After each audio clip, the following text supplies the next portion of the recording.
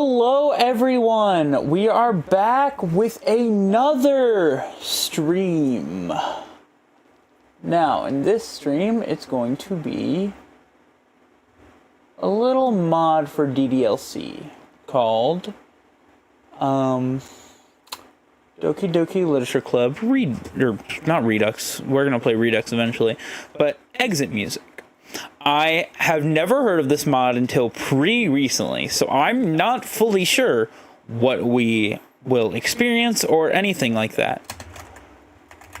But we'll load it up and we'll see. I mean, I know no one's here yet, but still. Hello Lobo Star, remember me? Hello, the Duck God. Yes, I do remember you. You're the one who simped for Agatha. I'll never forget that. I won't let that die either.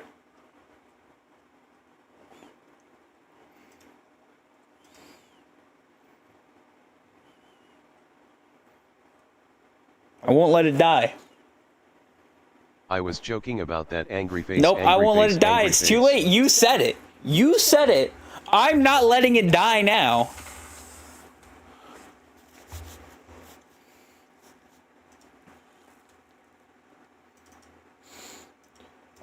Don't worry, I'm trying to load this up. There we go. But no, I'm not letting you forget that. We as in everyone, we will not be apprehended. No, we're good. A while back, this guy said he simped for Agatha. It was a way while back, but I'm not letting him forget it. But welcome, Dank. Are you excited for this mod? Maybe Agatha is a little cute, but I was joking. Agatha's a child, Levi. That's so true, twin. Agatha's a child.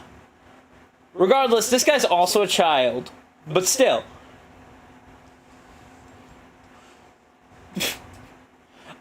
I feel like you're talking about different Agathas, though, if you're saying so true. I'm a child, too. I'm 11 right now. Yeah, I know. You probably shouldn't be watching this. This has very dark themes. I thought Agatha as in a different one. Yeah, that's what I was thinking. But, this is not probably the stream for you. Spot running robot Shut up, Stream Element Spot. But this one has some dark themes. It is probably not the best stream for you. streamelements.com. And also, yeah, I mean, it's up to you if you stay, but I will warn you, there's dark themes here. I think. It's a mod, so I don't know for sure, but... Word? It is a lot worse than F-word.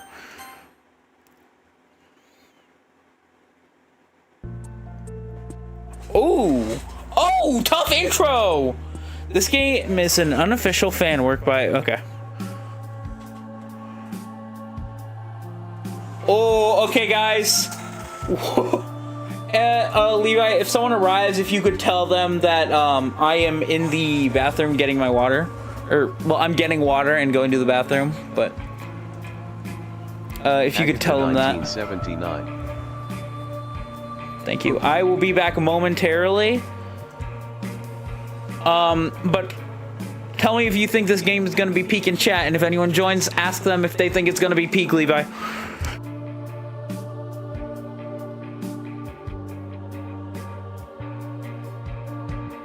It's gonna be peak.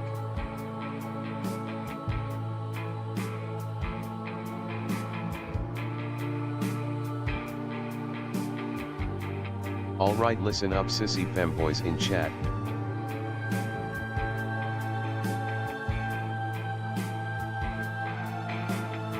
This is DDLC exit music.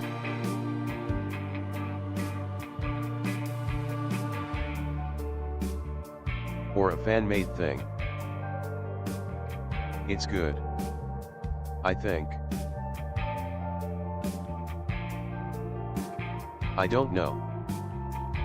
Okay, to add on to what Dank said. But watch it. I heard it's Enjoy good. it. But also, I heard it's controversial. BTW, can you please stream Dark Deception again, and how do you even play Dark Deception? I looked in the PlayStation Store, it's only the demo. They said that it's not releasing on PlayStation until Chapter 5 comes out, and maybe. But every day there's a new Dark Deception clip until the end of the month coming out. Each day there's a new clip from the past streams. Hi Lobo. Hello Blake. We're gonna turn on the music volume. Alright guys, so this mod has been very controversial apparently. My stream is lagging, and I'm really hoping that doesn't mean I'm about to crash. Okay, but it's been very controversial before, but we're still gonna play it because we gotta know what's here. Rob Crazy Gore. Another thing, I've heard it's made people cry. So, here's the thing we're gonna test today. Will it make me cry? Number one. Number two, should it really be all that controversial? Probably, but like, some people like it, some people dislike it, and that's why it's so controversial, but let's get right into it. Lobo. This mod was originally released on August 9th, 2018. Personally, we recommend you playing Exit Music Redux instead. You can find that at, and then there's, this mod has been re-released, so many people don't have to look too hard for it. Nothing has been changed or added, bar what was necessary to make it releasable. Music, some backgrounds, take it as it is. Okay, we will, by the way, go to Redux eventually. I don't know how different the story is going to be, but we will go to it eventually. You're seeing a chat we cannot see. Oh, oh, shoot, you're stuck on that. What in the world?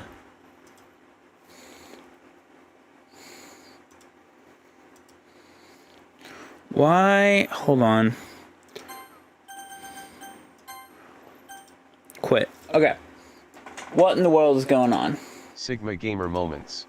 Glad you said that. I might have to put it into window mode just for it to like actually render and stuff. I actively trying to figure out how to make a game.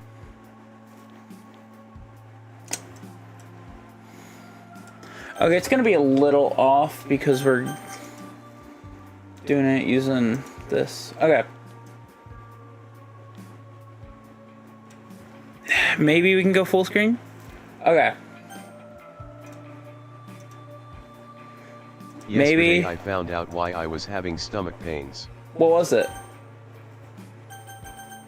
That takes practice in 3D modeling, scripting, and event making, planning, Okay. art skills, and much more. So if I'm correct, when I try to go into settings here, it's gonna freeze. Yeah, it's frozen. I have an iMac. I'm trying to make a mascot horror game. So we're gonna do this. I have a UTI. Ah! That's, not good. Oh dang. Now return. You guys Not should good. be seeing the game now. Okay. So, it froze again.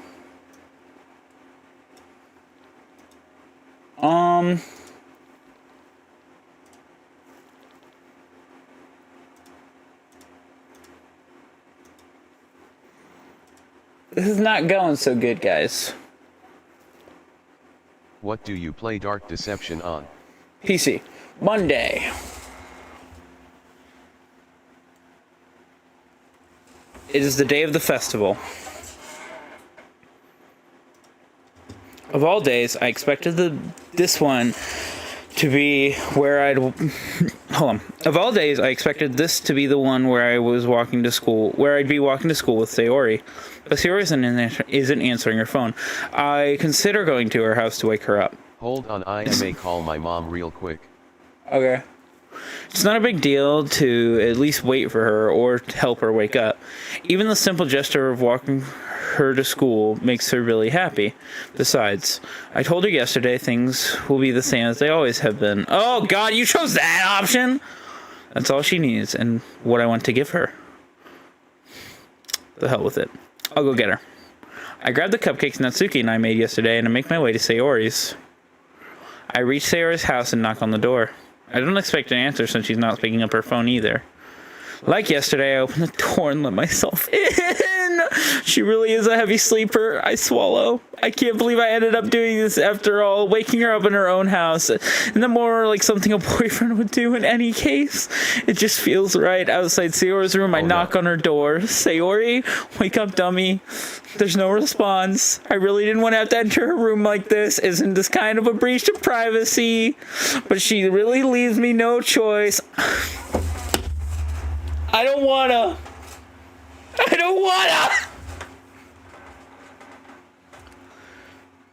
She's not hanging, she's gooning. I hope, God. I hope to God that's all she's doing, bro. I don't wanna. Well, either way, I don't wanna enter, but like. Hold on, is he still up? Open the door. I don't wanna. I really don't wanna. No balls. Hold on, I will in a second. I gotta see if...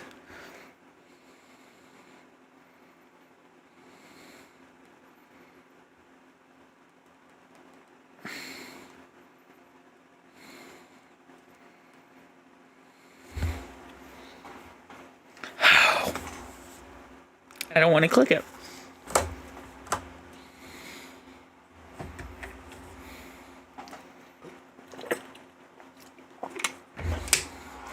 I gently open the door. Say, Jesus!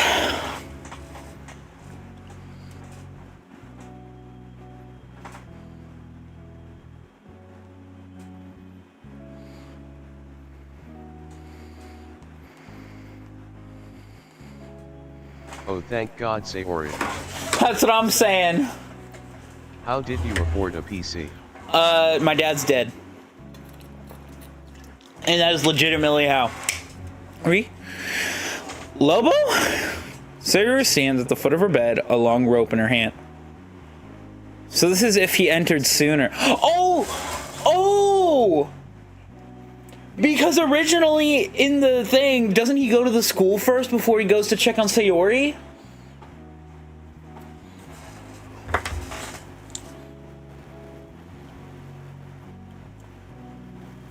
Hold on. Your dad died and a PC appeared. Basically.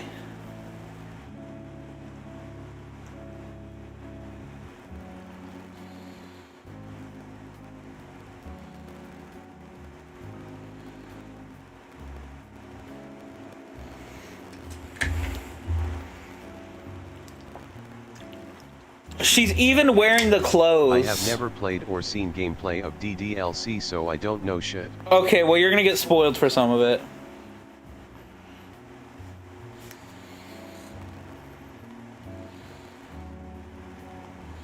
Smiley face.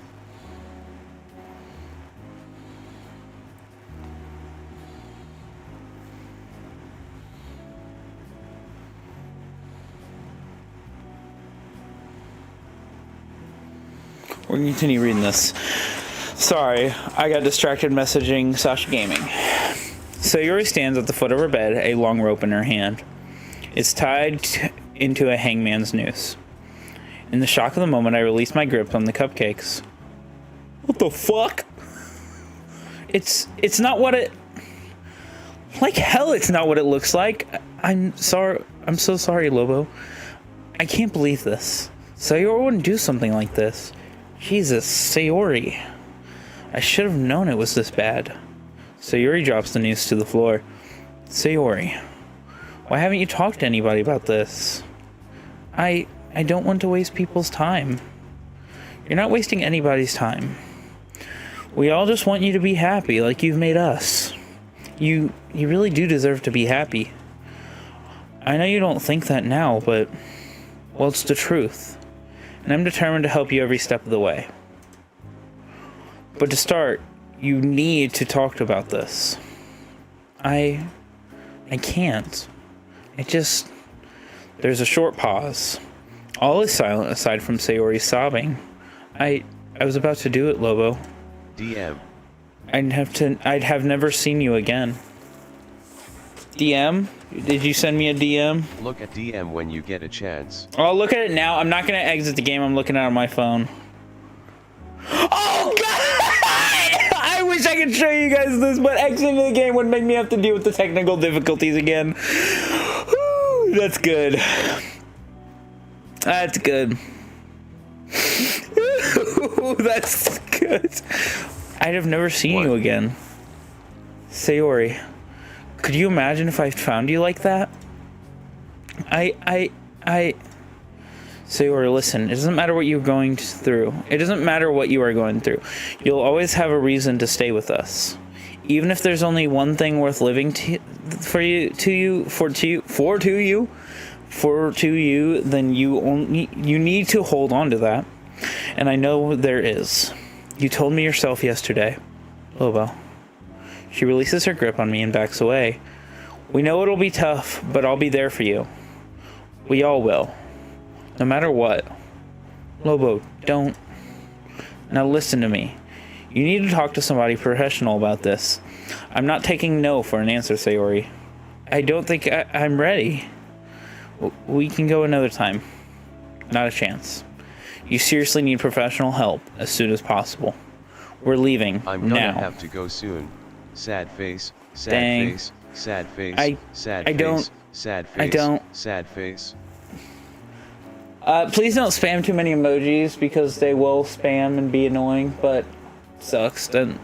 Simon, I don't know if I can. Please don't spam. Yes, please. Sayori, okay, do I it. Won't, sorry. For me, if not for yourself. It's all good. Levi, you're still here, right?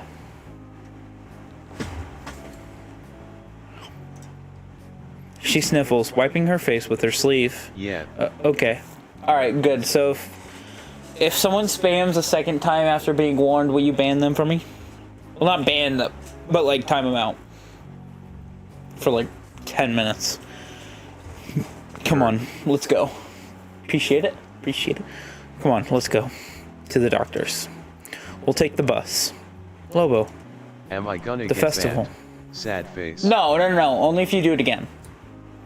Screw the festival. You're more important to me than that. Well, I need to get changed first. Oh, of course. I nod and take a step outside the door, reaching down and picking up the rope first and taking me with me just in case. She gently nods, shutting the door in my face. I'm a little anxious leaving her alone right after something like this. Regardless, she needs her privacy. I kneel down and begin to clean up the cupcake massacre littering the floor with a towel. Natsuki's going to kill me. I return downstairs and untie the noose, dropping the loose rope in the trash. I linger downstairs for a minute or two before heading back upstairs. She's probably ready by now. I knock on Sayori's door and she answers. What's the limit of how many emojis you can put? 3. Ready? Sayori nods once, her eyes glued to the floor. This is what's best for me, right? She stares at me, expectant of an answer. I feel uneasy, but I answer anyway. I know it is. Come on now, let's get going. 3 emoji. Yep. Oh, I have to go. I wish you a happy stream. Alright, see you, Duck God. I'm sitting down in a waiting room outside of the doctor's office, patiently waiting for Sayori to return. I'm anxious. My phone buzzes quietly. I remember that today was supposed to be the day of the festival. The text is from Monica. Where are you? I have to reply. I'm busy. Really, Lobo? Please don't tell me you've got cold feet about the poems or something. It's a bit more serious than that. What's going on? I don't know if I can tell you right now. But it's serious, okay? You gotta believe me. Fine. Just hurry and bring the Sayori with you. I look up at the door. Through the small window, I can see Sayori breaking down in her chair, her head resting on the doctor's desk. I feel terrible, knowing that I let her reach such a point due to my own negligence. Behind me, the door that leads to the entrance is waiting, behind me, the door that leads from the entrance to my waiting room swings open, and a couple of nurses walk by. But my phone buzzes again in my hand, and I turn my attention back to it. It's just me and Yuri here. Why? Where's Natsuki? I don't know. Please get here quick and bring Sayori, okay? It's a personal issue. I can't promise anything, but I'll try to get to the festival before it's over, okay? Okay. A couple of minutes of idle waiting passed before I get another message from her. Forget it. Everyone's here already and they're waiting. We have to cancel. I returned the phone to my pocket, running my hands through my hair. Why now? I feel terrible for Sayori, the fact she's in such pain right now, and how oblivious I was to all of it. But on the other hand, I also feel I've put Monica and Yuri on the spot in front of all of our classmates. Monica and Yuri. That reminds me of something Monica told me. Where's Natsuki? Suddenly, the door of the waiting room opens again, and another nurse walks by. However, she's accompanied by someone familiar.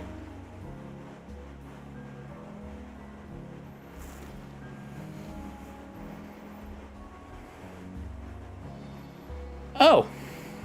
OMG. Goddamn. She got rocked. Probably by her father. Natsuki, are you okay? Hello, Arbot boy. She quickly turns and runs back the way she came, exiting the hospital in tears. Oh my god. I jump out of my seat to speak to her and notice the nurse staring at me suspiciously. I take a seat once more, anxious about Natsuki's well-being as well as Sayori's. Excuse me? What happened to her? She explains how Natsuki wandered into the hospital, bloody and bruised, looking for help. Poor Natsuki. She cautiously asks if I had anything to do with Natsuki's injuries. Yeah, you just got here, and that's the first thing you see. Christ, no. I don't even know what's going on. I had to bring my friend here. She tried to... I stopped myself. I doubt Sayori wouldn't me talk about her struggle so openly. Not now, anyway. Well, listen, it's serious, okay? I bite my lip as the nurse continues on her way. My phone buzzes again. Are you sure you don't know where Natsuki or Sayori are? You joined at a crazy time. You sure did. I already told you I don't know. I can't tell her about Natsuki either. Chances are it's their own personal issue and she'd deal with it in her own way. Still, maybe I should text her. It doesn't matter anyway. We had to cancel our performance. People are complaining about the cupcakes not being here. Yuri's gone for some fresh air. Jesus, I'm sorry, okay? My hands are tied here. I can't do anything to help right now. It's canon. Okay, whatever. Monica knows if one doesn't die, the other will. It's canon. Ooh. Maybe. I don't know if that's true, but it's different per mod anyways.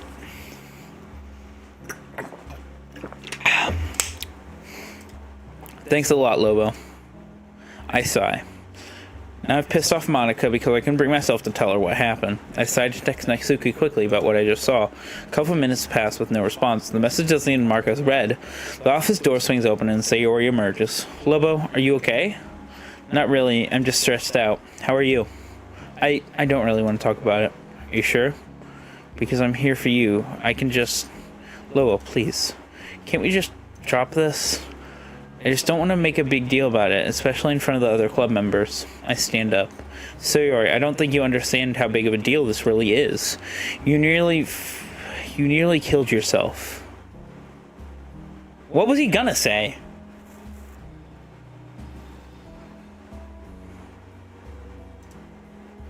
I think you should go home and rest for a couple days, okay? I guess I'll have to, right? Sayori lets out a small bout of almost nervous laughter. It's a good idea, at least. You know that. But what about the festival? I hesitate. I don't want Sayori to feel like it's her fault that the performance was canceled, so I decided to start with Natsuki's absence. Well, Natsuki didn't actually show up either. Monica had to cancel the performance, unfortunately. You didn't tell her, did you? About... I didn't. Unless you want to talk to her about it yourself, she won't know. Okay? Sayori nods. I think I'll tell her. So she knows why her plans for the festival were ruined. I can tell what she's going to say. It wasn't your fault, Sayori. None of this is. Sayori grabs my hand tightly, crushing it in a vice-like grip. You can talk to her if you really want to. Hell, she'd probably be able to give better advice than me. Maybe. Did you tell my parents? I sigh. I did, yeah. What? I really think you should have hesitated a little more to tell her that you told her parents. I don't think... Sorry, I need to... Where's my remote? There it is. Sorry. I did, yeah. I'm sorry, though. I felt like I had to, and... Thanks. Is this OFFIKL? Is this official? No. This is a fan game. Well, a fan mod. I was scared I'd have to tell them myself. Sarah glances downward to the pristine floor. I love you, Lobo. Despite her condition, I can't lie to her. It would be unfair on her end to have her hopes disrupted like that. I keep my mouth shut. A minute or so passes. Bro, you're just staring at her like that? You're like... You don't love your friend. You can love your friends, bro. You can love your friends. Sorry, Anyways, we should get going. There's no point going to school now. Why? What time is it? It's about midday. We missed a festival, and if we turn up now, Monica's just gonna get mad at us. MC, what Come the on, fuck? I'll take you home. No, literally. Levi, you seen this? We can talk some more there. She gently nods and follows my lead. We exit the hospital and ride the bus back to her house. I decide to stay with Tayori in our house just to make sure she's feeling better. We have at least a few hours together, but we spend that time talking and watching shows together. Her mother arrives first, thanking me for letting her know of what happened. I tell her that it's no problem. She tells me that Sayori's father is on his way, and I'm free to leave if I want to. After I'm sure she's safe, I leave her with her mother and head home. Enter the kitchen. I flick the light on, start to make myself a sandwich, cutting up a tomato. However, I start to wonder about Natsuki. I remember the time I spent with her here, our little scuffle over the cupcake's icing, but that bruise, her nosebleed. What the hell happened to her? And who in their right mind would do that like, to her? Bro, you can love them platonically. No, literally. Possible reasons for her injuries begin to circulate inside my head. Maybe she just fell over. She could have gotten into a fight with another classmate of ours, or maybe... No, surely not. Maybe I'm just overreacting to the situation. It's been a rough day after all. But something she told me while we were reading manga together sticks in my head. I don't even know what my dad would do if he found this. I shiver at the thought. It's the only real reason I can come up for Natsuki's terrible injuries. I also noticed that while I was distracted, I accidentally cut my finger open while slicing the tomato. Ah, crap. I wrap my finger in the paper towel and let a few drops of blood soak into it. Throwing the paper towel in the trash, I think back to Natsuki. I decide that I'll ask her about her father next time I see her. Even if she assures me that I'm wrong, at least I'll know. I eat my sandwich and head upstairs to my room. I collapse onto my bed, exhausted from the stress that the day had brought me. I drift into unconsciousness within minutes.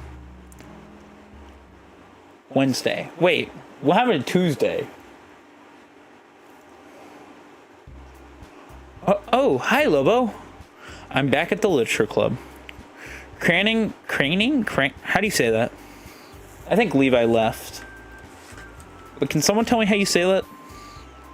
Craning. You got it. It is.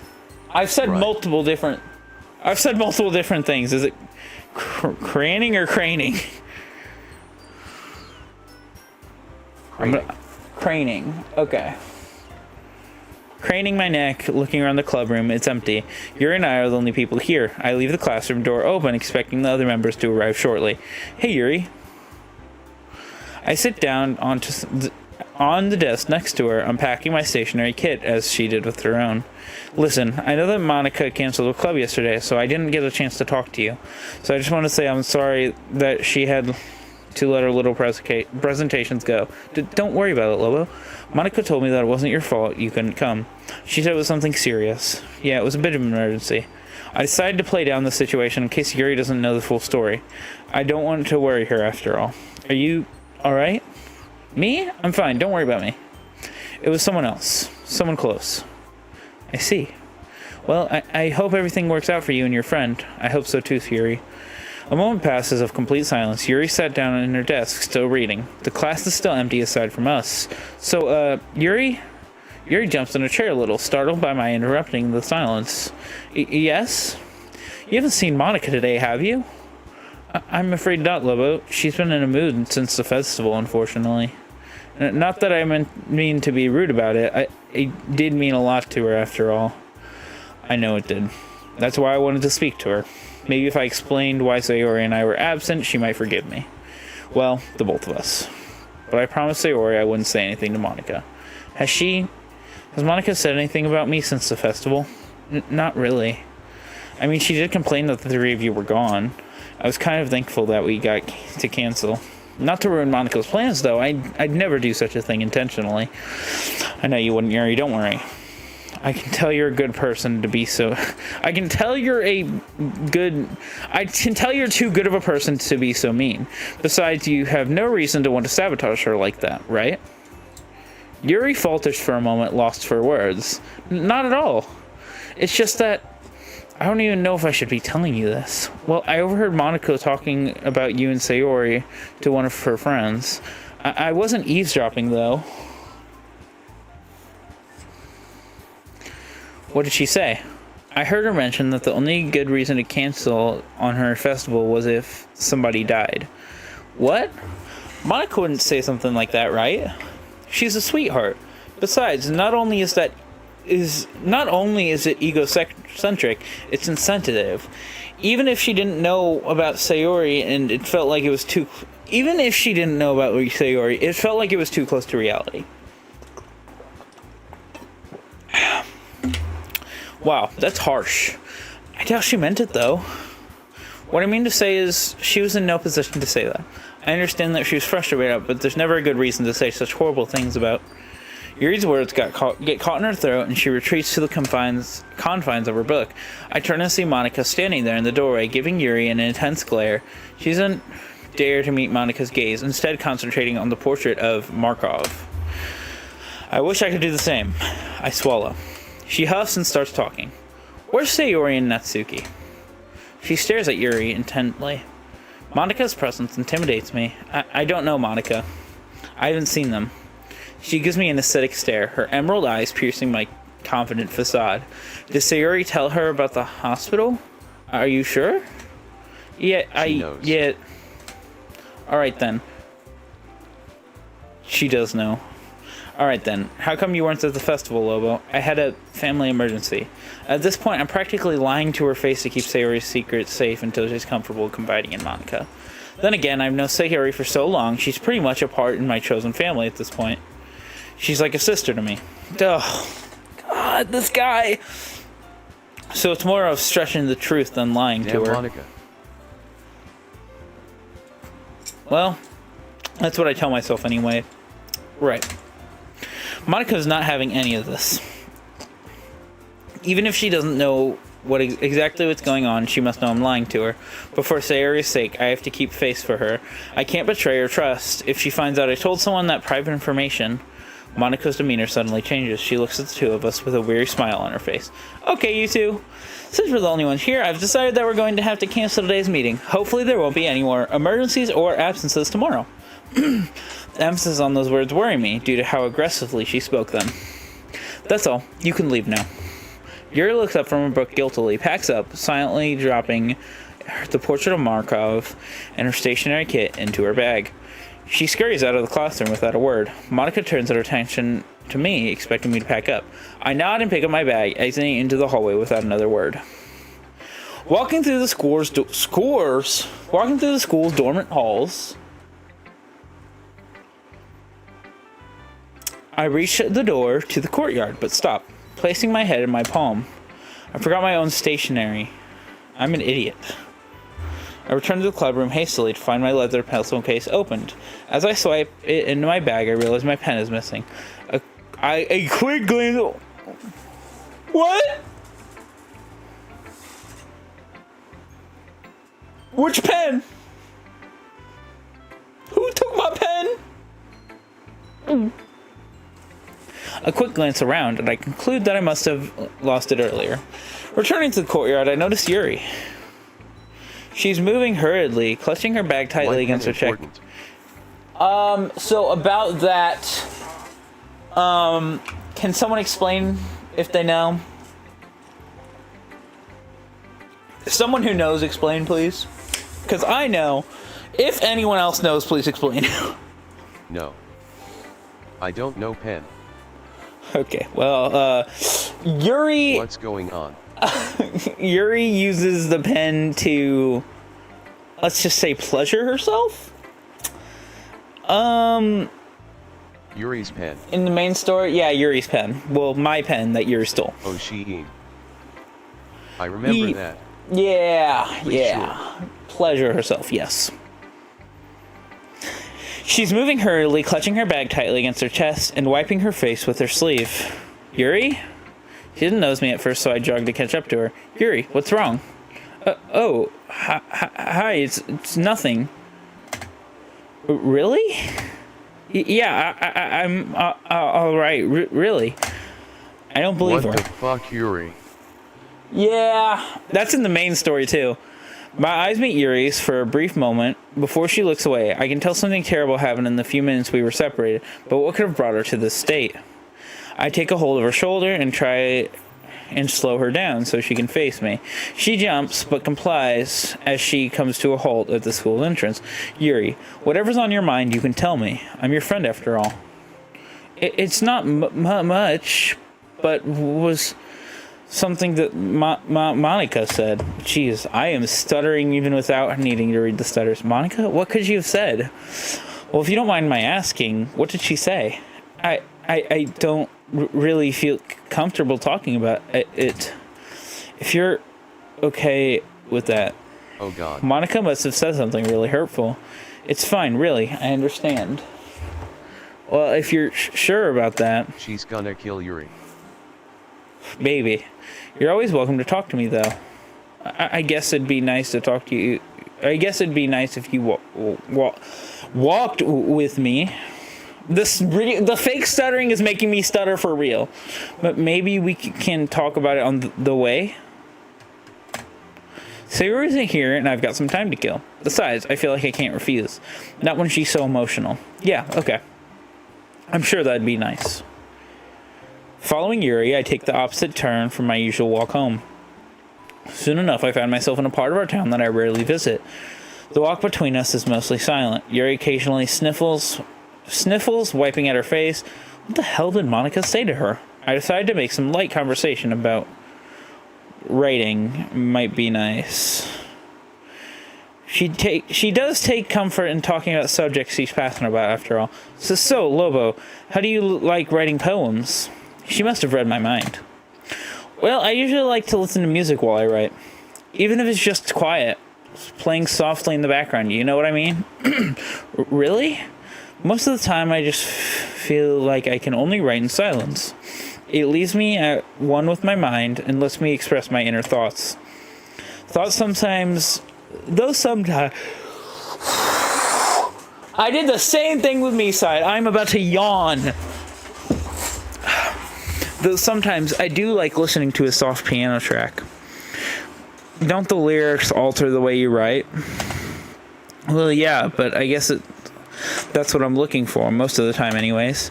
I like for the mood of the music to affect the way I write, really. They gonna walk down C in an alleyway and Natsuki gonna be beaten to death. That would be insane.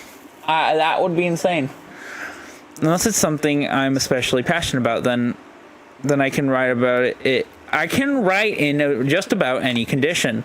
That actually sounds really like a really effective technique. Welcome back. I'll be sure to try it out. At this point, Yuri seems to have perked up, her eyes dried. I decided to continue the conversation, as I still don't know how much longer it'll take to reach her house. I know Yuri likes to hum a little tune to herself while she writes. I wonder what Natsuki does. Natsuki. I've been trying to contact her since I saw her at the hospital, but she hasn't responded to my messages. She hasn't showed up at school at all. She hasn't showed up for school at all this week either. God, what could have happened? Was it really her father? I don't want to believe it, but the pieces fit together.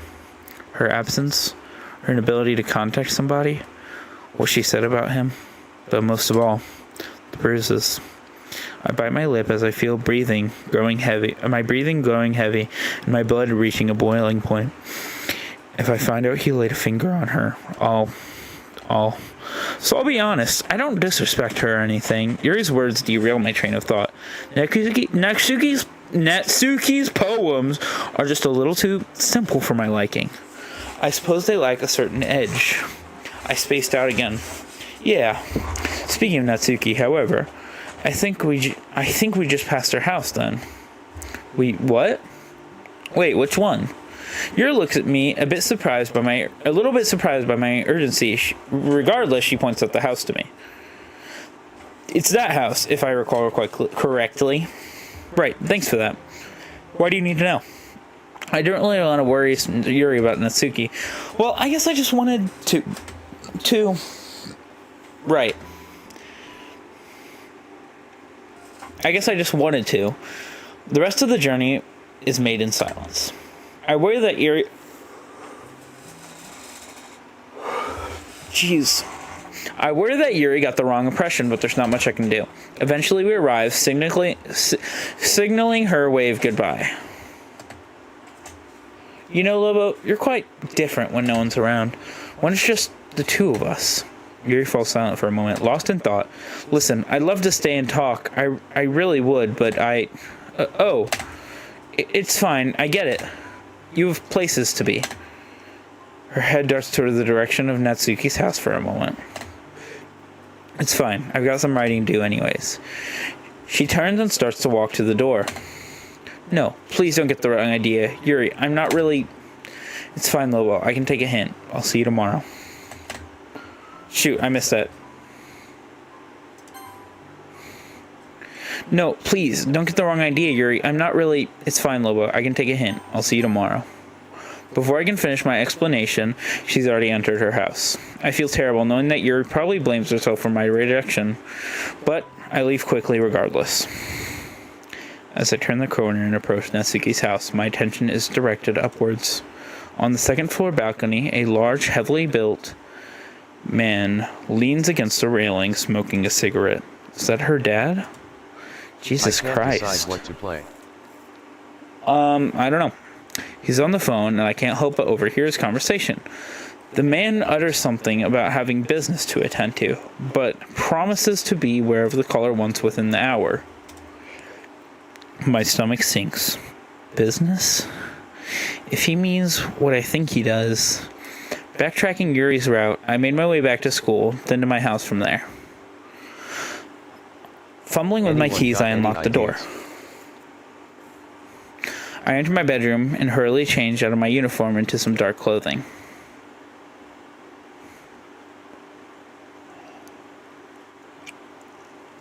A short jog brings me back to her house. I take a seat within a bus stop on the streets opposite, stalking out her father.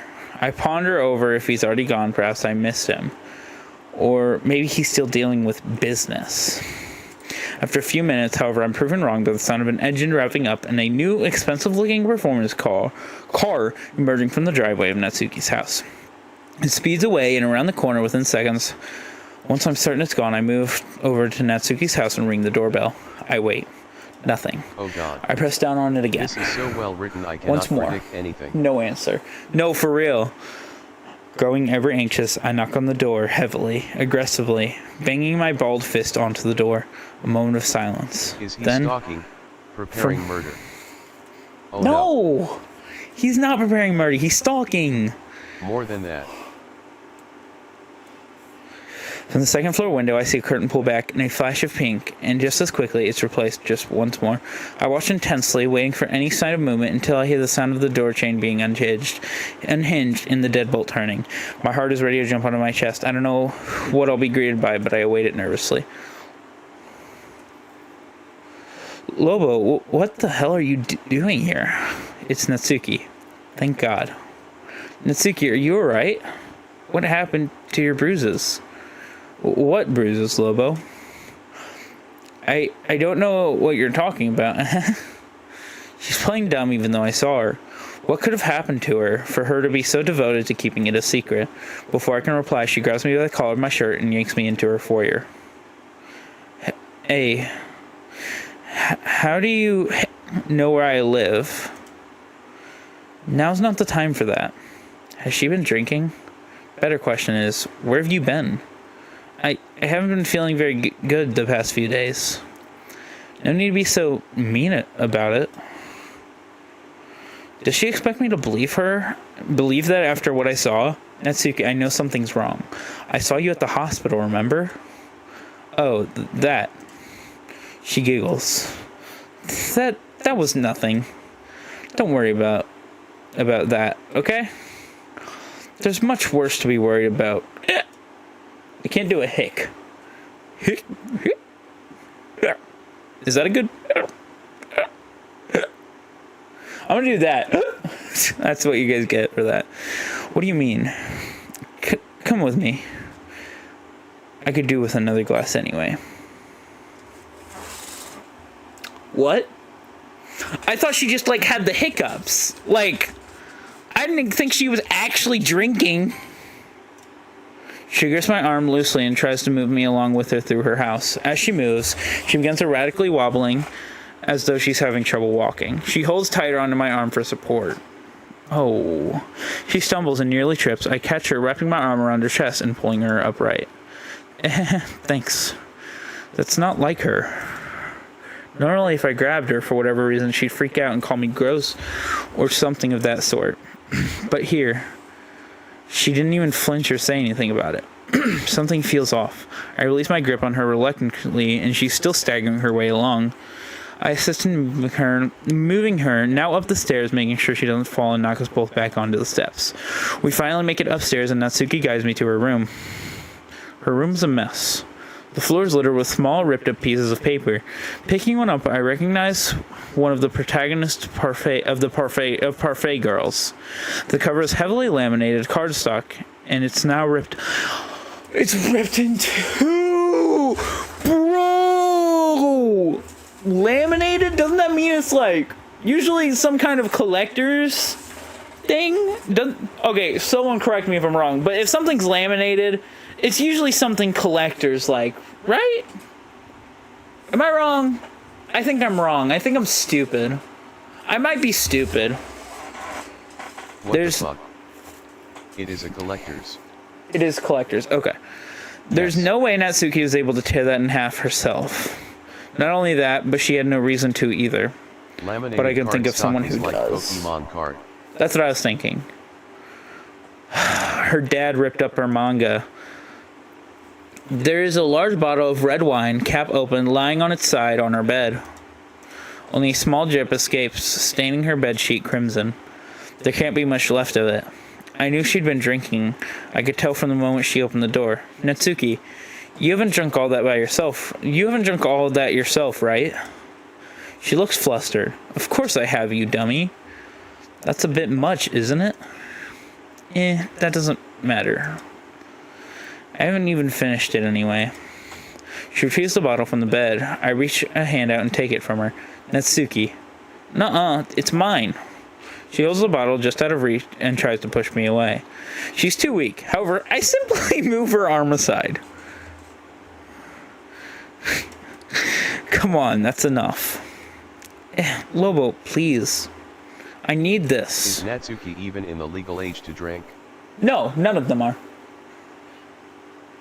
Something about the way she said that sent a pang of dread through my body. Before I can reach my arm out to stop her a second time, the remainder of the bottle's contents are gone. Please don't do anything bad. I mean, he failed to let her. He failed to stop her from drinking the rest of the bottle. Looking at her bedside drawer, I see Natsuki's phone. It is overturned, so I can only see her case. The case is glittery and pink. This drink is nice, Lobo. Natsuki, talk to me. I know something is going on with your dad. Please, I just want to help. But I can't if you won't tell me what's going on. This is all the help I need. She collapses onto her bed and giggles. I haven't felt this happy in so long. I grow only more uneasy hearing that. If this is the length she has gone in order to escape her demon, just how bad is the demon she's trying to escape from? As Natsuki begins to snore, her grip on the wine bottle falters and it rolls off the bed onto the floor. To my surprise, it doesn't shatter. Instead, it rolls under her bed. Shaking my head, I bend down and pick up the bottle that rolled under her bed. Reaching my hand underneath the bed, I can feel the wine bottle. And something else. What the... I pull both from beneath the bed. Let's take predictions on what the other thing is. My guess is a knife. Oh god. My guess is a knife. Orange dead body. What? That's a wild thing. Okay. Dead dad. The dad left, so I do not think it's a dad. I pull both from beneath the bed, placing the wine bottle on a bedside drawer taco. next to Natsuki's phone. A taco? ST. An ST. I place in the bottle. I take a look at what I recovered. It's a white container and made of plastic. Wait, this isn't right. This is a bottle of pills. Looking at the description, I inhale sharply as I realize these are ibuprofen tablets. I turned to look at Natsuki, fast asleep, as I worried. Oh my fucking god. I desperately checked the label on the back for the date of prescription. It's pills OMG. 2 days ago. She's trying to overdose. An icy sweat runs down my forehead as I begin to panic, running my hands through my hair. She stops snoring. I violently shake Natsuki's seemingly lifeless body. Please, Natsuki, please wake up. I grab her hand, it's clammy and much cooler than it should be. I put my ear next to her mouth to check if she's breathing. Oh, no. Thankfully she is, but it's faint. I take her by the shoulders and pull her into a sitting position. I crouch down next to her, supporting her. Natsuki! I contemplate calling an ambulance, but I'm worried that it will draw too much attention to her house. The hell with it. I don't care what happens as long as she lives. I reach my hand in my pocket and fuck! Natsuki. My phone isn't there. I reach up onto her bedside table, gripping Natsuki's phone tightly. I bring it to my face and press down the power button. The screen lights up, and from behind this, I try to make an emergency call, but the screen is unresponsive to my touch. Dropping the phone, I pull Natsuki closer to me, hoping, praying that she wakes up. I begin to sob, terrified for her life, but Natsuki begins to cough erratically. I'm simultaneously panicked and relieved. She opens her eyes and unsteadily rises to her feet with my assistance. Natsuki, please tell me that you're okay. She falls silent. Ugh. Jesus. My nose is assaulted by the mixed scent of bile and wine as it splashes on the floor in front of me. I realize that she got some on my arm. It stings? What? Oh god, I can only imagine how that feels coming out of her then. Well, at least that would have gotten the deadly mixture out of her body. But she's still in trouble. Natsuki turns to me, half-conscious, pleading. Lobo, help me. She stumbles back, landing in a sitting position on her bed.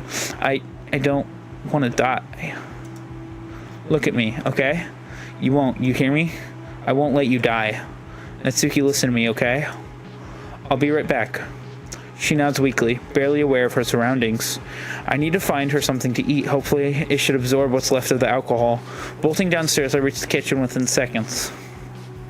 I swing open every cupboard I can see, along with the refrigerator. Nothing. Not even a slice of bread. When did Natsuki last eat? Exiting the kitchen, I look all around the house. Hurrying back to Natsuki, I check up on her. She's as pale as ever, but she's conscious at least. She weakly raises her head to look at me. Hey, Natsuki. I need you to pay attention to me, okay? Just whatever you do, don't go to sleep, okay? Please. She tries to mutter something, but it's unintelligible. I have no choice but to leave her again. I searched everywhere in the house besides her father's bedroom. As I approach the door, I notice that it's locked. I ran the door multiple times before the frame gives way. Oh, God. I don't like the sound of this. Not because he's breaking down the door, but because her father's going to get home at some point. Whoa. I tumble on the floor. It's now littered with splinter. I rise to my feet and flick the light on. I search the room for anything that could possibly aid Natsuki. Something catches my eye. I swear to God.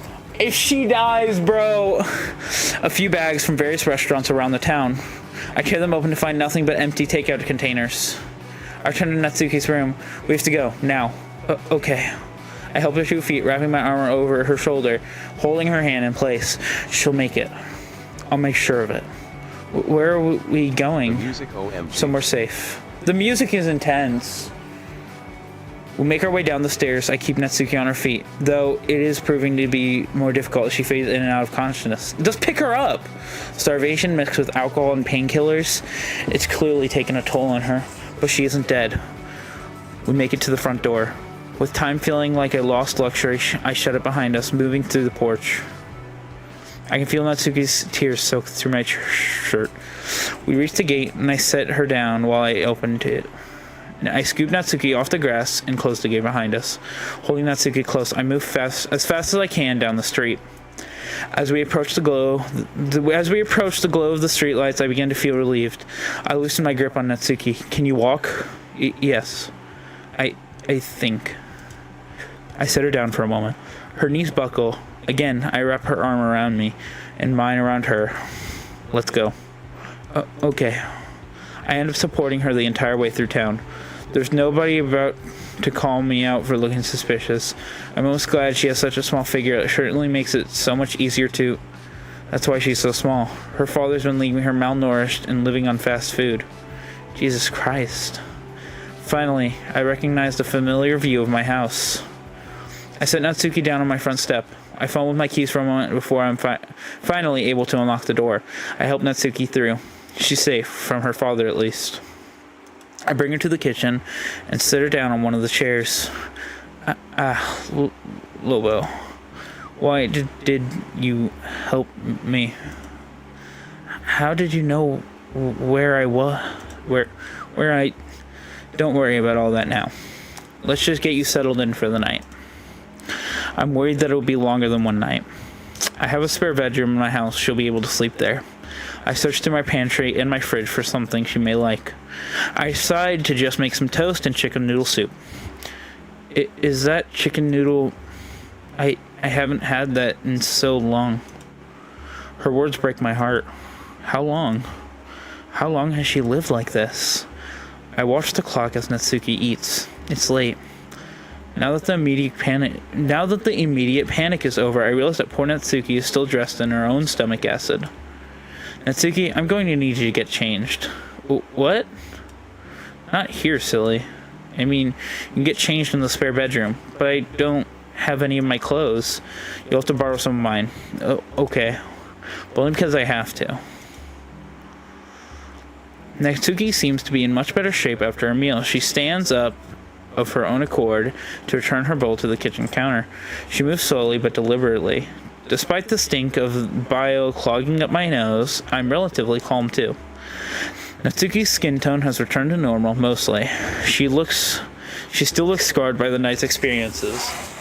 Jesus, dude. I'm not even, playing anything, and, I'm not doing anything important to, the story, but this is intense. I never expected a story game to feel so intense. You know? Once she returns empty-handed, I ask her to follow me to her room. Come on, I'll show you where it is. Natsuki timidly complies, wrapping her arms around me, but this time it hurts. I inhale sharply. Are you okay, Lobo? My shoulder is in pain. The adrenaline of the situation has settled. Maybe barging through the door was a bad idea. Not only because of the pain, but the damage it caused too. When Natsuki's down, returns to the house. Yeah, I'm alright. Don't worry about me. Let's get you cleaned up. There's a shower in the guest room that you can use. We reach the guest room, located across the hall from my own bedroom. Visual novels, man. No, for real. I motion towards the edge of the bed. Here, sit down for just a minute. I'll be back with something comfy for you. She sits down. I rush into my bedroom, picking out one of my gray tops and a pair of jeans.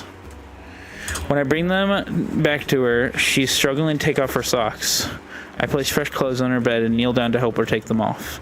She opens her mouth like she wants to say something, but reluctantly lets me help. Natsuki's been through too much today. She has no strength left. Thanks, Lobo. I can take it from here.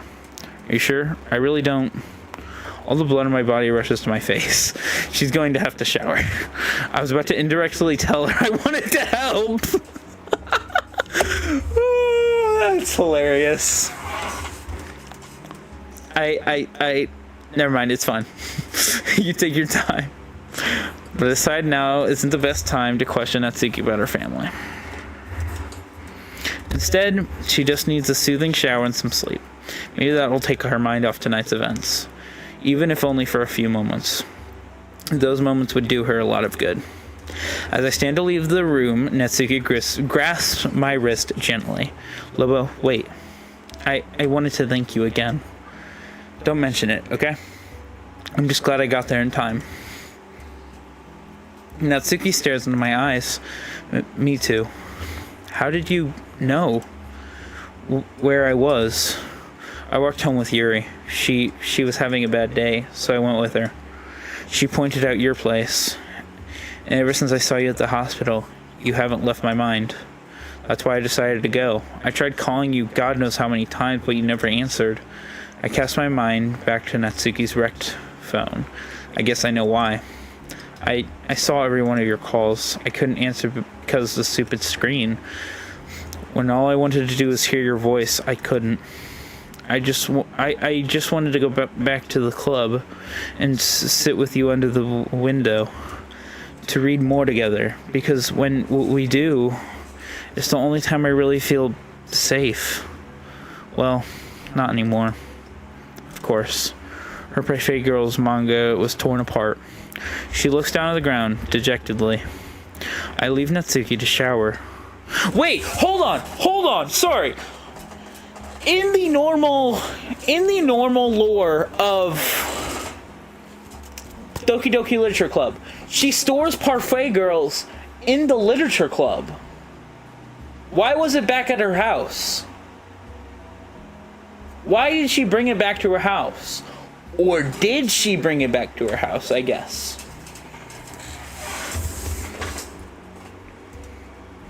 Shoot, I meant to read that. After getting changed myself, I sit on the edge of my bed, gripping the volume of Parfait Girls that I had bought for myself on the weekend. Maybe she stored them there so they wouldn't be torn by her father. No, that is why she stored them there. She stored them there because she didn't know what her dad would do if she didn't know what her dad would do if he figured out about them. So, that's why they were there. But why were they back at her house now? The water stopped running and I hear the en-suite's door being opened and closed. The what? I wait a few moments before knocking on her door. Natsuki, I have something else for you. Oh, Lobo. Maybe a new Natsuki opens the door looking healthy again. I don't know. Yeah, I don't know either.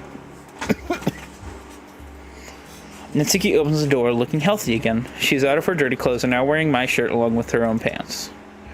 The top doesn't fit her very well though. Huh? The shirt's massive on me. I could get you a smaller top of mine if you... I like it. You don't need to, Lobo. Are you sure? Yeah.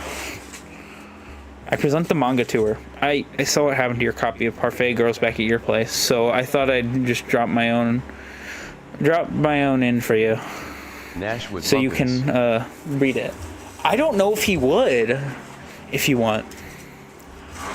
Because of... Oh god, we don't know how the rest of this is gonna go, so we don't know if he would.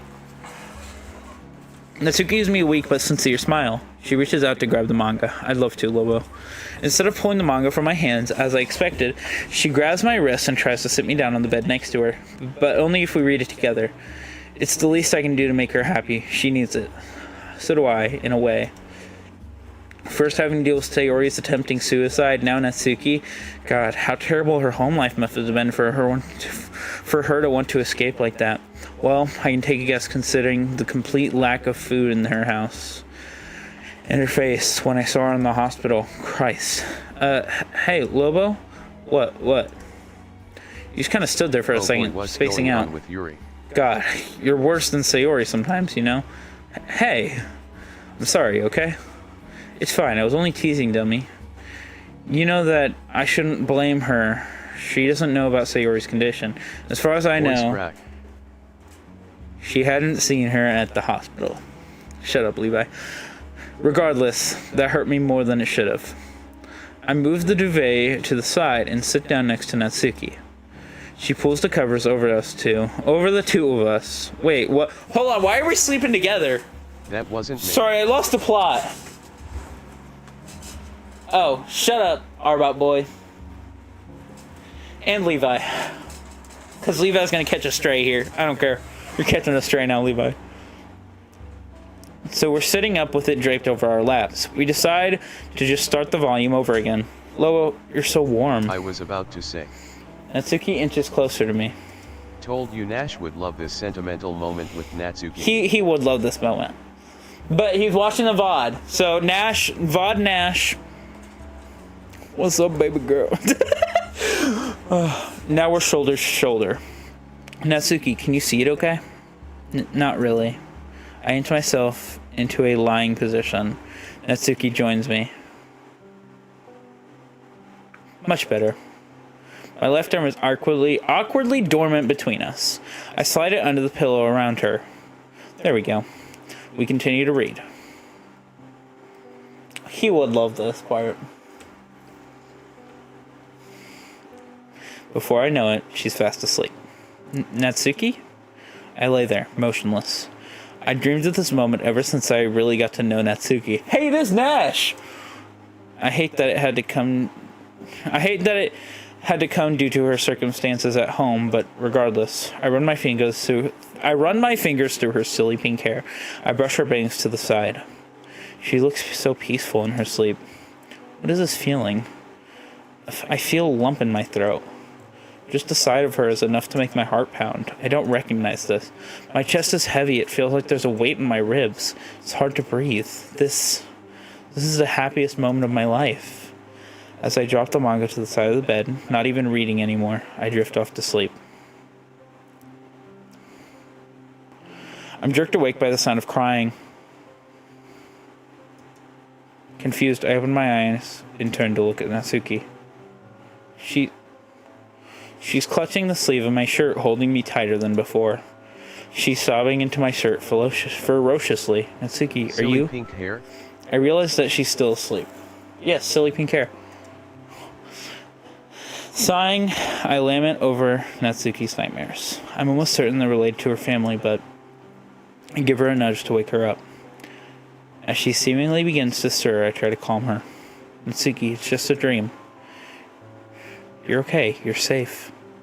Natsuki opens her eyes. Lobo, that was more than a dream. I watched my dad kill you. I watched him torture you for saving me. He kept telling me this was my punishment for leaving. Lobo, you shouldn't have helped me. This is wrong. This is wrong. Why, Lobo? Why do you have to get involved? I can't let you do this. Natsuki jerks away from me. Natsuki, do you want to know the real reason I showed up at your house? I missed you. I missed reading with you. I missed reading your poems, and after the hospital I knew something had happened. I had to make sure you were okay. I was worried sick for days. I felt I had to. I'd do anything to ensure your safety. I'd gladly be tortured if it meant you would be happy. Anything, Natsuki. Do you understand me? I'll do everything in my power to keep you safe. If my words right now aren't proving, I mean it. Oh, maybe this will. Guys, what do we think the main character's about to do? I'm not gonna leave you time to answer. I rise to my feet and walk to my room. I flick my light on and rifle through my bag. There it is. I don't know what's happening or where you've been. All I can think about is the bruises on your skin, the blood on your nose dripped onto your clothes, the sight that broke my mind. For that moment, I was frozen in time. I saw you, broken, abused. I knew from there on I would save you. Day turned to night, you on my mind. I've been sick with worry. If I'm going to do something, I need to hurry. Text after text, call after call. The girl I cared about most is the one I couldn't save after all. I return to the bed. Natsuki turns to face me. I hand her my poem. Natsuki reads, wiping her eyes as she does. Lobo. I think this is gonna turn to the character obsessing for Natsuki and doing fucked shit. Maybe. I don't think so, but maybe. Natsuki leaps from her bed and embraces me tightly. I return the gesture, wrapping my arms around her. We stayed together for a while, her tears soaking through my shirt once again. After a few minutes, Natsuki eases her grip. I do as well, resting my hands on her waist, hers hanging from my neck. Natsuki lifts herself onto her tiptoes and pecks me on the cheek. Poor Natsuki. I want to go back to sleep, but I want you to stay with me. I nod wordlessly, and Natsuki gently escorts me to the bed. Laying my head on the pillow, she keeps her arms wrapped around me. We drift into the void of unconsciousness together. Thursday. Oh God, it's the next day. Oh God, I'm scared. Because now her dad's gonna come home. Her dad's gonna see the door. Oh, I wasn't even thinking about Sayori. My bad, Sayori. I was thinking about her dad seeing the door. Drearily stirring, I can tell from the snoring figure next to me that Natsuki is still asleep. I rub my eyes, struggling to open them. Reaching out to my bedside cabinet, I swipe my phone and check the time. Midday. There's no point in going to school today. We already missed half of the day. Besides, I don't think Natsuki would be up for it after last night's, well. I sit up and decide to head downstairs and make breakfast for the two of us. She'll appreciate the effort. Try to be as quiet as possible and attempt not to wake her up, while I slip out from under the duvet. I head to the kitchen and decide to make something quick and easy so I can bring it to her. Searching through my fridge, I found some bacon. I start mixing together some pancake batter after a short search for the ingredients. As I'm cooking, I hear a light knock on the door.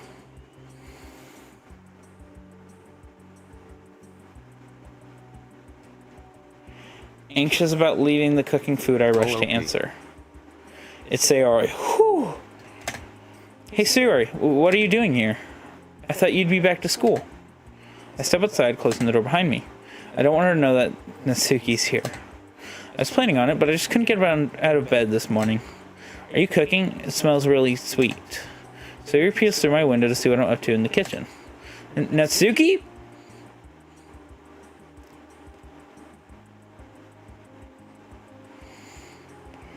She's looking in the kitchen, I thought! Taking a look at myself, I see Natsuki tending to the breakfast. OOP. Oh, okay. Crap. I see what's going on, Lobo. You do? Yes, you two are making cupcakes again. Known. No, we're good. I can feel the sweat on my forehead begin to bead. I'm so done for. Yeah, it's supposed to be a surprise. For the club. Neither of us were expecting to see you, though. I give Sayori a weak smile and attempt to reassure her. Don't worry, Lobo, your secret will be safe with me. Well, since you're busy, I'll leave you two lovers be. Oh, she knows. She knows. Okay, Sayori, see you. She's about to leave. I stop her momentarily. I was just wondering, are you going to the club? I guess since I'm actually up, I might as well. Especially if you're bringing the cupcakes. Yeah. Sayori leaves without another word. I return to the kitchen in a cold sweat, worrying about the false promise I gave Sayori. I guess I'll have to convince Natsuki that we should cook a batch. She nearly finished making our meal. The breakfast. It was supposed to be a surprise. I was going to wake you and have it all ready for you. And Sayori knocked tonight. You could have burned your house down, dummy. Look. She points at the spatula. She points the spatula at a plate of charred pancakes. I guess we're even now, huh? You saved me and I saved our breakfast. Part of me wants to scold her for her warped perception of what even meant, but another doesn't want me to bring up the events of last night with her. I decided that I'll make a snide remark at most. Not quite. Maybe one day. Maybe. Natsuki is really something outside the club room. Maybe it's because she doesn't have to put on a show for the other club members. They always call her cute, though I can surely see why. I set the table and sit down with Natsuki. At first, she starts eating almost viciously, but then quickly snaps out of it, remembering I'm in the room. How is it? It's delicious. She continues to scoff her breakfast down, albeit at a slightly slower pace. Once we're both finished, I take her plate from her and place it in the dishwasher for her. So, you didn't do anything today? Well, I kind of promised Sayori that we'd make a batch of cupcakes for the club later. If you want to, maybe we can set aside a few just for later. Natsuki immediately jumps from her chair, grabbing the apron draped over the oven handle. Let's do it! Before I can react, she's tearing through my cupboards and drawers, looking for everything she needs, only occasionally stopping to ask where I keep certain utensils and ingredients. Ready to help? Of course. Hopefully, I'll be more useful than last time. You better be. Natsuki playfully punches my shoulder. Yeah! Don't tell me that seriously hurt you. The door. No. Lobo, I'm so sorry. I completely forgot.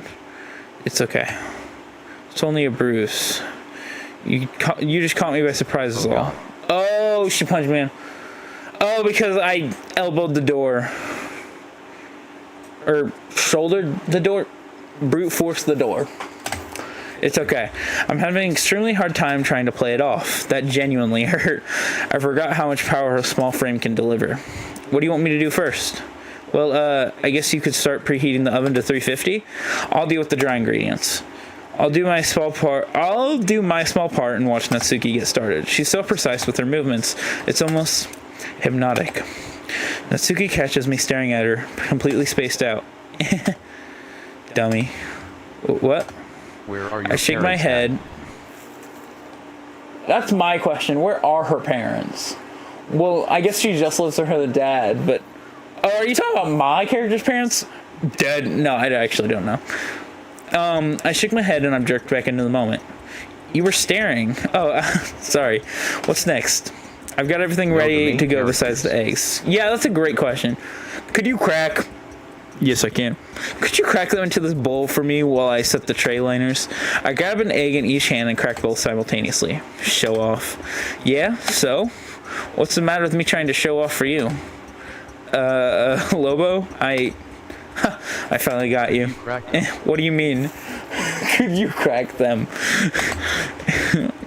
You get all embarrassed when I try to be sweet. Natsuki, you're adorable. Natsuki begins to prepare the cake batter. Lobo, can we talk about last night? As much as I want to fully understand what's happening, maybe we should leave that for later. Yeah, okay. Natsuki nods in agreement and returns to the batter. She quickly finishes mixing it and begins to distribute the batter evenly between the cups. I wash the beaters by hand and attach them to the mixer. I start to mix the icing. I should have done this last time. And what leaves me to mix all the batter by hand? Yeah, well, you're stronger than you think. Natsuki huffs with an arrogant look on her face. And don't you forget it. The enticing smell of chocolate cupcakes begins to seep from the oven.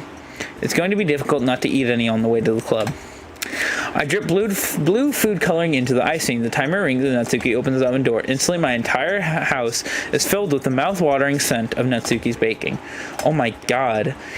These ones smell even better than the last batch. Natsuki sets them on the rack to cool for a few minutes while I finish the icing. You almost done? We have to get going soon. I stop the mixer for a moment and plunge my fingers into the cobalt sea of sugar. I raise my finger to my mouth. Natsuki grabs my wrist and pulls my arm away from my face. She scoops the icing off my finger and onto her own and promptly licks it off. Hey, what do you expect? What? You expect me to put your finger in my mouth? That'd be gross. You're only saying that because I did that to you. Of course, that makes you gross. I'm not gross. I can't help but crack a smile as I speak. Mouth-watering son of Natsuki for Nash. Oh, God. Nash would love this. It would be a lie.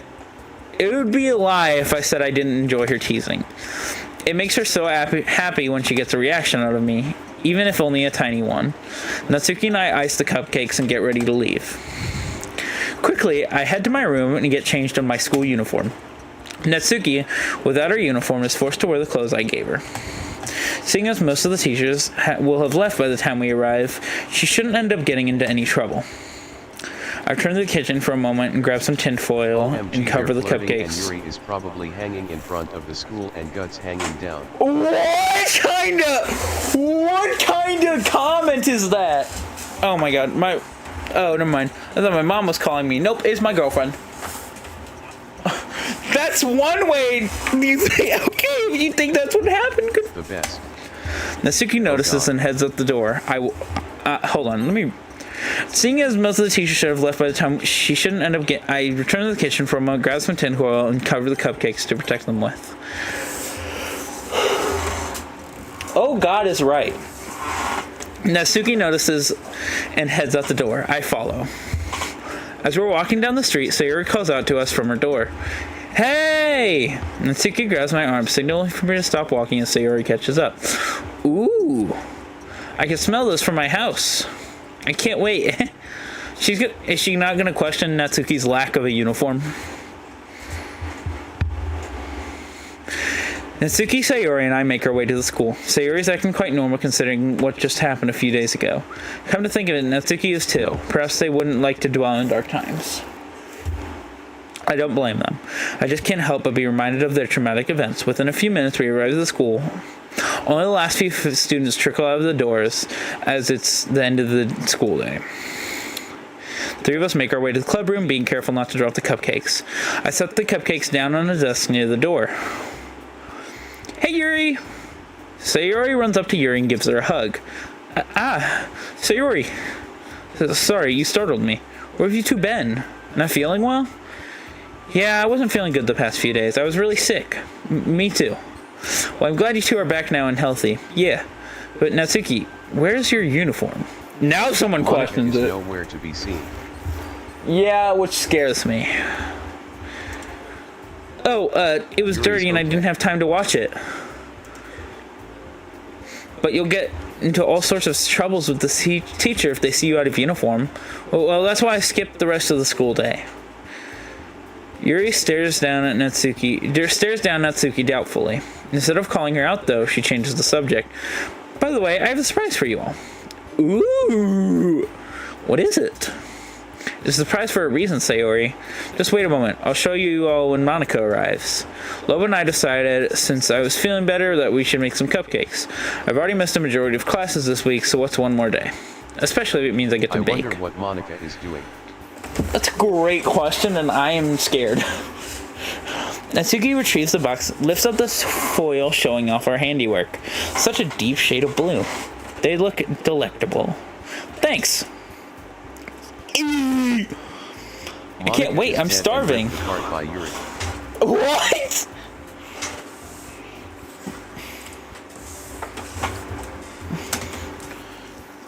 Can't eat any, I'm stuffed, I think it said. Was that Natsuki? Not me, I'm stuffed. What do you mean? When I went over to Lobo's to bake, he made me breakfast. Oh, Lobo, you're so sweet. Thanks, Sayori. I'm kind of thirsty, actually. I'll be back in a second. Oh. Okay, she's going to the water fountain, right? Oh, that would be crazy. That would actually be crazy if Yuri has pictures of that. Sayori walks out of the club room, turning toward the fountain down the hall. Mere moments later, Monica walks in the classroom from the other door. Hi, Monica. Wow, looks like everyone bothered to show up today. Natsuki bites her tongue. Yuri bites her head. FNAF type stuff. Yuri buries her head into her novel again. I'm left standing alone, fidgeting with my hands. Yeah, I guess. About time. She still seems pretty upset about the festival. I hope maybe our cupcakes will be a sufficient peace offering. Sayori returns, a carton of apple juice in hand. Hey, Hi, Sayori. What happened on Monday? Were you sick? Yeah, Lobo had to take me to the hospital.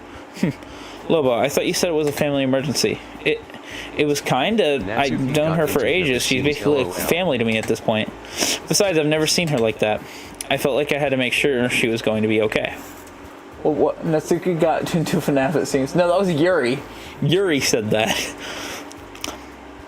I felt like I had to be sure she was going to be okay. What about you, Natsuki? What's your excuse? I was sick too.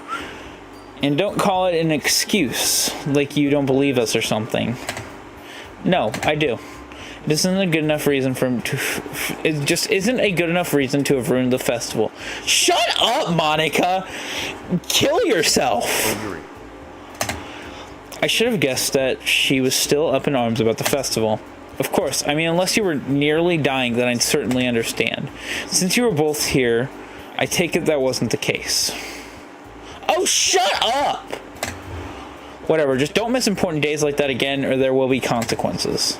In an effort to break the hostile mood that Monica was causing, Yuri clears her throat. It seems. She glitched. She doesn't know what to do. Oh, shoot, you might be right, but also that's not her code. Yuri clears her throat. I have something for all of you. Yuri lifts her bag onto the deck and packs a new sweet set. It's not much, but I thought...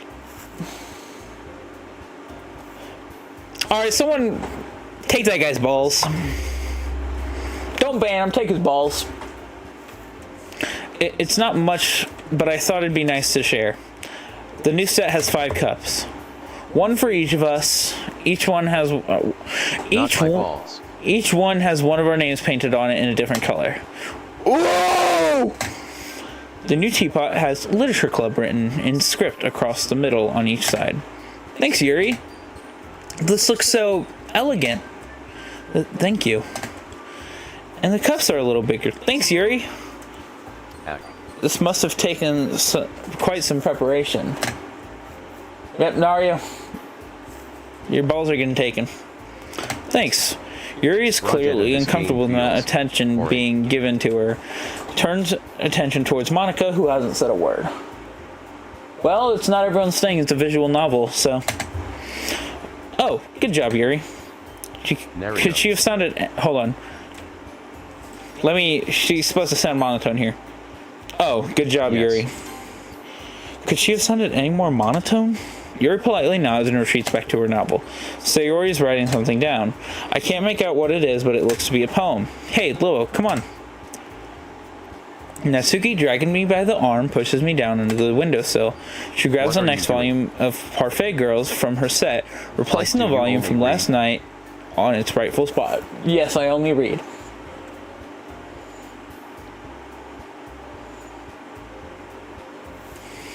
Yes. We sit and read this volume in silence, besides the occasional giggle from Natsuki.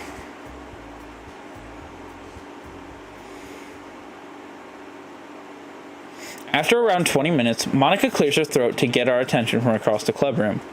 That's so boring. Reading isn't boring. Reading isn't boring.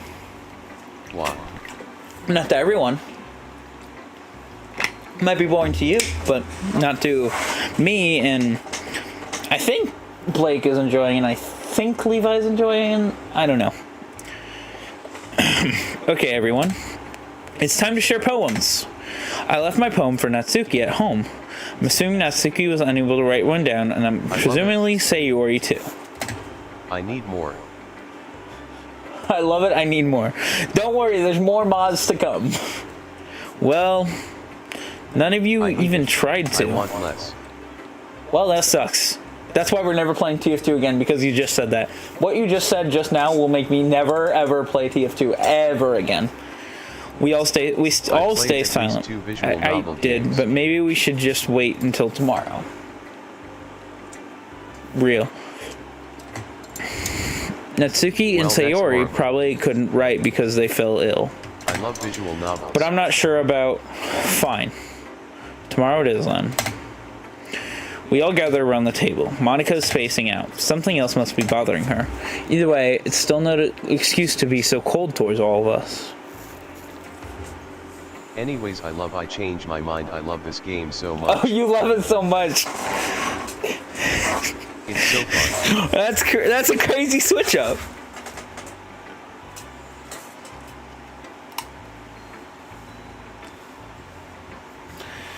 Either way. Sorry. Rubber band. I need to give my teeth a break. Either way, still no excuse to be so cold towards all of us. This might also make it easier for me to read properly. Freak Circus and Soul Date. The visual novels games I played. Ooh, I've never heard of them, but I might have to check them out. You know, I've been excited to use the new tea set. I'm going to boil the kettle. I assume you'll all be having a cup of tea? Question mark? Why'd I say question mark? I nod silently. I'll get the cupcakes. Monica pulls a fresh piece of paper from the notebook and begins writing. Natsuki sets the cupcakes down on the center of the table. Yuri returns with the kettle. Monica seems to be oblivious at what's going on around her. She's writing furiously, pressing the pen deep into the paper. Steam begins to flow from the kettle, and Yuri transfers water into the pot. Why is the game so specific about how she's pouring this tea? Moments of silence go by as if they were hours. Monica really killed the mood with her attitude. Sayori already piffled a cupcake from the tray and bites down into it. Ah. Wow, Natsuki, these are the best ones yet. You just haven't tried this recipe yet. Sayori, reaching for her cup of tea, accidentally tips it over, spilling its contents on Monica's notepad. Oh no. The writer's got tea cooking fetish. Jesus, do you always have to be such a klutz? Get your act together. You're supposed to be the vice president. Monica's sudden snap takes us all off guard. Sayori, clearly flustered, knocks the overturned teacup onto the ground, shattering it across the clubroom floor. For Christ's sake, Sayori, do you ever pay attention to what you're doing? You what? You're sorry again? Just like how you were sorry about not showing up for the festival and dragging Lobo to the hospital with you? That was pretty selfish of you. If Lobo was here, we could have just continued on without you. Oh! Or Natsuki, considering she probably would have weaseled her way out of reading anyways. Everyone besides Monica was in utter shock. Hospital?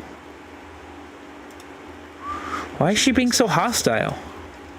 Sayori rushes out of the room crying, quickly followed by Natsuki, who's attempting to comfort her. Yuri has moved from her usual seat to the other side of the room, her face buried in her novel. Literally! I stand, and Monica glares at me. Monica, what the hell are you doing? Go take care of her. She clearly can't take care of herself. I want to scream at her for what she said. I have an urge to slap her. Do it! No. But instead I rush out of the door to console Sayori and Natsuki. I can hear them in the hallway upstairs. Sayori sobbing, filling the otherwise silent halls. Damn. I run upstairs to see her crying on the bench, Natsuki alongside her. Yeah, they're in high school.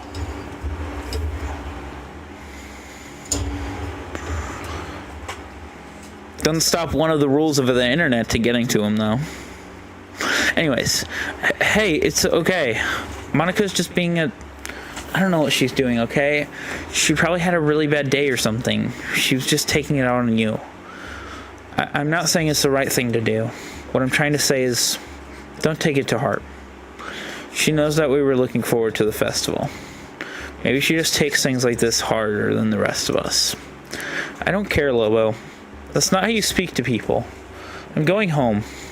Sayori stands. Oh crap. I'll walk with you tomorrow. But until Monica stops her campaign to hurt everyone, I'm staying the hell away from the club. Sayori wipes the remainder of her tears from her cheeks. You two have fun dealing with her. Tell her that if she wants to talk, she knows where I live. Wait. Sayori, come back. We'll sort it out together. Doesn't that sound better? Yeah, come on, Sayori. It'll be easier this way. Sayori's entire attitude shifts. She's no longer crying. Her face is completely blank. She turns to me. Lobo, I'll see you later. I'm leaving. We can walk home with you. I don't really want to go back there anyway. Yeah, me neither. Sayori looks at the two of us and shakes her head. She knows. No. I just want to be alone right now. Okay, well, you should join us for dinner tonight. I'm in so much pain. I love playing Balatro. Yikes. And Rio Balatro's fun. Natsuki gives me an odd look. Yeah. Did you just say join us? Well, yeah, that's part of the reason why Natsuki was already at my house this morning. She had a really bad night, and no, I'll just stay home. Maybe my mom will order some takeout. Have fun. She knows. Sayori turns and heads down the stairs. I've never seen her like that. Not even when I caught her trying to... Natsuki, could you give me a second? What are you doing? I just need to call someone quickly. Natsuki nods and takes off to the end of the hallway to wait at the end. I ring her mother, who's already at home. I explain what happened, and she tells me there's no reason to be worried. She explains that the doctor had given her some antidepressants during the last hospital trip. She tells me that it could just be a side effect of the drugs. I let her know that I'm still concerned and to please keep an eye on her. Sayori's mom brushes me off and wishes me a good day. Make sure she's taking them! Are you doing that at least? God! Still worried sick about Sayori, I catch up to Natsuki. Listen, do you want to go back to the club, or like hell I'm going back? Not while that bitch is in there. Well, I still need to get my bag and stuff, so I guess I'll meet you back at the entrance. You okay with that? Fine.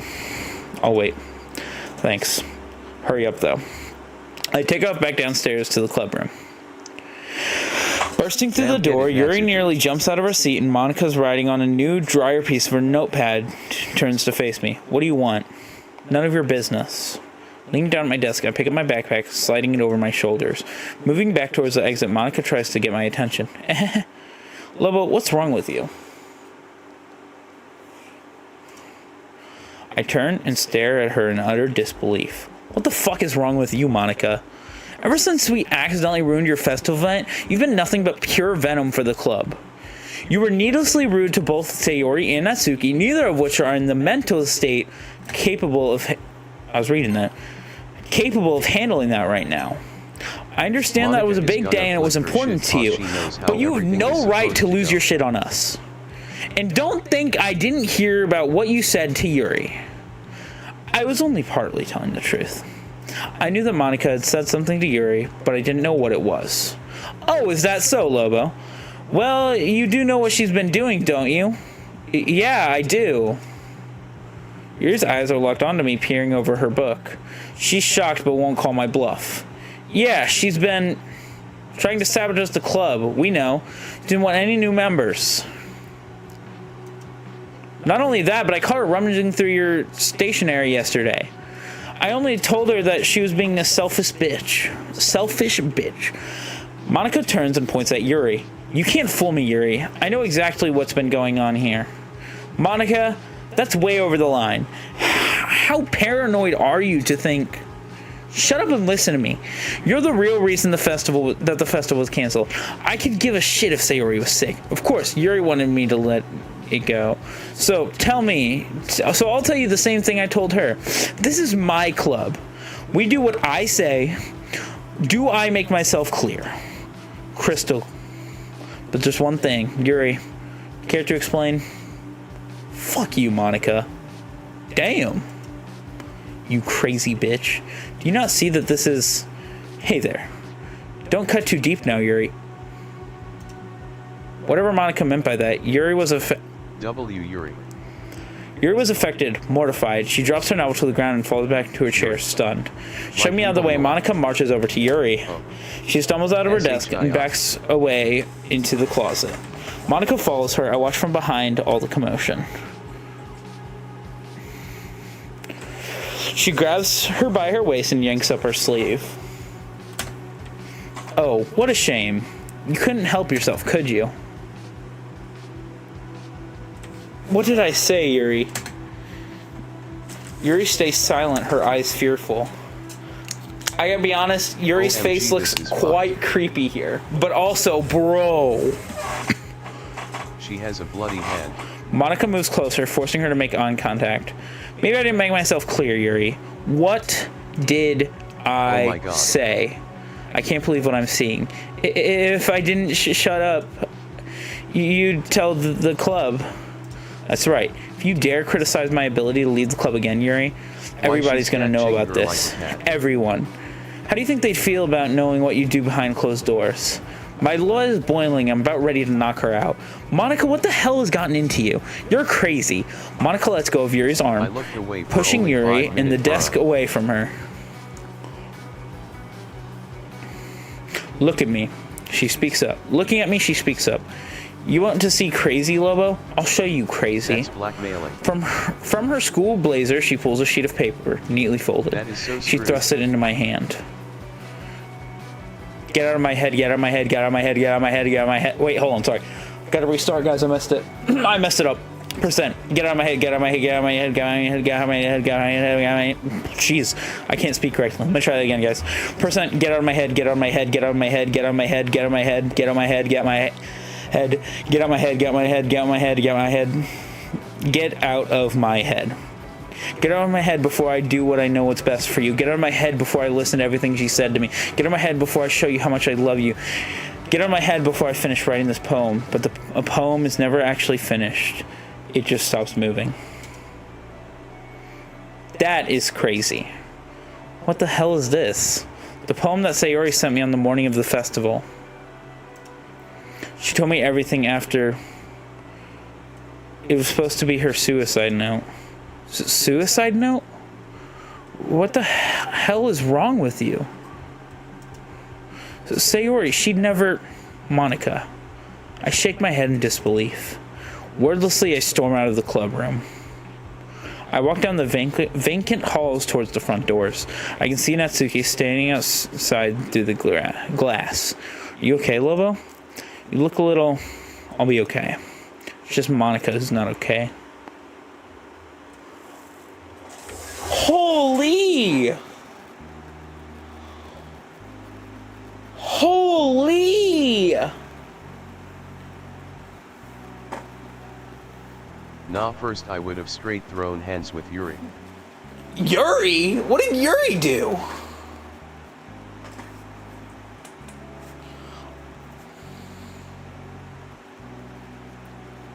Holy. Not Yuri, I mean Monica. Yeah, no, I would have thrown hands. Dude, I'm so baffled. Fist would meet face as quick as I possibly could. I show Sayori's poem to Natsuki on the walk back to my house. She can't believe what she's looking at either. You know, Lobo, that's serious. You think we should check up on her? After what happened earlier? Yeah, definitely. First, we head back to my house and just drop off our school bags. We head towards Sayori's house. I knock on Sayori's door. She answers the door, but just stares at us. Hey, Sayori, we just wanted to check in on you. Fist. I'm fine. Not enough. I told you that already. I ordered pizza and I was just about to eat it. You two enjoy making your dinner. She edges the door shut. Wait, Sayori. I wedge my foot into the door before she can close it on us. She tries again, but harder this time. Monica gave me this. I nudge Natsuki and she nods, giving Sayori the poem. Oh yeah, I forgot I'd sent that to her. Whoops. Listen, Sayori, if you want to hang out or if you need anyone to talk to, Lobo and I always happen to listen. We're all friends after all. Sayori forces a laugh. Sure, Natsuki. Where can I find you? Lobo's place? Sayori shuts the door on the two of us. I didn't think she would care if that Natsuki was staying with me. I should really sit down with Sayori and explain the situation, sooner rather than later. Natsuki and I head back to home to eat and get settled in for the night.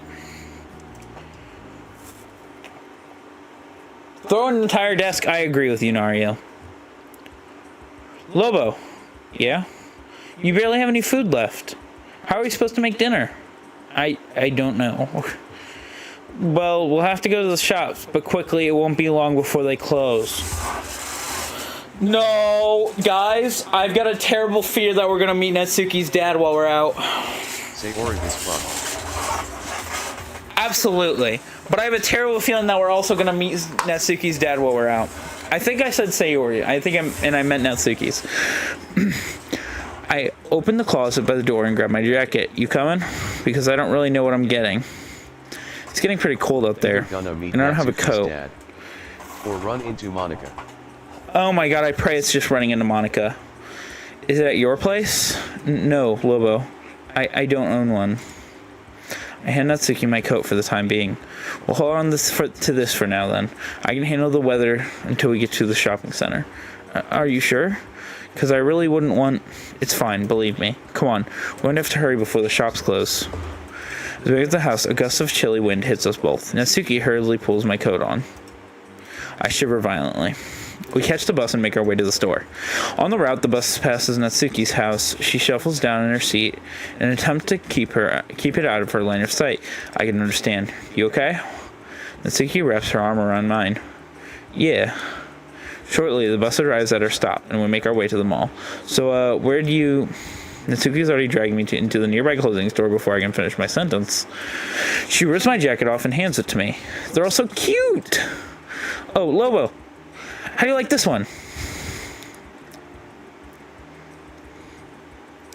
I like it. You know, it fits you perfectly, too. Oh, and look at this scarf. It goes perfectly with it. Natsuki walks to the cash register to pay. Natsuki, where'd you get the money from? Oh, I have to take it from my dad. You're stealing it? It's not stealing. Well, I don't like thinking it is.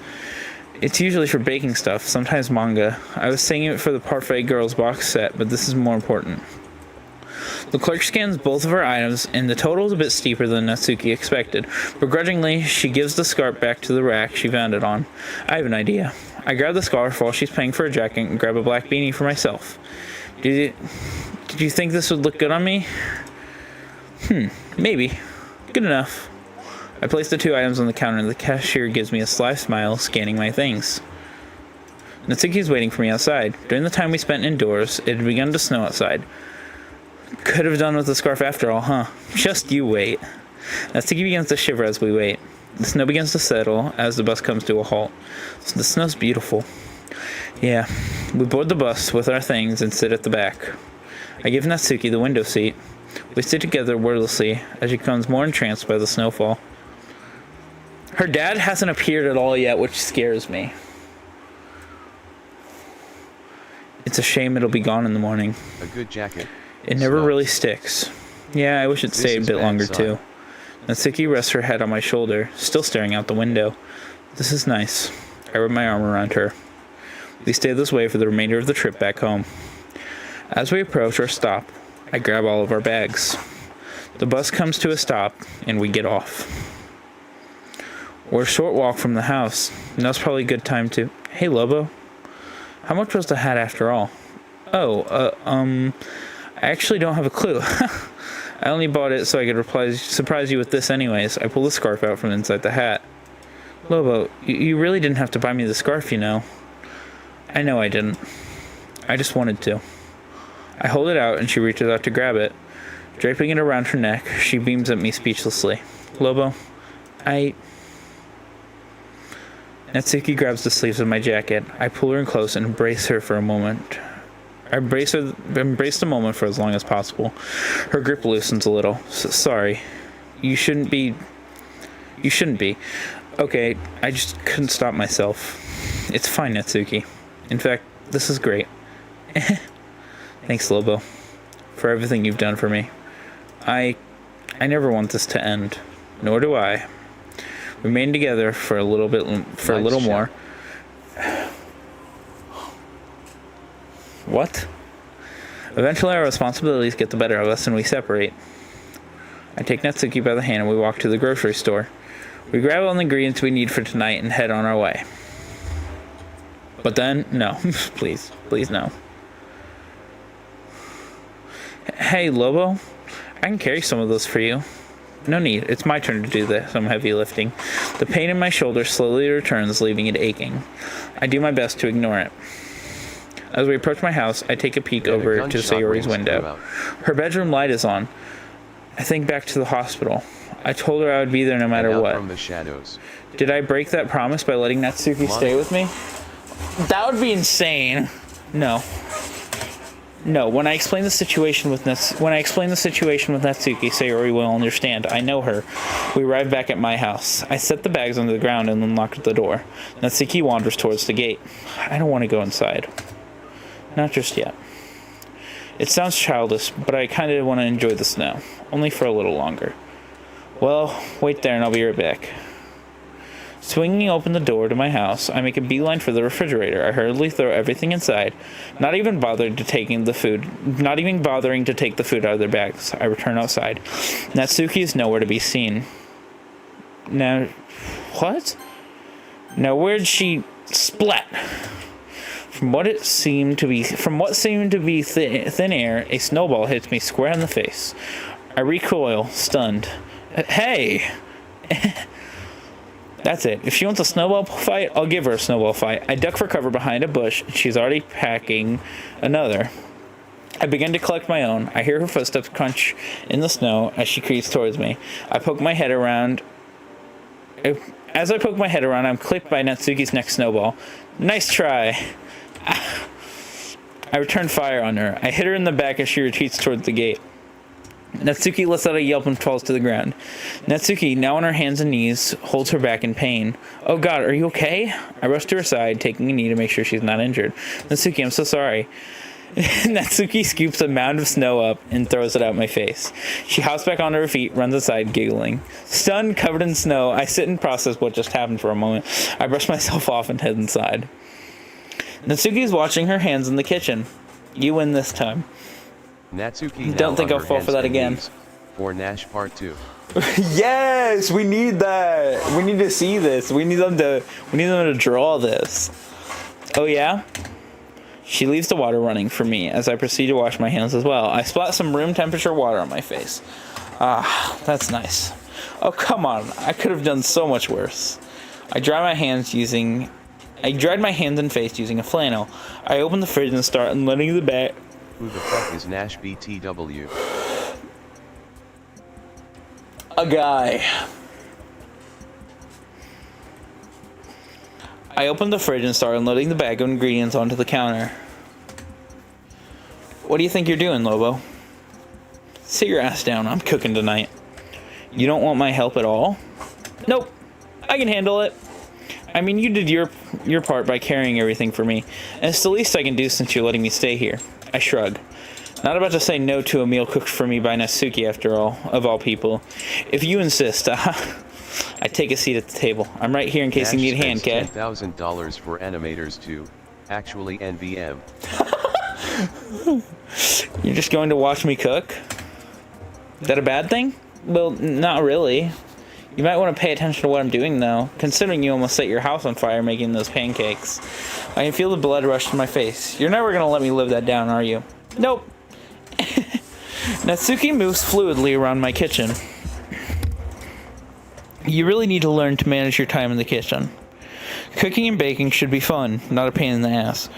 If it's stressing you out, then you're probably doing it wrong. That's very poetic of you, Natsuki. I might have heard it on a cooking show. Natsuki returns to her work. Oh. Natsuki resumes her work as I watch from the table. Okay, now I just need to let this simmer for a few minutes and we'll be set. Really? That quickly? What do you expect? I'm a pro. I can do it in no time. Natsuki begins to set the table. Wait, let me sort this out. I've done practically nothing anyways. I positioned the placemats and the silverware on both sides of the table.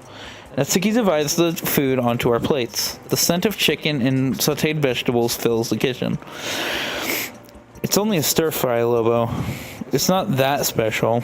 She must have seen the look on my face. You sure? It smells great. Like what the cartoon rap battle guy did.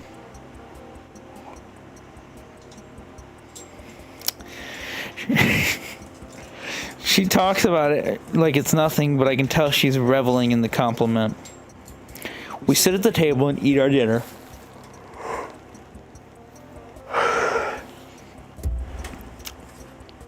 After we both finished, we take our dishes and place them inside the dishwasher. I fill the sink full of hot, soapy water and let the pan soak a few moments.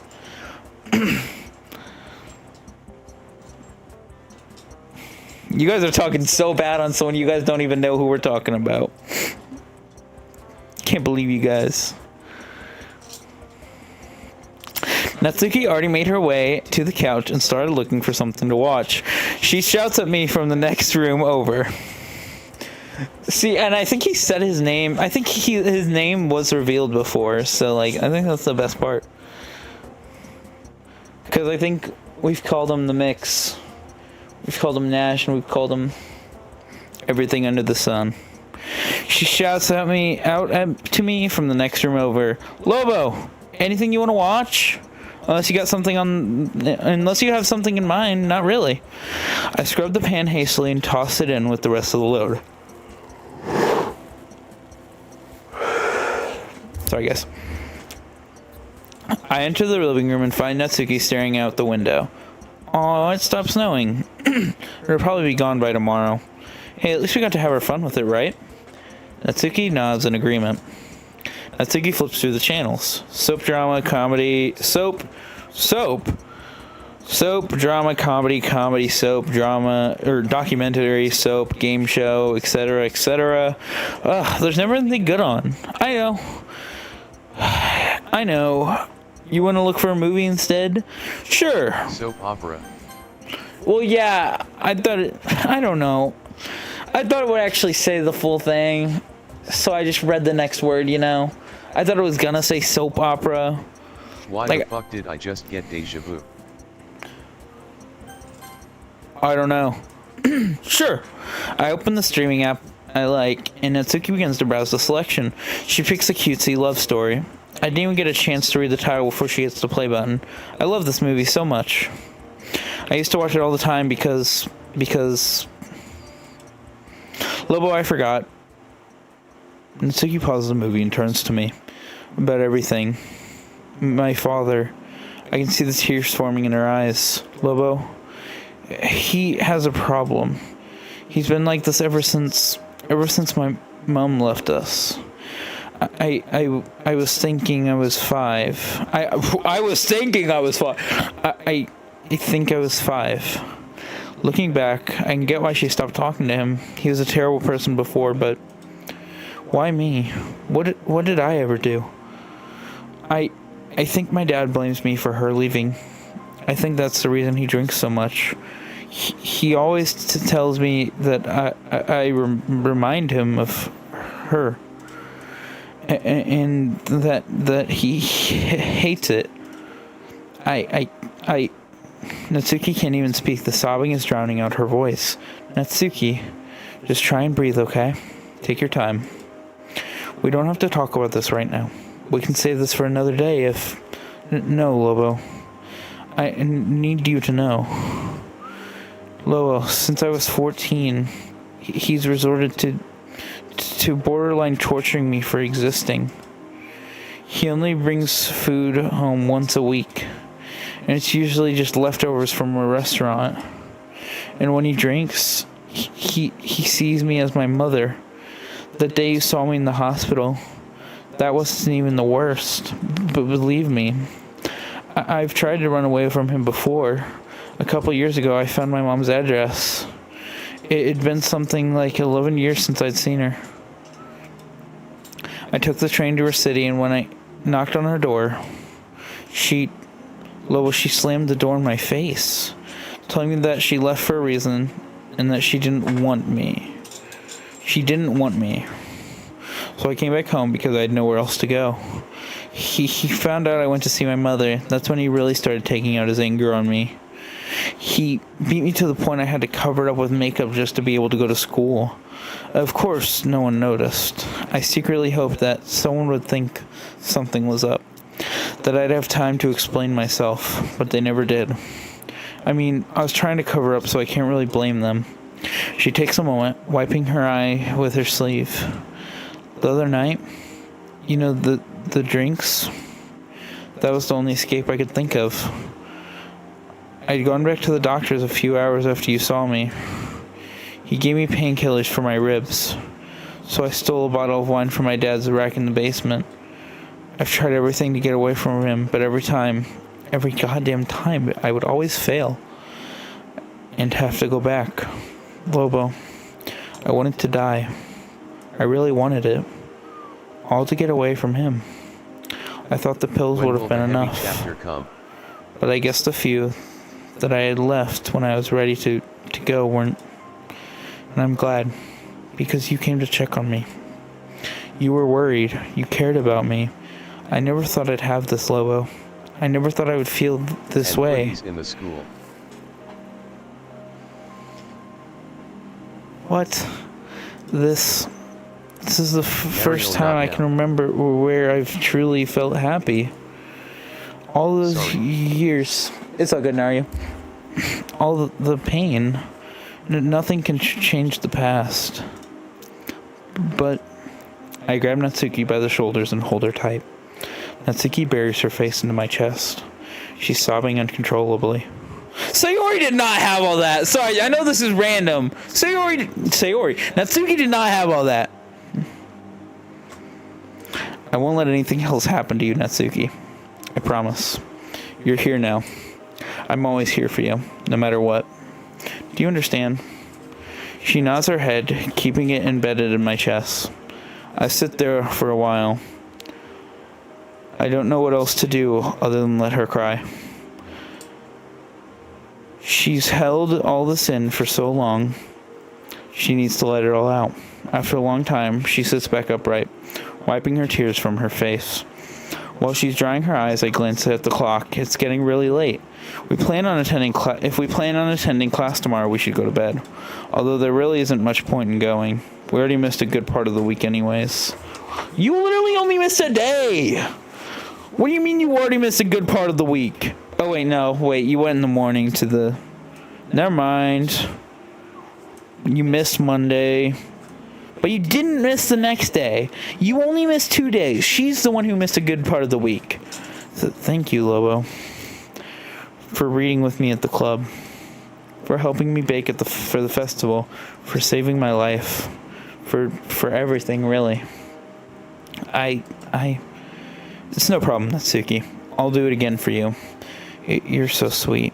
Natsuki, from the day I laid my eyes on you, I thought you were perfect, so I tried to impress you with my trash poems. It's why I spent so much time with you. I really wanted to get to know you. Everything about you was just wonderful, but there's one thing that I can't stand. You hid this pain from me. I could have helped sooner. I understand that you had your reasons for not telling me, but Natsuki, I really don't know what to say other than I love you. Everything about you makes me feel a way I've truly never felt before. Natsuki doesn't know what to do. She sits there for a moment. I love you too, Lobo. She's weeping again, this time tears of joy, it seems. She wraps her arms around me again, significantly tighter than before. I can't help but think back to the hospital. When Sarah told me that she loved me, is this part of the reason I couldn't say it back? Yes, it is. Do you still want to watch the movie, Lobo? Of course. Resume the movie from the beginning.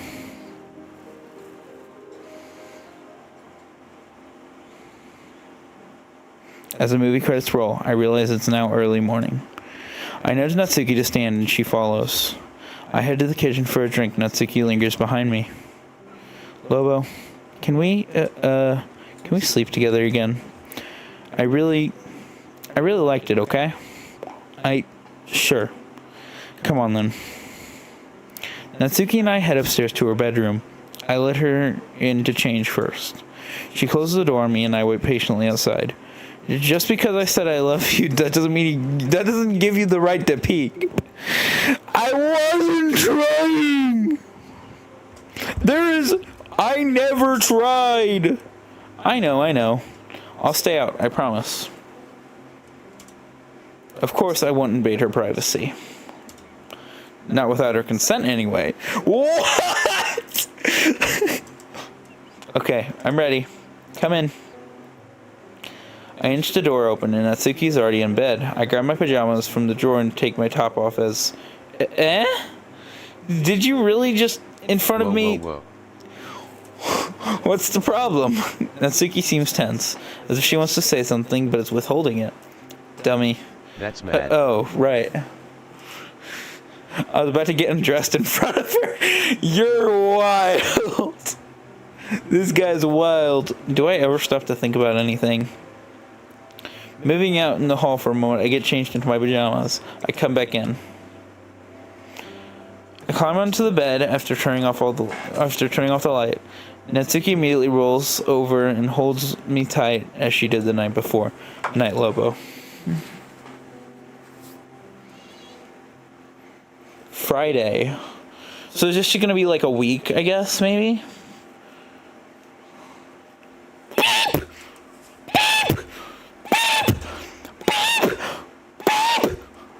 I jerk awake, waking Natsuki as well. Sorry. I forgot to turn my phone off. Natsuki lays back down and closes her eyes. It's fine, Lobo. I check my phone to see who tried to call me. Sayori's mother? That can't be good. No. Climbing out of bed and moving into the hall. Hold on, guys. I gotta sit up for this. Like oven throw. Like dead. Climbing out of bed and moving into the hall, I call her back and ask if everything's alright. Gosh dang it, I gotta reset up the game. Oh no. Wait, nope, we're good. That was surprising. I call her back and ask if everything's alright. No, everything is not alright. She explained to me that Sayori had a meltdown last night. She was hysterical, screaming that she wanted to die and life is nothing but pain. Nothing but seemingly endless suffering. She told me that Sayori had been admitted to the hospital. Apparently the two of them will be back in a few days. She also instructs me to check my mail. Apparently Sayori came by last night to see us when we got back. Instead of knocking, she dropped a letter off. I wish Sayori and her well and head downstairs. I can't believe this happened again. At the foot of the door there's an envelope with my name on it. Tearing it open, I begin to read. Sayori, life isn't work. Life isn't work. It's nothing but suffering. Day by day, my mind is fluttering. Thoughts of death, depression is rising. If I end up dead, it won't be surprising. I stare at a wall and think about this. I've been feeling this way since I was a kid. I stare at my knife, not that too messy. I think of some pills swallowed in vain. I think of a gun at my head I would aim. I would sleep sound and not have to take the pain and the suffering I live through each day. I'm mentally exhausted trying to keep up, but all I want to do is sleep and never wake up. I can't believe what I'm reading. Not again. I'm glad her mom took her to the hospital. I noticed a note written on the back. I wish I was her.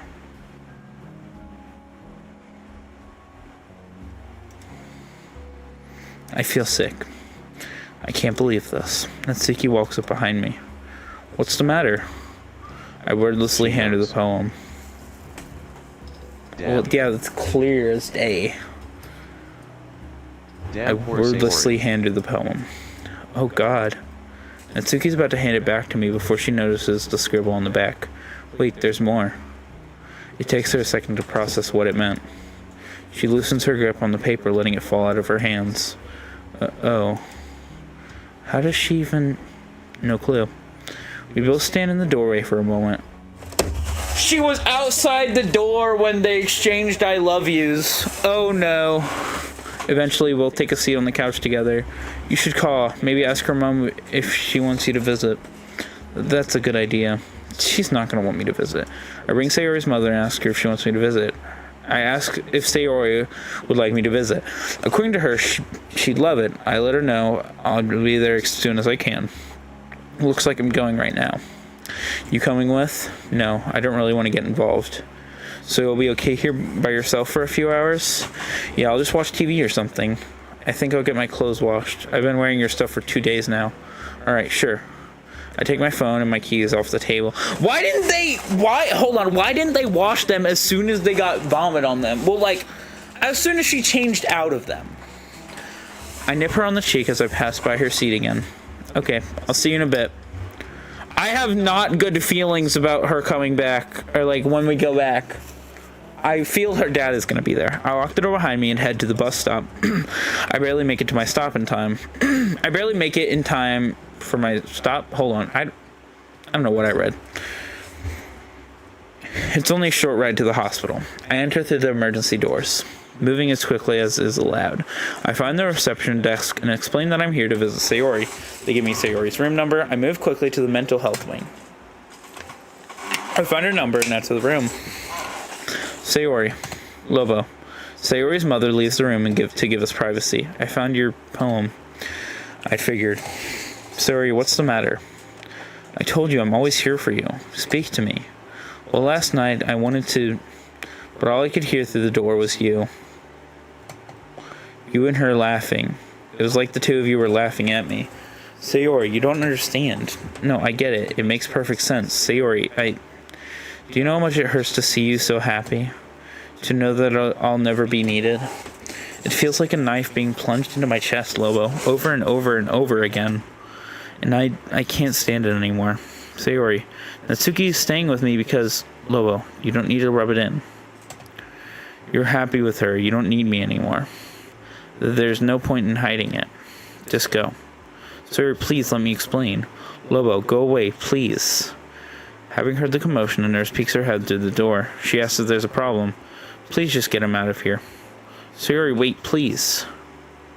Complying with the nurse's request to leave, I'm forced to make my way out of the wing. I'm escorted back to the reception area where I'm instructed to leave. As I'm walking down the street, Sayori's words ring in my mind. I caused this. This is my fault. I can't believe this is happening again. Turning the corner onto my stop, I watch as the bus speeds off. God damn it. I'm gonna CRYY. Real. I begin my walk back to my house.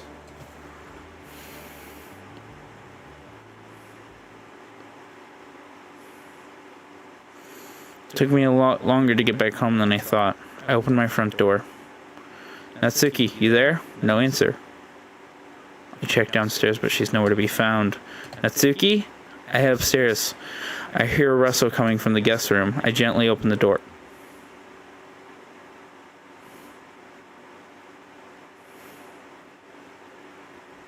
Natsuki. Oh, thank God. Oh no. Oh, God. You're you. That line, oh God, gets me every time. God. Natsuki punches me in the stomach. I almost dropping your towel in the process. Lobo, do you ever knock? Sorry, get out, pervert. Sorry. I managed to get out before Natsuki slams the door in my face. Keeling onto my knees, winded, I gasp for air. It takes me a moment to collect myself, but I get back to my feet. From the hallway, I repeatedly apologize through the door. Lobo, you gotta be more careful. You could have seen me, you know. I know it was an accident. I'm sorry, okay?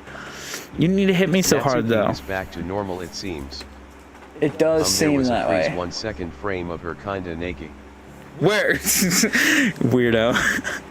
I wasn't sure it was you until I'd already hit you. I'm sorry too. It didn't show anything.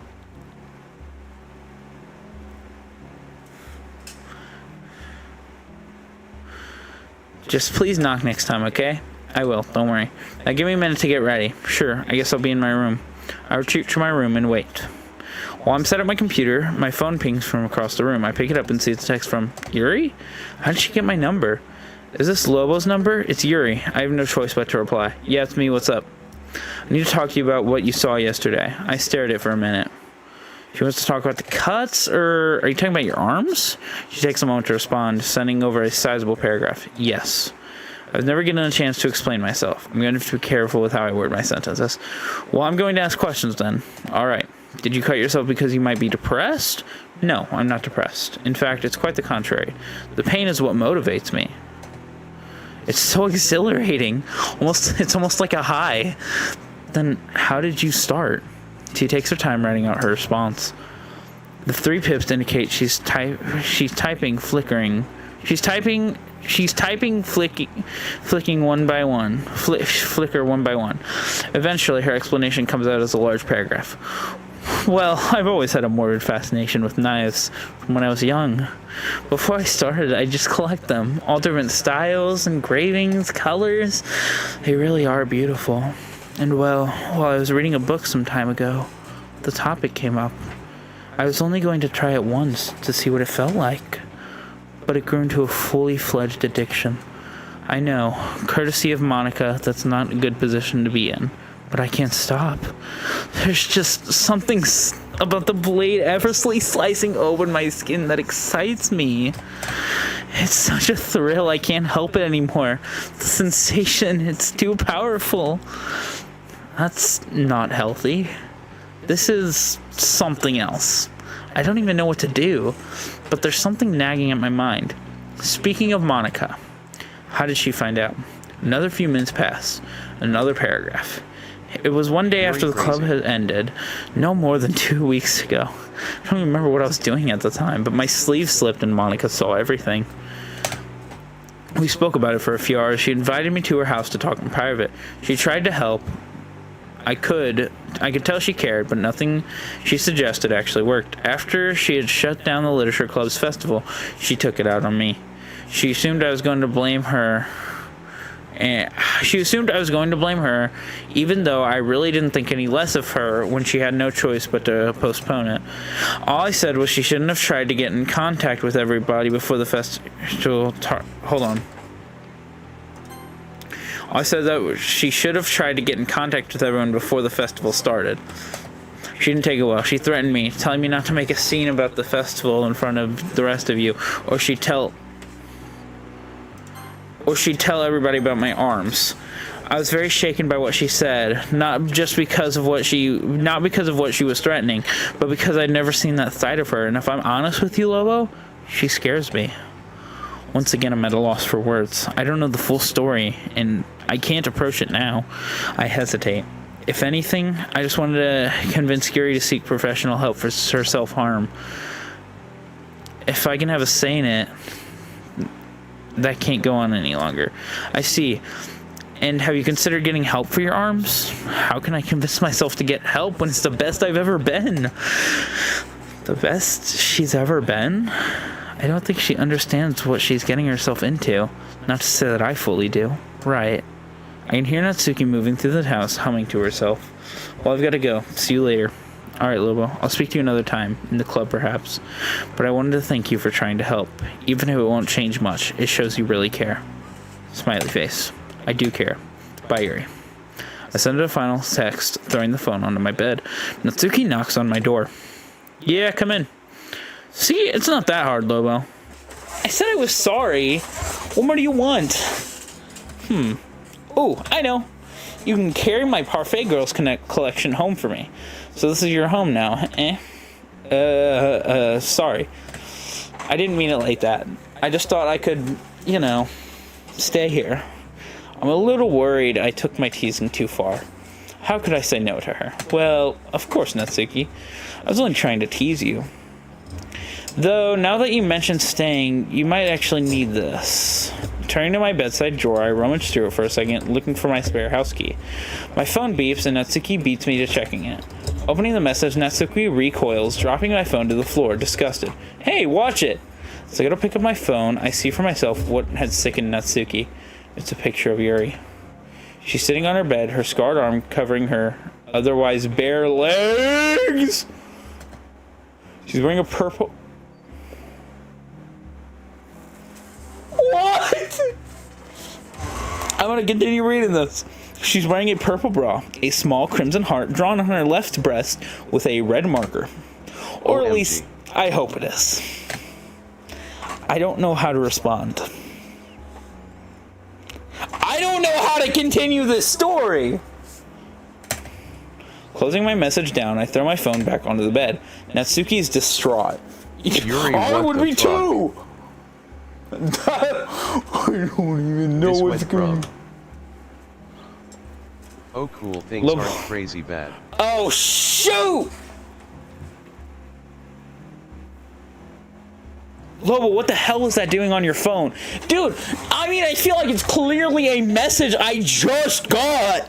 You better not accuse me of being a cheater. I swear to God, Natsuki.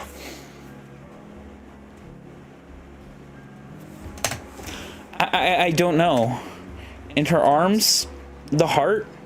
Were you talking? We were talking about her arms before. I told her to get some help, but she wasn't listening to me. Natsuki, I promise, I didn't say anything to encourage her to send something like that to me. I retrieve my phone from my bed and show Natsuki the messages regarding her arms. I purposely kept the messages regarding Monica hidden. I don't want Natsuki to jump to conclusions. She's as confused as I am. Yuri, she needs serious help, clearly. But why'd she send that to you?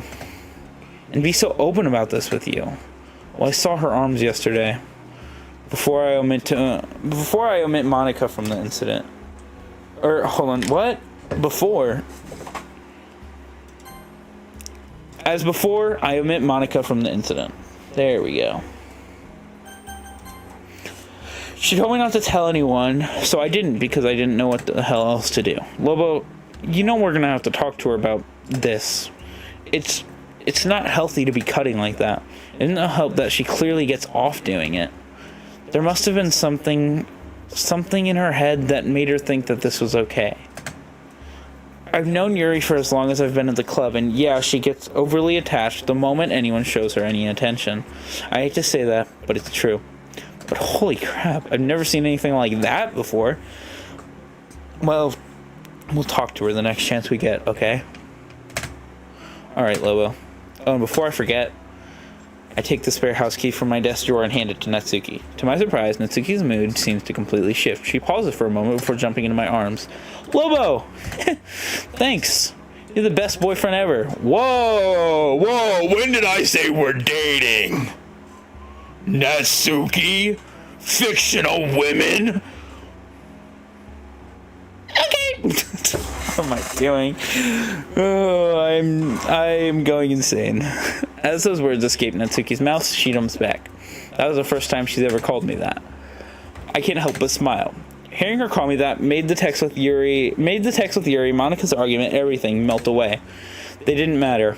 The more time I've spent with Natsuki, the more frequently I've felt this way. Waking up next to her, reading with her, hearing her tell me she loves me, feeling her arms wrapped around me, I never thought I could feel this way about someone. Natsuki, you're the best girlfriend I could have asked for. I did not say this! Fictional women. You're just saying that, aren't you? How do I change my name to Nash? This is crazy.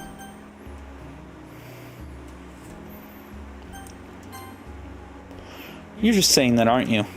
No, Natsuki. I'm not just saying that. I love you more than words can let me describe. How do I change my name to Nash?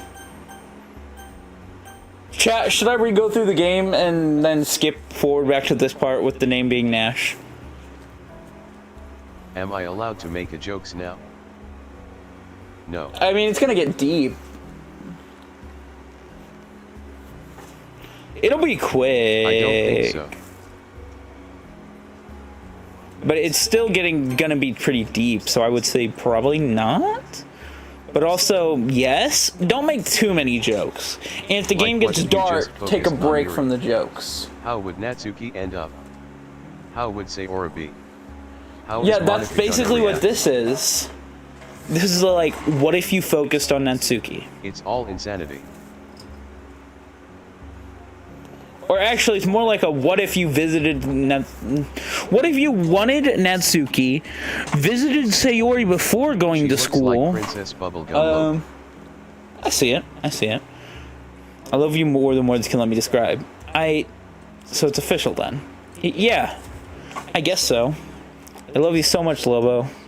I pull Natsuki close to me, holding her tight. She pulls back for a moment and stares at me. I lift her chin up and kiss her. Bro, Nash would love this. Natsuki buries her face into my chest again and squeezes me as tight as she can. Nash would squeeze her.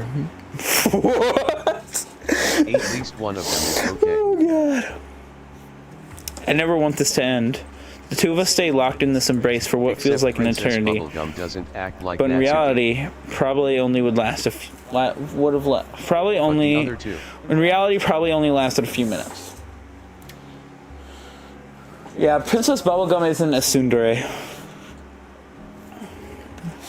Just as we're separating, the doorbell rings. You want to get that?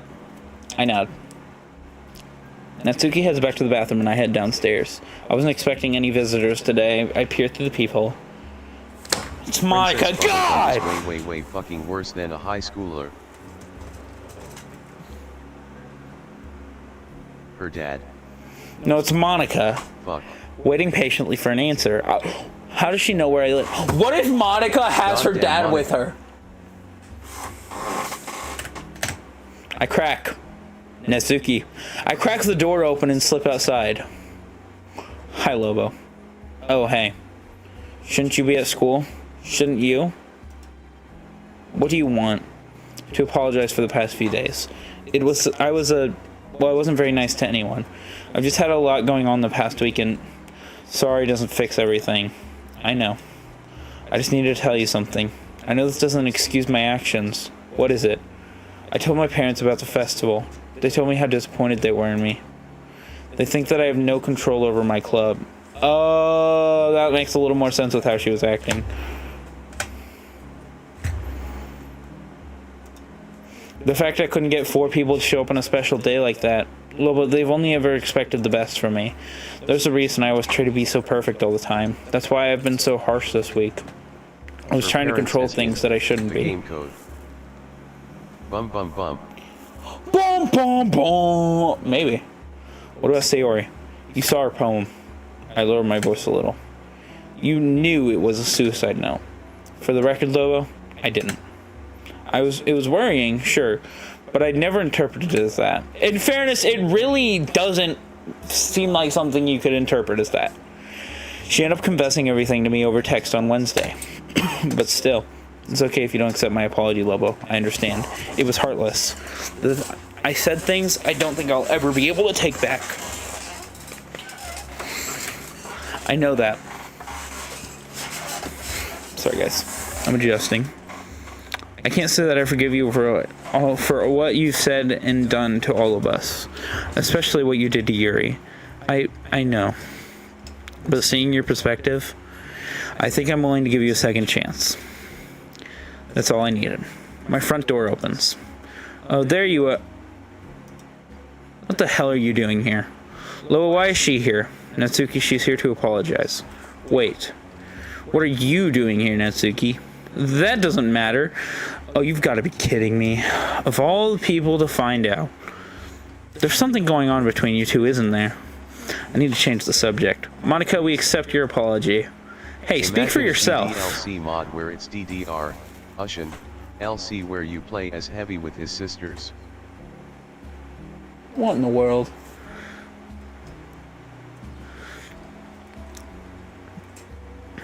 We'll see you at the club later, okay?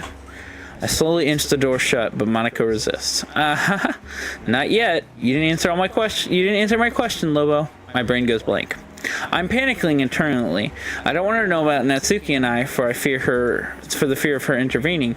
But I also don't want Natsuki to be offended if I lie. Find a new sensation. Please, just like something. Please, my brother/sister in Christ.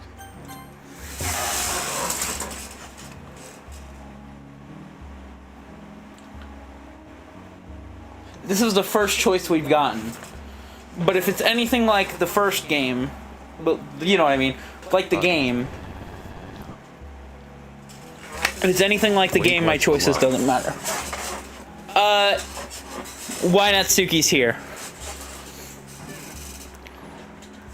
The reason we lie is because we're scared of Monica interfering. The reason we tell the truth is because we're scared of Natsuki getting mad at us. Alright? Truth. Alright. Well, Natsuki and I, we're dating. Don't worry, we'll keep it out of the club. I promise. I hope so. I can't bring myself to meet Monica's eyes. This whole situation is so embarrassing. Loa, your face is so red. So is yours, Natsuki.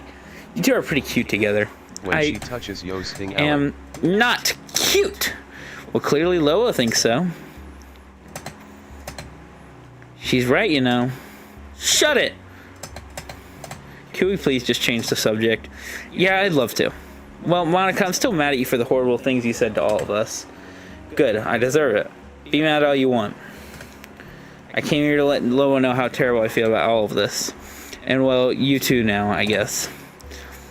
Do you really mean it, or is it all just a ploy to get us to go to the club again? Well, both. I started the club so everyone can have a nice place to read and discuss literature, and hang out and make friends. I don't want that to be destroyed. Just like I don't want our friendship to be destroyed. Lobo, do you believe her? I stop for a moment and think it over. This guy's playing Portal. Obsess over Portal instead. Lancer. Nario. I stopped for a moment, thinking it over. Could Monica really expect me to forgive her after all she said to Sayori and Yuri? Could I actually do it? I mean, considering her explanation, I feel kind of sorry for the pressure she's put on her, but that doesn't take away from what her outburst did. And I'm certainly not about to forget it. But no, valid. You already said you got bored of this, so valid. So long as it doesn't happen again, I think I can. Well, yeah, I do. Especially after what she told me. Okay, well, I'm gonna trust Loa on this one. I guess we'll see you at the club later then. Thank you. I promise, no more outbursts. There better not be. Monica turns to leave but stops herself. Lobo, do you know if Sayori's home? I couldn't find her at school. She's the last one you need to be...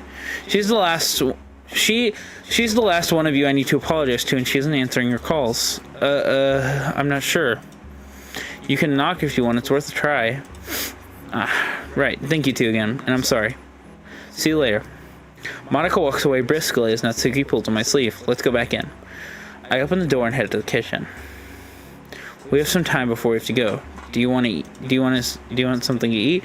Yeah. Natsuki, something about Natsuki seems off. I can't pin what it is, but something's bothering her. Could it be Monica? What's wrong, Natsuki?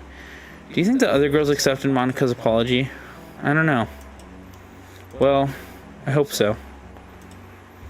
It'll be weird if we show up and it's only Monica and us. It won't really be the same. Natsuki's right, I didn't think about that. With the club, without a doubt, would be different without Yuri and Sayori. Hopefully they accept our apology too.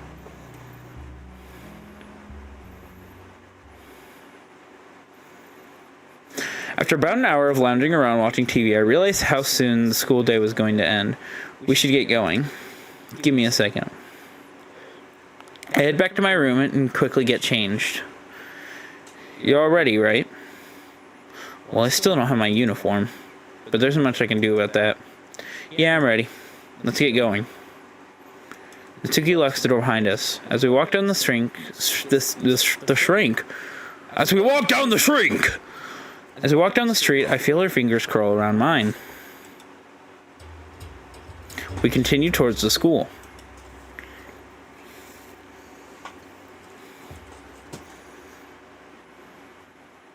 Natsuki, a little more comfortable, being affectionate in public, takes my hand in hers. As we enter the gates of the school, I see Yuri walking around across the courtyard. Yuri drops her books. She must have not seen us. Letting go of Natsuki's hands, I reach down to help her. Sorry, Yuri. It's okay. You just startled me. I take it you're here for the club. Yeah, pretty much. You coming?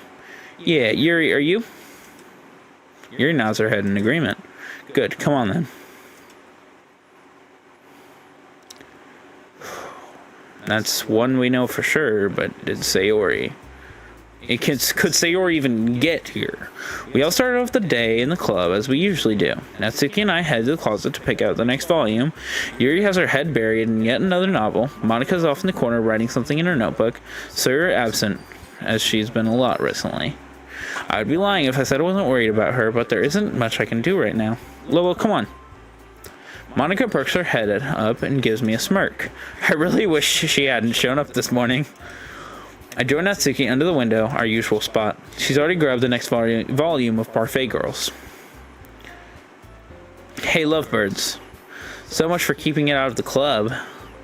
Give it a break, Monica. It's not like that. You know the text in the series is tiny. Yeah, well... Yeah, Lo was right. Not only that, we've always sat like this. Exactly. So what's the problem? I was just making a joke. Never mind. Oh God. Monica walks away without another word. I may be giving her a second chance, but Natsuki isn't as forgiving as me. I really can't blame her. I'm not entirely certain why I'm even here. I'd certainly rather be back home with her. Well, it'd probably end up being worth coming here today if we can take her manga home with us. Hey. Natsuki waves her hand in my face, clicking her fingers to get my attention. Are you ready to flip the page yet? Sorry. I wasn't paying attention and... Jeez. Sorry, I just get distracted easily. It's fine, Lobo. I'm just glad to have... Monica clears her throat. Okay, everyone. I note the page we left off with. Sorry. I might need to go for a second to get water, guys. Natsuki and I join Yuri and Monica back in the center of the center of the club room. Does anyone have any poems they want to share today? But Sayori isn't here yet. Shouldn't we wait? I couldn't get a hold of Sayori either. I doubt she'll be joining us today. Sayori, I really do hope she's getting the help she needs. I may not love her the way she loves me, but doesn't mean I don't love her at all. I've known her for the majority of my life. It kills me to see her in such pain. Well, okay then. Yuri falls back into her novel. Monica sits back at her desk, clearly agitated at everybody's lack of effort. Natsuki and I head back to the closet to continue reading.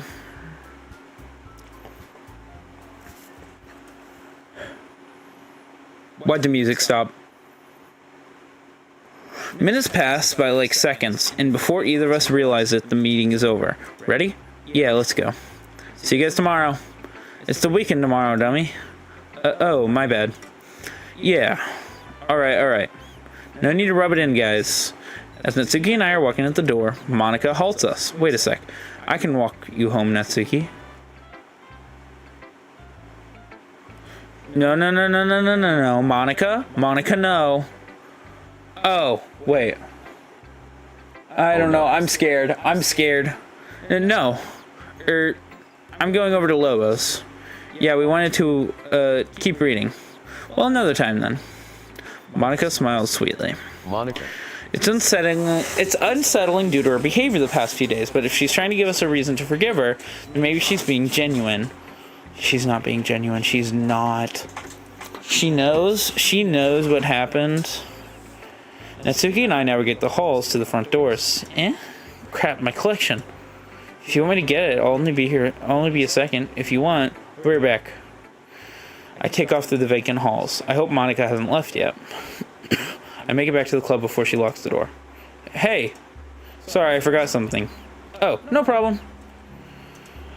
I wanted to talk to you anyway. Monica follows me towards the closet. She blocks the door, looking at me expectantly. Well? What? You remember what I said about living near you, right? I've seen her going to your place an awful lot. It looks to me like she hasn't been home in days. Or school. You've been skipping as well. Monica, that's none of your business. Oh, but it is. I can't have my club members missing school. It reflects poorly on the club.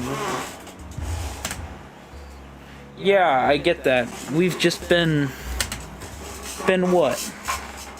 Oh no. Been hiding? No. Are you sure? I found it weird you never invited me in. Are you too ashamed to be together or something? No, it's not like that at all. Well, that's how it looks from the outside looking in, Lobo. You two have to attend Monday. We don't have her school uniform. A full day of school. This isn't a discussion. Okay. We'll be here. Good. What about her outfit? Monica moves to the side, allowing me to access the closet. I grab Natsuki's Parfait Girls collection box and leave Monica behind. Why are you taking that? Natsuki and I read a lot at home. I hear the locks click as I make my way to the front doors. Natsuki is waiting for me. Let's go. When am I going to tell her that we have to attend a full day? Monica's line of questioning. I need to get water in a second. Okay, yeah, I need to get water because I almost just vomited. I'm back. I'll be right back, guys.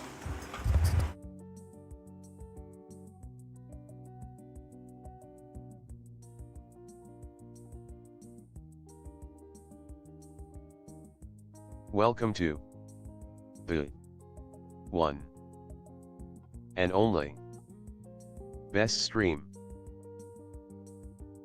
in the world. Monica, calm yourself down a little with some TF2.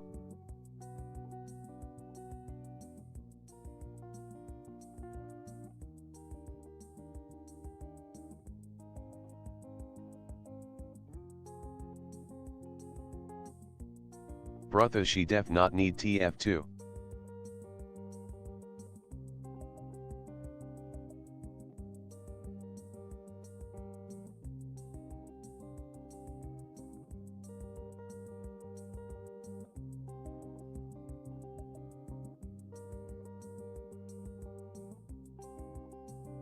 She needs to be chill and get replaced with Grok AI.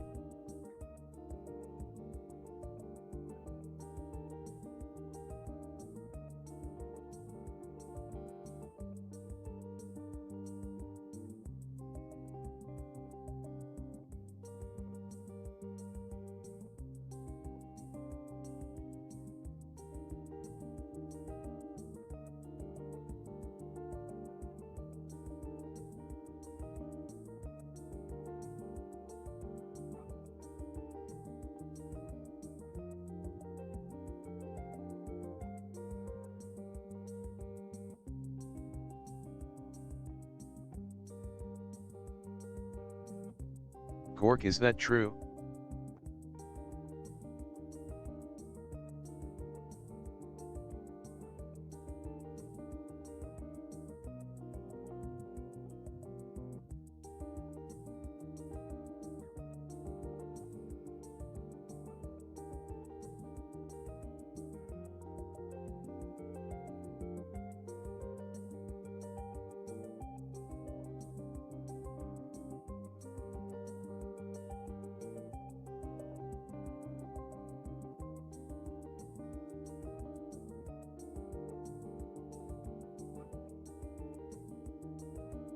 Now, guys, here's begs the question. Would Monica like TF2? Anyways, Monica's line of Hold on. Yes. Oh, and water goes up my nose, yep.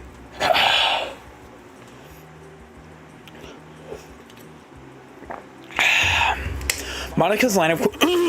Sorry. Monica's line of questioning made me a little uneasy. Does she know that we've been basically living together? More importantly, does she know why? She's only known that we're a couple for a few hours.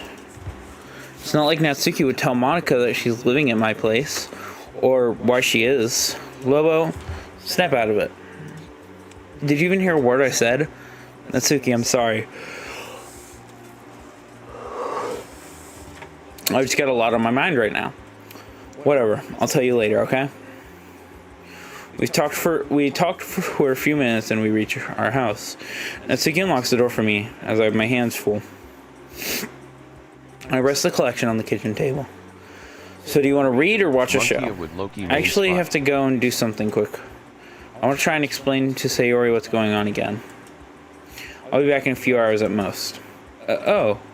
Okay, Lobo. Unless you want to come with me. She waits for a second, thinking. Not really. I don't think she'd want to speak to me right now. That's alright. Well, speak to you later, yeah? Yeah. I give her a kiss and leave again. Realized that she has lost control. I think so. Monica would kinda low-key main spy.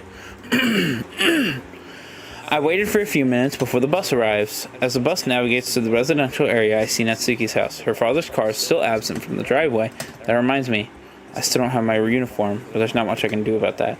I jolt to my feet and signal for a stop. I rush off the bus and quickly walk down the street. My heart is pounding. What am I doing? Why am I doing this? I should be going to visit Sayori, but I walk around the alleyway behind Natsuki's house. I manage to open the gate from my side. I creep to the sliding door. Let me read this again. I creep to the sliding doors we escaped through. Please open. I reach for the handle. I give it a firm but careful push and the door slides open. I stand motionless in Natsuki's house, waiting for an idea for what I'm doing. Clothes, toiletries, everything I can carry. I quickly head up the stairs and burst into Natsuki's room. Nothing has been touched. The empty wine bottle and pill container still lie on Natsuki's bed. The mess is still all over the floor. A shiver crawls down my spine, grim. I begin to rifle through her belongings. I clear the closet of all the clothes I can see, piling them on the bed, and there's still a large black suitcase in the corner of the room. Perfect. Unzipping the suitcase, I quickly jam her uniform, pajamas, casual clothes, and underwear into it. The desk is next. I sweep all her makeup and accessories in my bag. One last look around her room. My eyes lock on the bottle. Who's worse, GLaDOS or Monica? We're gonna go without mods, so...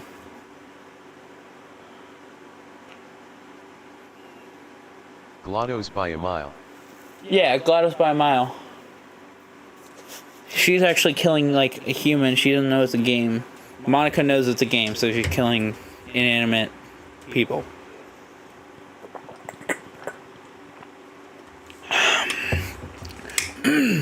I lift the overpacked suitcase onto my back, holding the handle over my shoulder, and make my way to the main floor. I set the suitcase down near the door and make my way into the basement. I flick the light on to no avail. I clumsily bump around, eventually finding my way to the wine rack. I grab 4 bottles, as many as I can carry. I haven't a clue to what I've taken, but I hope it was expensive. Feeling the weight of the bottles on my back, I realize there's no way I'll be able to carry this all the way home. I have to take the bus as far as possible. I check my phone for the time. Not too late. If I hurry, I can make it to the next stop. I move as quickly as possible up the stairs. I grab the suitcase and slip it through the door. I inch the door closed in hopes of not making any sound. I turn and make a mad dash for the bus stop. Thank God this thing has wheels. I can see the bus rounding the corner as I exit the alley. Oh crap. Before I know it, it's gone. Great. Now I'll have to walk all the way home with this. And that's the second time today I've missed the bus. The adrenaline is tearing through my veins. I can't believe I did that. And didn't get caught. Well, not yet anyway.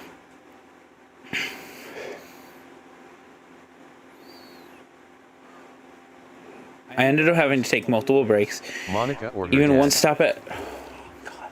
I'm scared. Even one stop at a coffee shop for a drink. But I'm almost home. As I walk past Sayori's house, guilt begins to surround me. I should have gone and tried to talk with her. I shake the feeling and pick up my pace as much as I can. I get to my front door and Natsuki opens it before I can get my keys out. I bring the suitcase into the house and Natsuki begins to question me. Lobo, I saw you through the window. What the hell is all this? I never thought about how I was going to explain this. It's your stuff. What do you mean my stuff? I lay the suitcase down in the living room, hanging my jacket over the back of the chair. I lay my bag down near the table. Thankfully, the bottles didn't audibly shift. Natsuki just stares at me. A few long moments pass. Natsuki? I can't believe this. There's no way you'd... Natsuki hesitates to reach for the zipper. She finally opens the main pouch, revealing the majority of her wardrobe. Then she opens the front pocket, spilling some of her makeup and accessories onto the living room floor. Natsuki's trembling. I'm sorry. I didn't think... MC looks creepy. Hey! Where's your hand at? Where's your hand right there? I'm sorry, OMG. I didn't think... Natsuki literally jumps in my arms. OMG. Look at his hand! Lobo, I love you so much. Why'd you... Holy moly. Well, you would have been stuck with only a couple of pairs of clothes otherwise. And if you're moving in properly, then you need your stuff too. Besides, he wasn't there, and it was probably my only chance to. She's totally speechless. I'm grinning stupidly. Lobo, I'm yours. Why does MC look like that? Yeah, I don't know. I'm not going to question that part. What I'm questioning is, why's his hand there? What do you mean what I think you mean? Absolutely. I wrap my arm around Natsuki's waist and she pushes me onto the... I don't like where this is going. I'll be completely honest.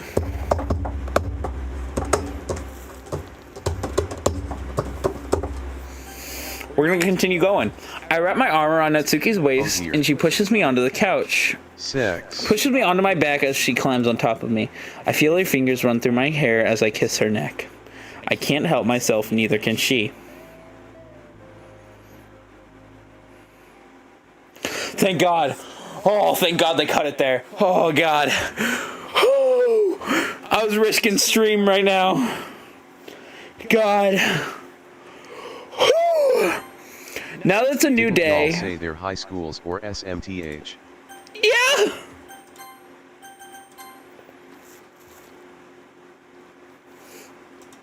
We're going to go back here. I saved the progress, so we're gonna lie this time. Nothing's going on between us. Monica, you're just going to find out anyways. Lobo and I are dating. But Can't say I didn't see that coming. It was pretty obvious. Can't bring myself to meet Monica's eyes. This whole situation is so embarrassing. Lobo, your face is so red, and so is yours. Is this all the same now? Just wondering. Why'd you bother lying to her about this? I was kind of embarrassed because I knew she'd make a big deal about it. I guess. But you know, she'd have found out anyway. Yeah, probably. Well, there's something else I was wondering as well. Do you think the other girls accepted Monica's apology? So is this all the rest the same? I want to see if anything changes.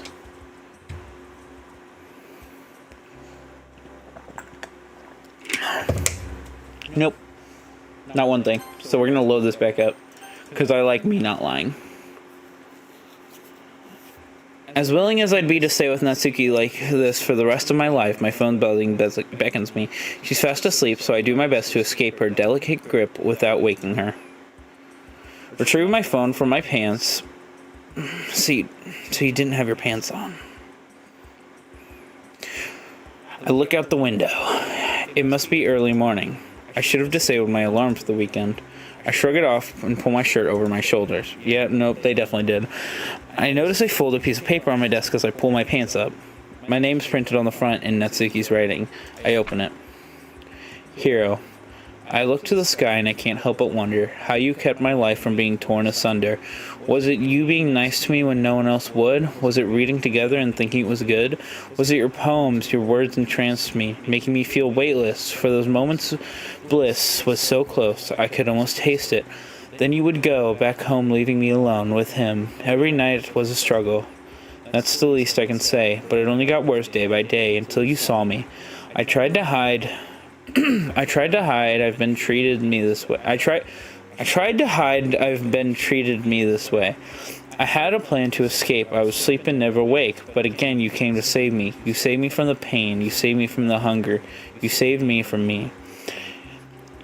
You showed me back to the path, filled with your love and your laughs. You're my hero.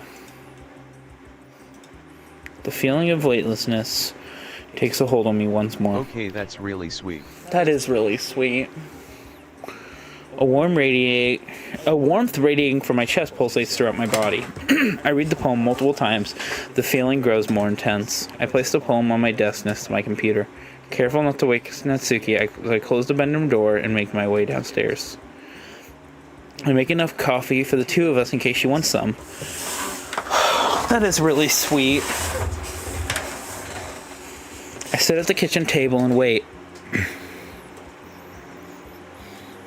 Natsuki waves her hand in front of my face. Earth to Lobo, anyone in there?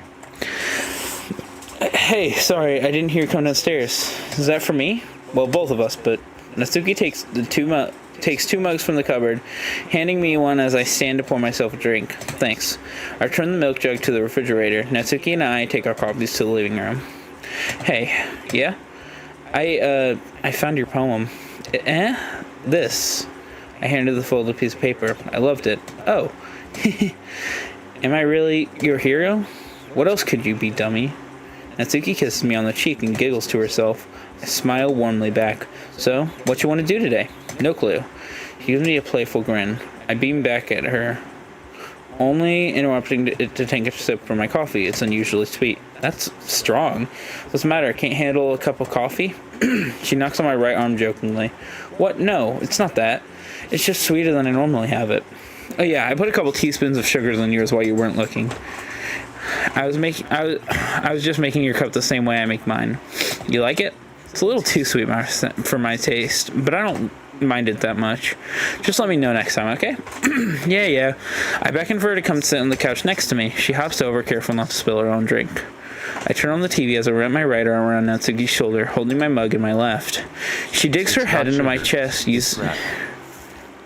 Yeah! She digs her head into my chest and uses her spare hand to flick through channels with the remote. After a while, she settles on something to watch.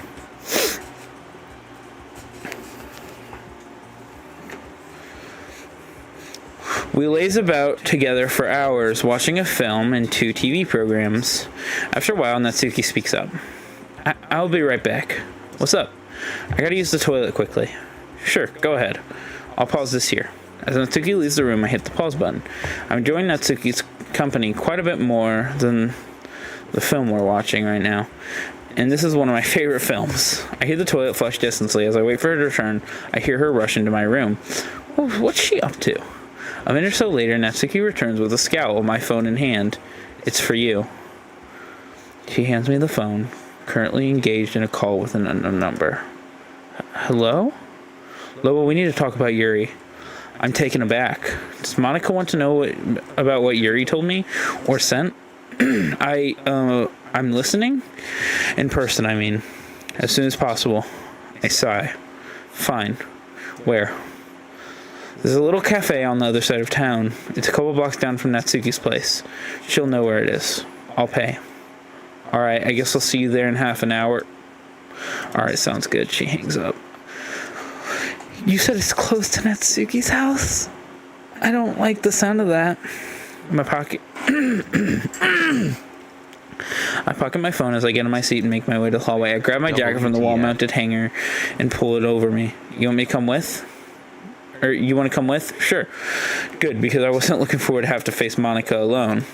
Yeah, after what she did, even if she did apologize after, you never know. Throw my jacket on, I peek at the door, and the area is still cold, and it's raining as if to add insult to injury. The cafe is too close to warrant getting a bus, which means we'll have to stomach the weather. Ready? Just a second. I'll get my coat and we can go.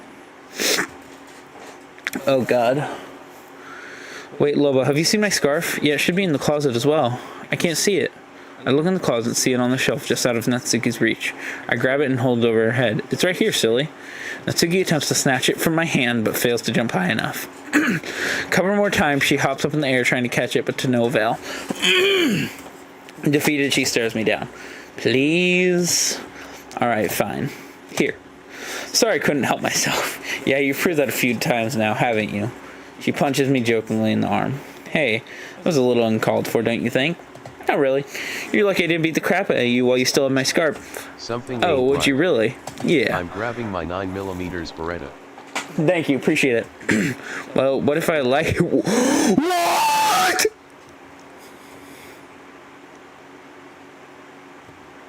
What if I like it when you play rough? What?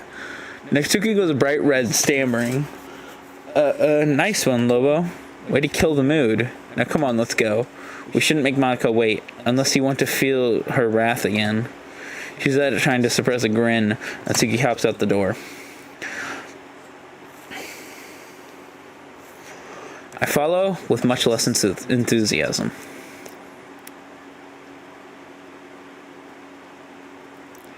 Turning down the side streets, we make our way into town. The cafe is just in sight on the corner of the street.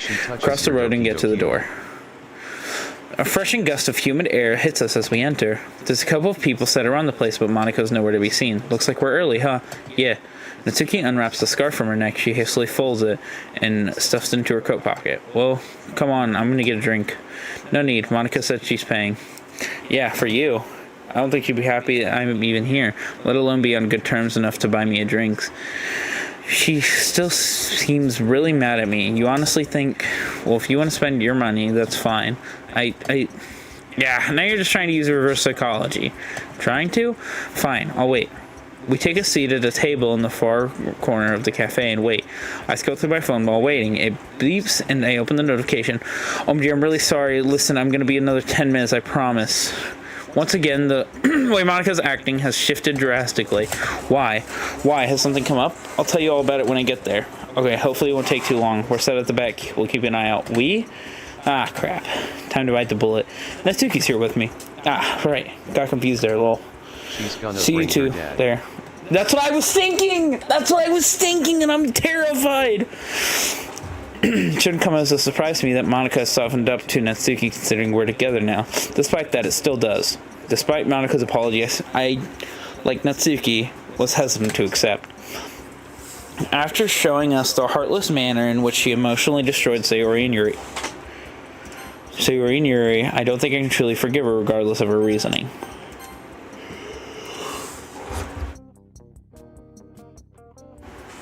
Usually people don't or can't change. Usually. That's why I'm giving her a chance to change. However, all I can do right now is see what warranted such an urgent meeting about Yuri and her habits. What'd she say? She tries to peek over my shoulder and glimpse at the messages. Good that she's running late. Oh, right. How long is she gonna take? I shrug. No idea. She didn't really say anything about why she's... Oh, there you are. Monica arrives out of breath. She sits between us.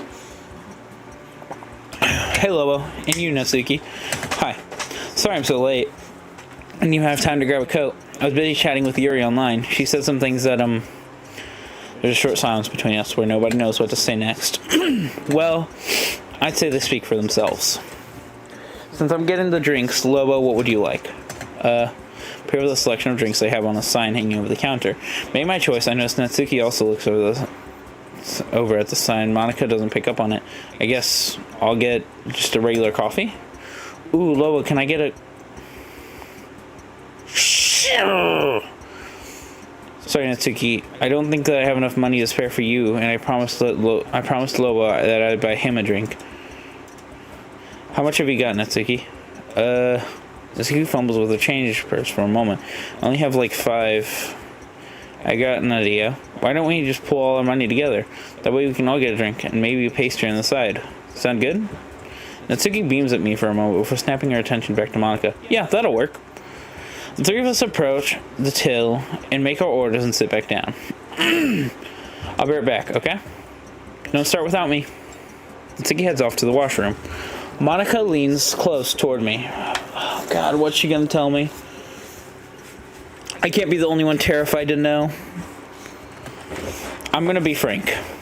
Okay, Frank. Hello, Frank. There's something seriously wrong with Yuri. Okay, Frank. So... when's Monica get back? Yeah, I've got to agree. You saw the cuts? Yeah, kind of hard to forget.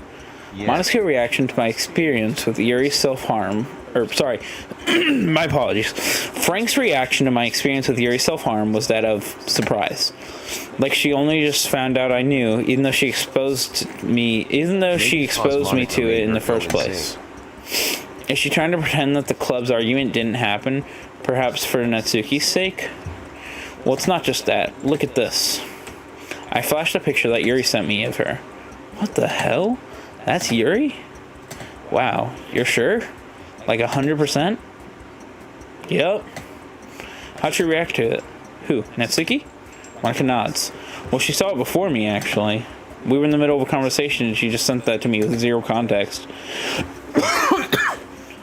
I pull up the messages leading up to the picture to back up my point up. That's just bizarre. I didn't know. I know I didn't respond to it. I mean, what the hell am I supposed to say? That explains a lot. What do you mean? Yuri, she sent me pictures of her cuts too, Lobo. Nothing like that, mind you. But that's the kind of thing I wanted to talk about. You seriously need to have a word with her. The things she said to me when I was talking with her online were fucked up, Lobo. She told me that I should...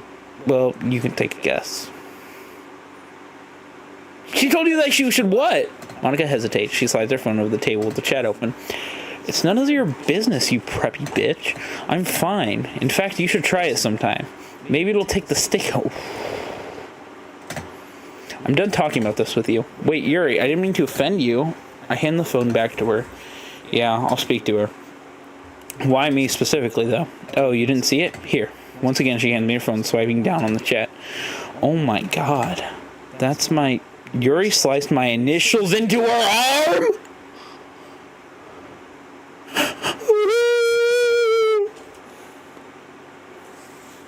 She what?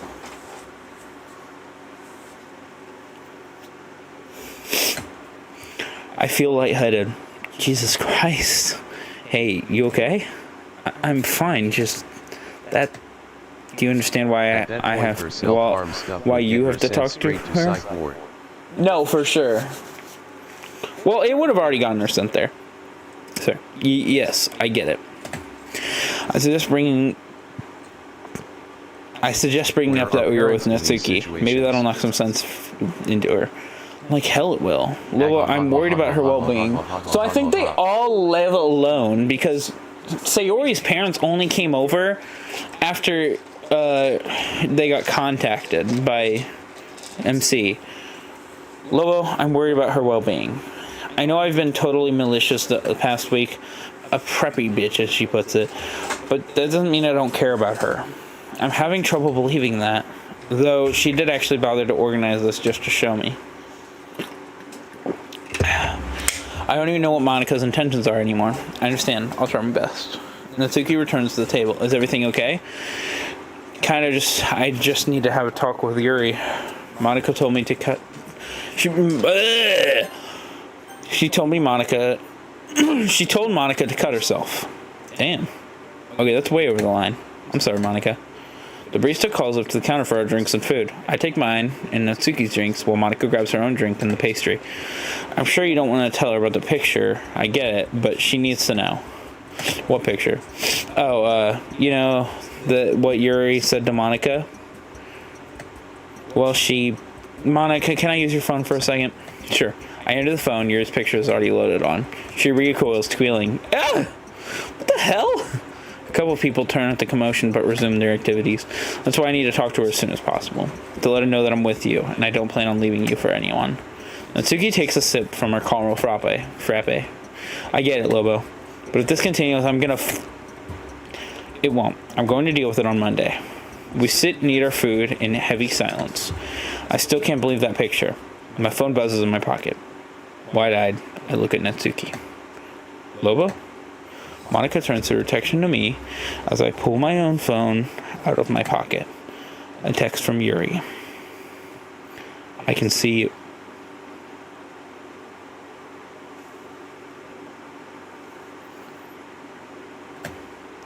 I look around the cafe and see Yuri near the entrance, novel in hand. She walks over and eventually the others take notice of her. Monika waves awkwardly. Natsuki's eyes her down ferociously. Yuri takes a seat next to Monika. Good afternoon, everyone. I wasn't expecting to see you all here. Yeah, Yuri. Monika, I just wanted to apologize for what I said earlier. I do hope we can keep it between us. Monika shoots me a worried glance. Sure. Lobo, did you get my message the other day? You never got back to me. You know what? No, I didn't. My phone was bugging out yesterday. Natsuki looks as if she could jump over the table and rip Yuri to shreds. I guess it's just lucky that Yuri's not really paying much attention to her. I rest my hand on her knee, signaling for her to keep her cool. I'll be right back. I'm just gonna order my drink. Lobo, do you want anything? No, Yuri, I'm fine. I have my own drink. Oh, that's fine. Yuri leaves her things at the table and stands in line. What the hell was that, Lobo? I thought you were going to bring this... Not here and not right now. Not with you two here in a crowded cafe. This actually might be the best place to do it. What are you thinking? This would probably be the best place to bring that up. There's people around. This is like one of the best places to bring it up. What if she doesn't take it well? Well, I don't even need to say what if. You and I both know she won't. Yeah, that's probably a good thing is why you should do it not alone. Intervention. For now, we need to act as normal as possible. That goes for you too, Monika. But I know what I'm doing, I think. You're just at the table once more, having paid for her drink. So what'd you get? I decided on some of their signature blend tea. It's very sweet. Lobo, we should come here one day. Maybe if we have a club meeting here instead of just the two of us. No. Sorry. I didn't mean to raise my voice. Well, maybe. Natsuki grabs my hand from under the table and squeezes it hard. I'll be right back. I need to use the washroom. Yeah, same here. They both look at me like they want me to follow. Be right back, Yuri. Yuri nods and opens her book. The three of us head around the corner to the entrance to the bathrooms. Lobo, I can't take this. How are you keeping so cool-headed? This is so messed up. What's your plan anyway? Yeah, what's the plan? Hey, one at a time. Natsuki, I know this is weird. Weird? This is totally crazy. Whenever I look at her, all I can see is her arms. Monika nods in agreement. Just hear me out. My plan is to talk to her. Plain and simple. I'll tell her I'm with you, Natsuki, and I'll bring up her self-harm. Ideally, she'll let me roll up her sleeve to see how really bad it truly how bad it is. Hopefully, I can talk her into going to a professional. Her feelings towards me are clearly making her cutting far worse. And I don't want another friend in the hospital. Alright, I guess. It might work, but have you got a better idea? Not really. Monica rushes into the woman's room. I'm going to wash my hands and I'll be back out. Okay, I'll just go back. I return to my seat. Yuri beams at me from over the table. She chuckles to her. You're leaving? Alright, see you, Levi. I'm gonna sleep. Yeah, it's probably for the best. I should probably get to sleep here soon, too. But I gotta finish this game. She chuckles to herself as she's plays around with her phone. Ah, yeah. Go get some sleep then, man. You should read that, Lobo. One message unread, 2 files attached. I swipe, dismiss the notification. Damn. Do you like it, Lobo? I can't load it. I think I'm out of mobile data. Oh, well, you should check it when you get home. I'm sure you'll love it. I bet. Natsuki returns to the table, followed by Monica, who takes her handbag. You know, I should get going. I have things to get done for the club tomorrow. It was nice seeing you all. Monica takes off out the door hurriedly. Come to think of it, I should probably head out as well. Natsuki, I'll walk you home. Wait, Lobo. You don't need to waste your time. I can walk Natsuki home. No, really, I'm fine to go with Lobo. We'll talk to you on Monday, Yuri. Natsuki and I make our way out of the cafe, leaving Yuri alone at the table.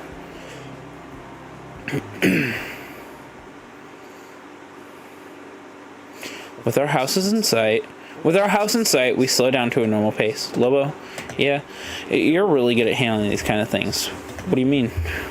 Well, first talking to Sayori, now Yuri. You do know Sayori's in love with you, right? Yeah, she told me. Really? Yeah, I'll tell you what I told her. It's not like I don't love her. It's just that it's purely as friends, especially considering I was already falling for you. Natsuki stops walking. You really mean that?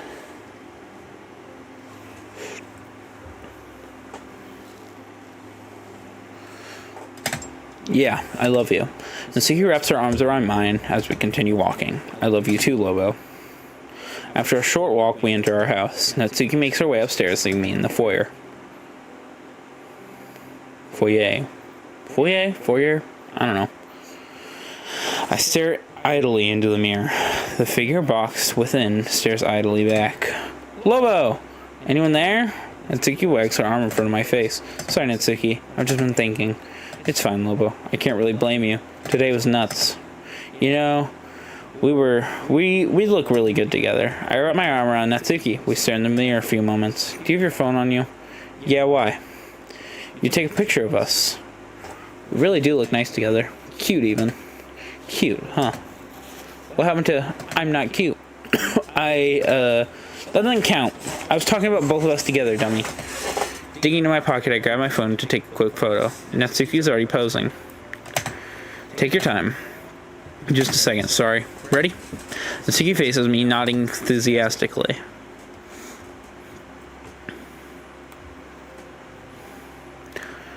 Immediately after, she snatches my phone from me to see how they turned out.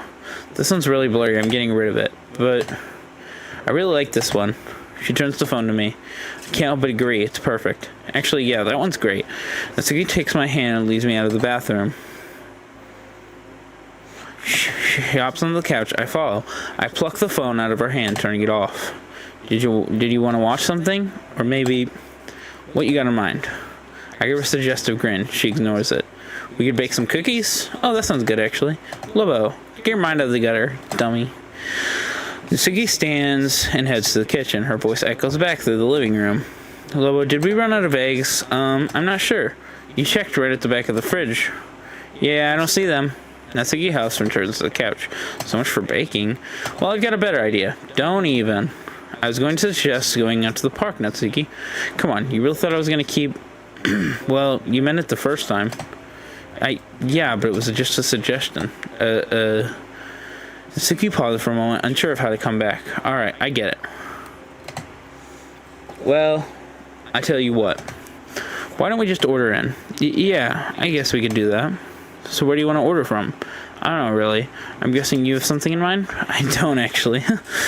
It was just a suggestion. You choose. Pizza? Sure, but only if you order dessert for us, too. Alright.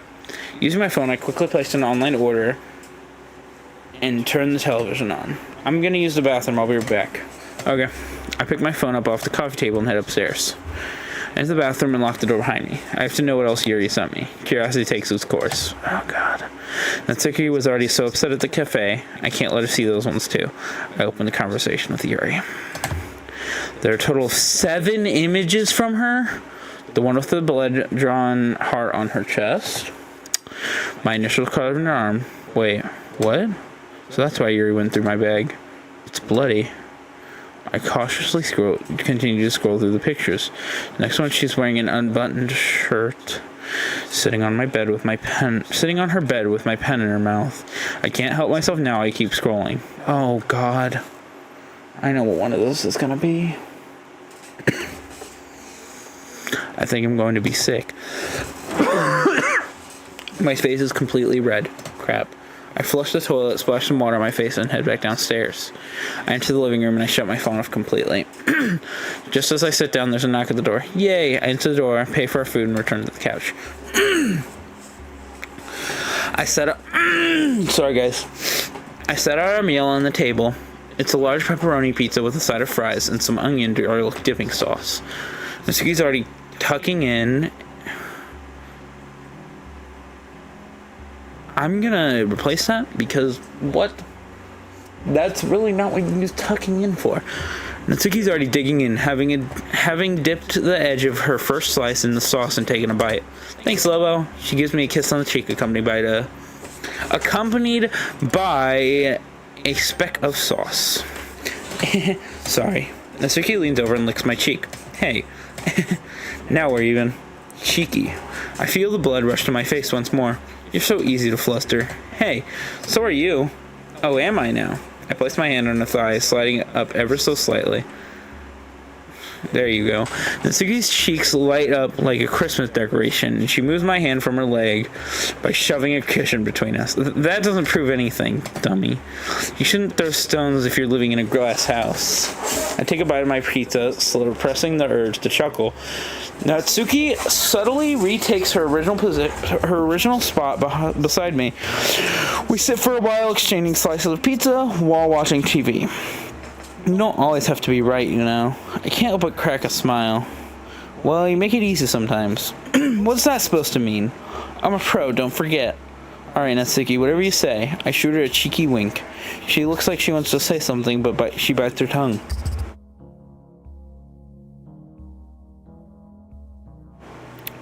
Instead, we turn our attention back to the TV while we eat. Yo, is anyone still here? Are you done with that? Yeah, I'm stuffed. I take Natsuki's plate with mine to the kitchen. I almost forgot. I lean down and open my bag, revealing the bottles of wine. I take one and set it on the counter, putting the rest in the fridge. That's what you do with wine, right? Yeah, whatever. I peer over into the living room for a moment. Natsuki is focused on the show. I rummage through the drawers, finding something to open it with. Is everything okay in there? Yeah, just give me a second. At the back of the cutlery drawer, I find a corkscrew. I look for a way to open the bottle as quietly as I can. To make sure the cork doesn't make a loud pop, I wrap a towel around the mouth of the bottle as I wriggle the cork free. Success. I take 2 glasses from my cupboard, hiding the bottle behind my back. Hey, Natsuki, I have a little something for you. Huh? I reveal the bottle and her eyes light up. Lobo, you must know your wine. I remember when you bought that it had to be imported. Expensive, was it? Natsuki nods her head furiously. Oh well, isn't that a shame? I sit myself down on the couch again and pour each of us a glass. Give me that. I wrap my arm around Natsuki as we enjoy the wine. You probably are. Recommendations. Been watching for about 2 hours. Yeah, you probably are. But yeah, we're just playing this game. I think we're nearing the end. I mean, jeez, I've been streaming this for 3 hours now. So I hope I'm near the end. But it's fun. I enjoy the story. I have my arm around Natsuki as we enjoy the wine. Personally, I really don't like it as much as I expected to. It just tastes kind of sour. Either way, Natsuki seemed to be really enjoying it. I'm sure the taste will grow on me. How exactly did you get this? I was going to pass your house and, well, I just got off the bus and went inside. After I got your stuff, I decided I should check the basement. Not entirely sure why, but it worked out, I guess. I know I already said it, Lobo, but thank you so much for everything. Natsuki places her glass down on the coffee table and embraces me tightly. You make everything better. So do you, Natsuki. We stay like this for a few moments. Oh, oopsie. Natsuki pulls back, finishes her glass as do I. Mind if I have another? Sure. I pour ourselves another glass. I lean back into the couch once more. Someone's pounding heavily on the door. Natsuki flinches, spilling her wine on the table. She curls into this fetal position on the sofa. The knock startled even me, but her reaction was out of sheer terror. I wonder why. No. The knuckle prints on her bedroom door. I played this no wonder. Mod. It's maybe 3/5s of the way though. It gets really good. It's a 5-hour mod. I played the entire thing in one sitting. Jeez, I need to sleep here soon. But, I mean, if I have to play through the whole thing until 3 a.m. in my time, I guess I will. Natsuki, you're okay. It's okay. I get it. Natsuki doesn't meet my eyes. She looks embarrassed and can't help but feel bad. I'll be right back, okay? I leave Natsuki on the couch, heading to the doorway. I peer through the peephole. Who is that? It's late. I can't make out who it is. Another few hard pounds ring through my house. I can hear Natsuki whimper. I turn the deadbolt, but leave the chain on, just in case. Hello? Hi, Lobo. Sayori? What's that smell? What smell? It's your breath. It smells like wine. I know you have her here, so I'll make it quick, but I just want to let you know that I've been prescribed some medication that should be helping me with my ring clouds. So you don't need to worry about me anymore, Lobo. I know that's what you wanted. Sir, it's not like that. Natsuki peeks around the corner to the door. Sayori, hey. I'm glad you're okay. How are you, Natsuki? You don't I just came over to talk to Lobo about something serious. I was just giving a time reference for the mod. How long it'll last and such. Yeah, thank you. Appreciate it. I might play the whole thing in this one sitting, but I don't know. I just came over to talk to Lobo about something serious. I heard this mod is like very controversial and gets like some people like it, like a lot of people dislike it, and a lot of people like it, and there's not like a clear middle ground for a lot of people. What is your opinion on the mod? Can we have some privacy, please? Oh, well, okay. I guess I'll just clean up this mess while you two talk then. Natsuki retrieves a towel from the kitchen and disappears into the living room once again. I'm surprised she took Sayori's attitude so well. Maybe she just wouldn't want to upset her. So what is it? Oh well, since I've been put on this medication, I've been thinking a lot more clearly than usual. And well, I think you should break things off with Natsuki. What? What? Why? Because I loved you first and you threw me to the side. It's not fair. All I needed is to see you happy. And now that things are getting better, I think I can do that. Sayori, you know I can't just... Why not? What does she have that I don't? Is it because you found me with a noose in my hand, ready to die? Is it because you really do hate me, like I'd always thought? Give me a reason, Lobo. Because I'm not leaving until you do. God damn it. Sayori, you've been my best friend for years. I know this is going to hurt, but that's all we've ever been. Don't you think that if we brought feelings into this, that we would ruin what we have? I don't want to ruin the longest friendship I have over a relationship with someone else. You have to understand where I'm coming from, right? Sayori wipes the tears from her cheeks. My chest feels as if it's in a vice. Sayori, you mean the world to me, but I'm not willing to risk losing you over this. Sayori, please say something. Sayori turns away from me, taking a step off the porch. Wait. I grab her arm and pull her back. Let me go! Not yet. Just let me go, Lobo. I've got my answer. Well, I wasn't finished. Sayori resists for a few moments, eventually giving in. Sayori, you're my best friend. You've changed my life so much since we met. Every one of my memories involve you. Every birthday, every Christmas, every summer, the club, everything. Sayori, I don't want to lie to you. That's why I'm going to tell you this now. I need to put this to rest. I love you, but not in the way you love me. It's just platonic. Why has this got to be so difficult? She reaches into her pocket with her hand and gulps 2 small capsules. You're supposed to be taking them now? Yeah. I was meant to a couple hours ago. I'm sorry. I really can't think straight. She leans her other hand against the door to support herself. Sayori? You alright? No, I'm not fucking alright. Lobo, I love you so much, but... She takes a deep breath. You make me sick. I'm going home. I don't protest. Instead, I silently watch as she storms down the street to her house and closes her front door behind her. Wordlessly, I let myself back into the house. Natsuki's waiting for me. So what was that? I could hear her shouting something. She was just upset I didn't love her. She wanted me to break up with you. Natsuki shakes her head, glass of wine in hand. I feel kind of bad, but it is because it isn't her fault, but she can't just demand you break it off with me because she wants you. It's not fair to try and ruin our relationship like that. I know. Oh yeah, a lot of people are very hateful of this mod. I think it's entirely non-deserved. Okay. And also, have you played Redux? Because I know there's like a mod called Exit Music Redux. Is that like better? Is it like the same mod but like better or something? I don't know. I just decided I'm gonna play both either way, probably, unless they're like the exact same. Well, there's some good news at least. What was it? Well, she got let out of the hospital yesterday. She's been prescribed some pills. Well, that's good. I just hope they'll help her. I know I was rude about Sayori earlier, but I do care about her, you know?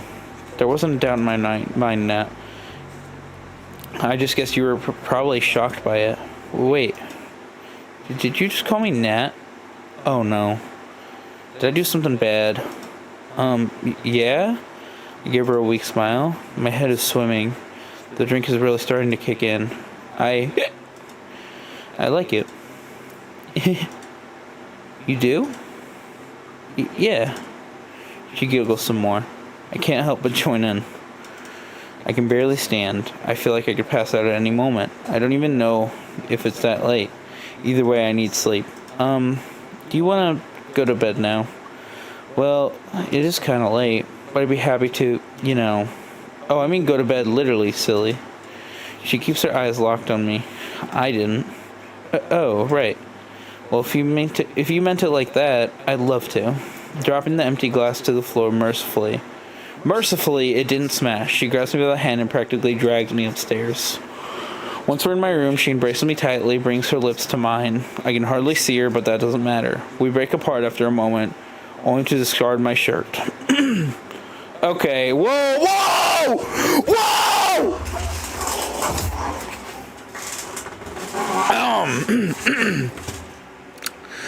We collapse onto the bed together, still fiercely making out. Redux is crap. This Is mod it really? is awesome. Redux is kind of boring and none of the conflict, Monica being cruel, Yuri being unwell, is in the Redux. What? MC's trauma over Sayori and the noose is done awesomely.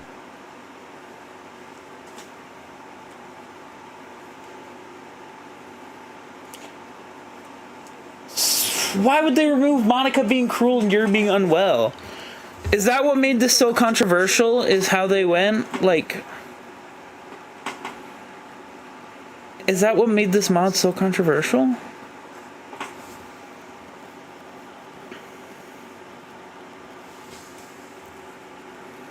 It's kind of, in my opinion, that's a stupid reason. They're kind of good side plots. I like it. The sunlight creeping through the blinds forces me awake. The light burns my eyes. Groggily, I gently release myself from Natsuki's arm. Peering at the clock, I realize it's almost midday. I stand at the I stand at the foot of my bed, pulling my boxers and a fresh pair of jeans on.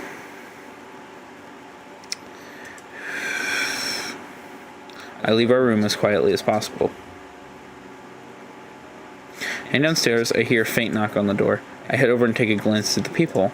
I see a courier walk back to his van. I don't remember ordering anything. Oh no. I'm scared. I open the door and see a small box he delivered. I take it back to the kitchen expecting the label. It's from my mother. Oh. I haven't had anything sent from her in ages. She's hardly been able to respond to my texts or calls. Although having the house to myself is quite nice, I wish she hadn't moved across the country for work.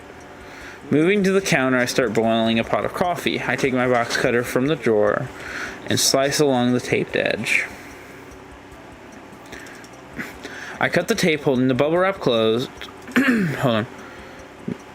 I take my box cutter from the knife drawer and start slicing along the taped edge. I cut the tape holding the bubble wrap closed, revealing a new expensive looking watch. Discarding the box cutter, I see there's a note alongside the box. Son, I know it's been a while since we last spoke. Huge spoiler, sorry. And yes, that's a huge part as to why people hated it. Which is very stupid, given both issues were present in the main game. Redux is just a drama.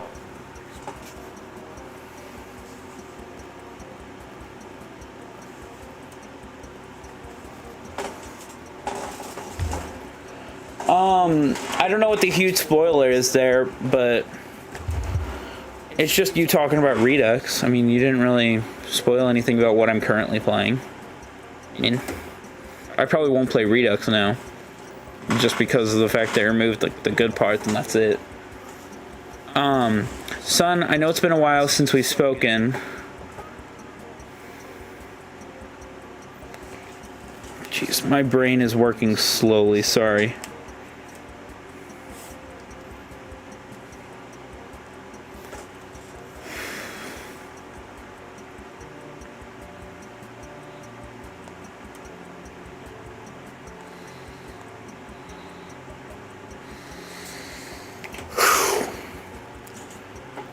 Son, I know it's been a while since we've spoken. For that, I apologize. Your father and I have been promoted at our firms, making our schedules much stricter, which means I have been totally unable to return your calls.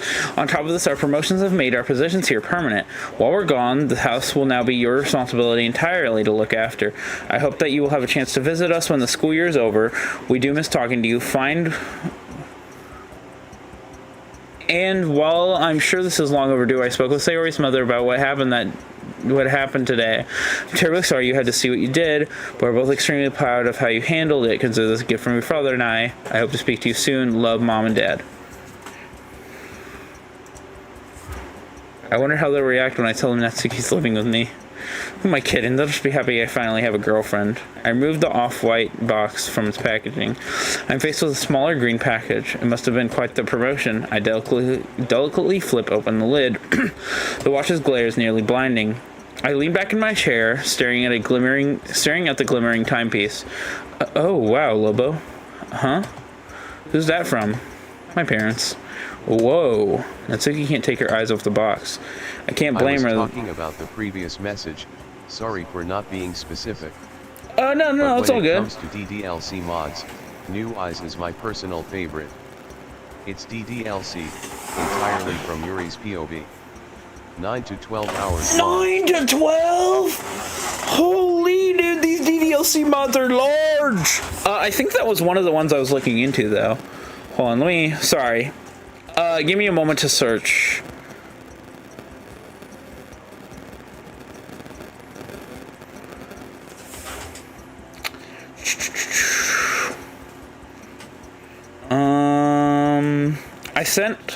I sent my friend a list of mods that I plan to look into. Papa's Parfait Girl, Our Time, Pages of Life, Purist, My Doki Doki Snafu? Doki Doki Blue Skies, Doki Doki Salvation Remake, Doki Doki Fallen Angel, Exit Music Redux, and Exit Music. Okay. So I guess that wasn't one of the ones I'm looking into, but I guess it will be now.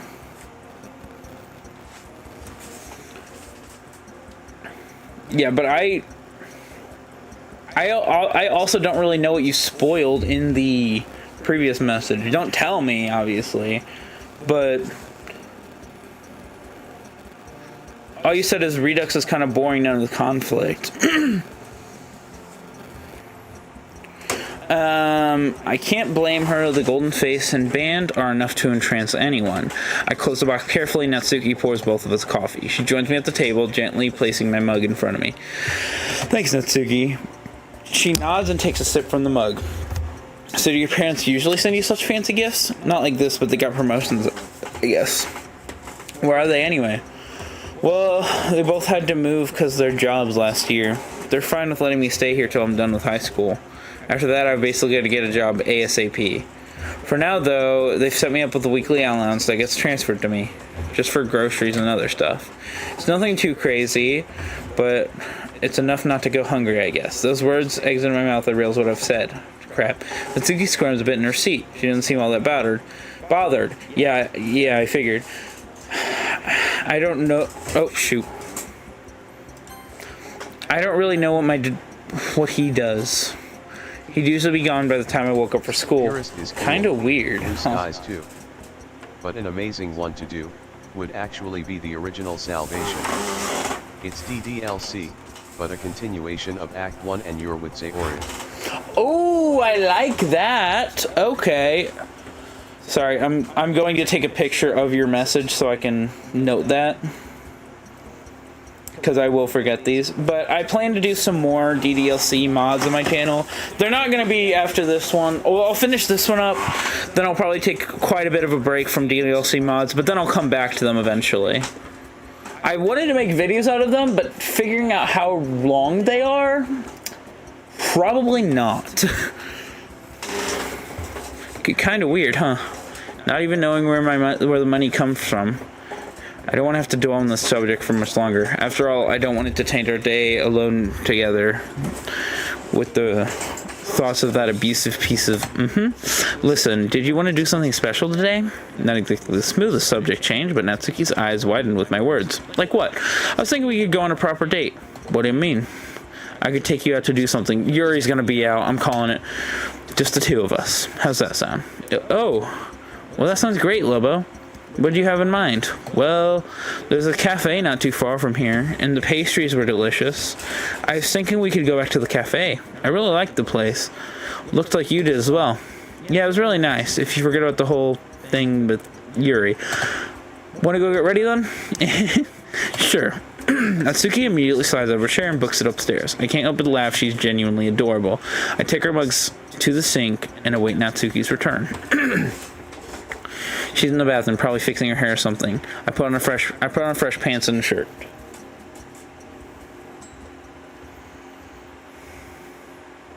The streets are noticeably empty, even for a Sunday. I pull open the glass door to the cafe, letting Natsuki hop into the building with an expression of utter glee painted across her face. Ladies, I'm interrupted by a hard slug into my shoulder. Ow. What the hell? Natsuki flashes a quick grin, winking at me from the inside the building. I shake my head as I step inside. If I go find a table for us, you can go order. Yeah. Oh, Lobo, could you get me a couple of the pastries I had last time? Hold on, what really happened there? Ladies, I'm interrupted by a heart. What? I don't get what happened to there.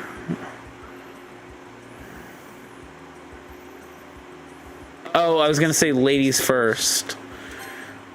Could you get me a couple of the pastries I had last time? I really like them. Okay, sure. Anything else? Maybe a drink too? Something sweet? Natsuki sits herself at a booth near the back of the cafe. I order for both of us the same pastry, getting Natsuki a glass of orange juice. After I place the order, I head to the booth Natsuki chose for us. As I walk toward her, I can't help but notice the cafe is rather empty for this time of day. It must be because it's a Sunday. Regardless, I take a seat opposite her. So, didn't you say a couple nights ago you were going to head out and buy us a new volume of Parfait Girls? The latest one? It's a bit pricey, don't you think? Well, yeah, I guess. I just assumed you had enough to get it. You know, with the watch, your parents. I do have enough, you know. I'm just a bit cautious with how Natsuki scoffs sarcastically. You're just putting... I'm kinda tired. You can go to bed, Blake. You don't need to stay. Oh, I do that a lot. After reading these games a lot, you begin to get confused from the hours of dialogue. Yeah, 3 hours and 40 minutes of dialogue is not helping my brain. Yeah, but Blake, you can go to bed. You don't got to stay here. You're just putting me off with reading it. You're just putting off reading it with me, aren't you? What? No. I'm just a little bit wary of how I spend my money is all. You never know when you might need it. Besides, we haven't gotten through half of the set we have yet. I'm not really in a rush to buy it now. Anyway, it'll probably be another week before we even finish this volume. I guess. I will get around to it though. Promise? I promise. The barista calls out our order. Give me a second. Exit the booth. I make my way to the counter where the barista is busy talking to someone else's order. Busy taking someone else's order. They've left 2 small plates with a pastry each on the counter. The glass of juice is next to it. Seeing as I haven't paid yet, I leave a note covering the bill in place of our order. I pick up the plates in one hand and the glass in the other. As I return to the table, Natsuki immediately stashes her pastry. I love these things. I'd have guessed. Natsuki already wolfed down the whole thing in a few quick bites. She seemed completely oblivious to how quickly she was eating. I glanced at her quick grin before taking a bite from my own pastry. It's delicious. Natsuki, her eyes widen in excitement, leans over the table and attempts to take a bite of my pastry. I instinctively pull back, holding the pastry out of reach. Hey, leave me alone. Fine. She turns to see I return to mine. Hurriedly, I munch down on the rest of my pastry quickly. As I do so, Natsuki snaps to her right for a moment, the sound of the door swinging open. Just another guess. She turns back to me, bringing the orange juice to her mouth and taking a sip. Thanks, Lobo. It's no problem. Anything for you. She grins at me. A few awkward moments pass as she gulps down her orange juice in silence. Ready to go? Just about, yeah. Both slipped out of the booth simultaneously. I neatly stack the plates in the glass for the barista. I hold open the door for her and we make our way out to the street hand in hand. No Yuri. I really thought Yuri would be here. And it got scared. When we approach the door, Natsuki stops me. Lobo, thanks for taking me out. It really means a lot to me. I love you. I love you too. As the two of us enter the house and head into the living room, Natsuki takes the remote and finds a show to watch.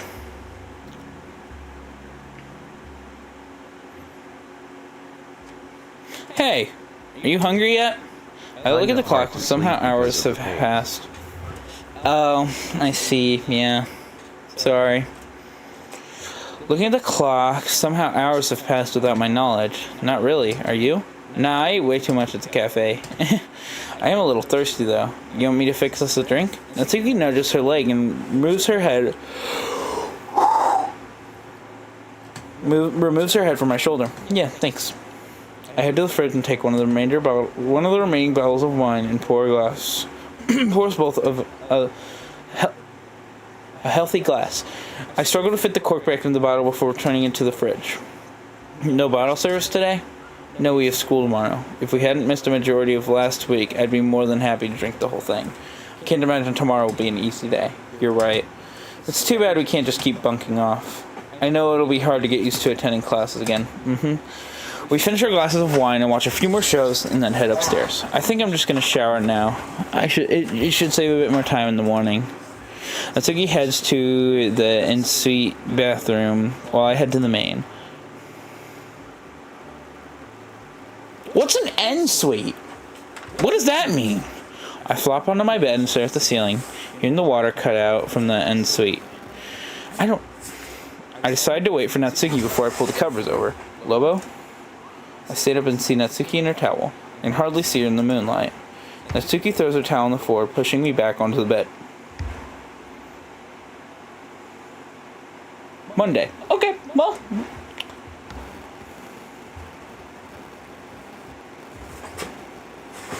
Oh crap. What? Oh no. I can feel Natsuki stirring beside me. Her outstretched arms brush along my shoulder. I yawn, mouth open wide. What's up? We're gonna be late, dummy. We gotta get going. She clambers out of bed, and my bedroom door slams shut. I wrench my eyes open and rise from my bed. Go where? School. Oh yeah. Crap. I began to hastily ransacking my drawers in an effort to find my uniform. I quickly threw my pants and shirt, followed by my tie. It's a humor just trying to find the ribbon on her uniform. Lobo, do you know where my jacket is? Not a clue, love. Ugh, damn it. I pulled the jumper over my head, followed by my own blazer. You don't mind? It'd be massive on me. Thanks, but not really. Alright, I just hope I didn't get told off. Doubt it. Just don't worry about it today. I rush downstairs and Natsuki right beside me. Putting my shoes on, I swing the front door open. Come on. Yeah, I'm coming. Slamming the door behind us, we rush to school.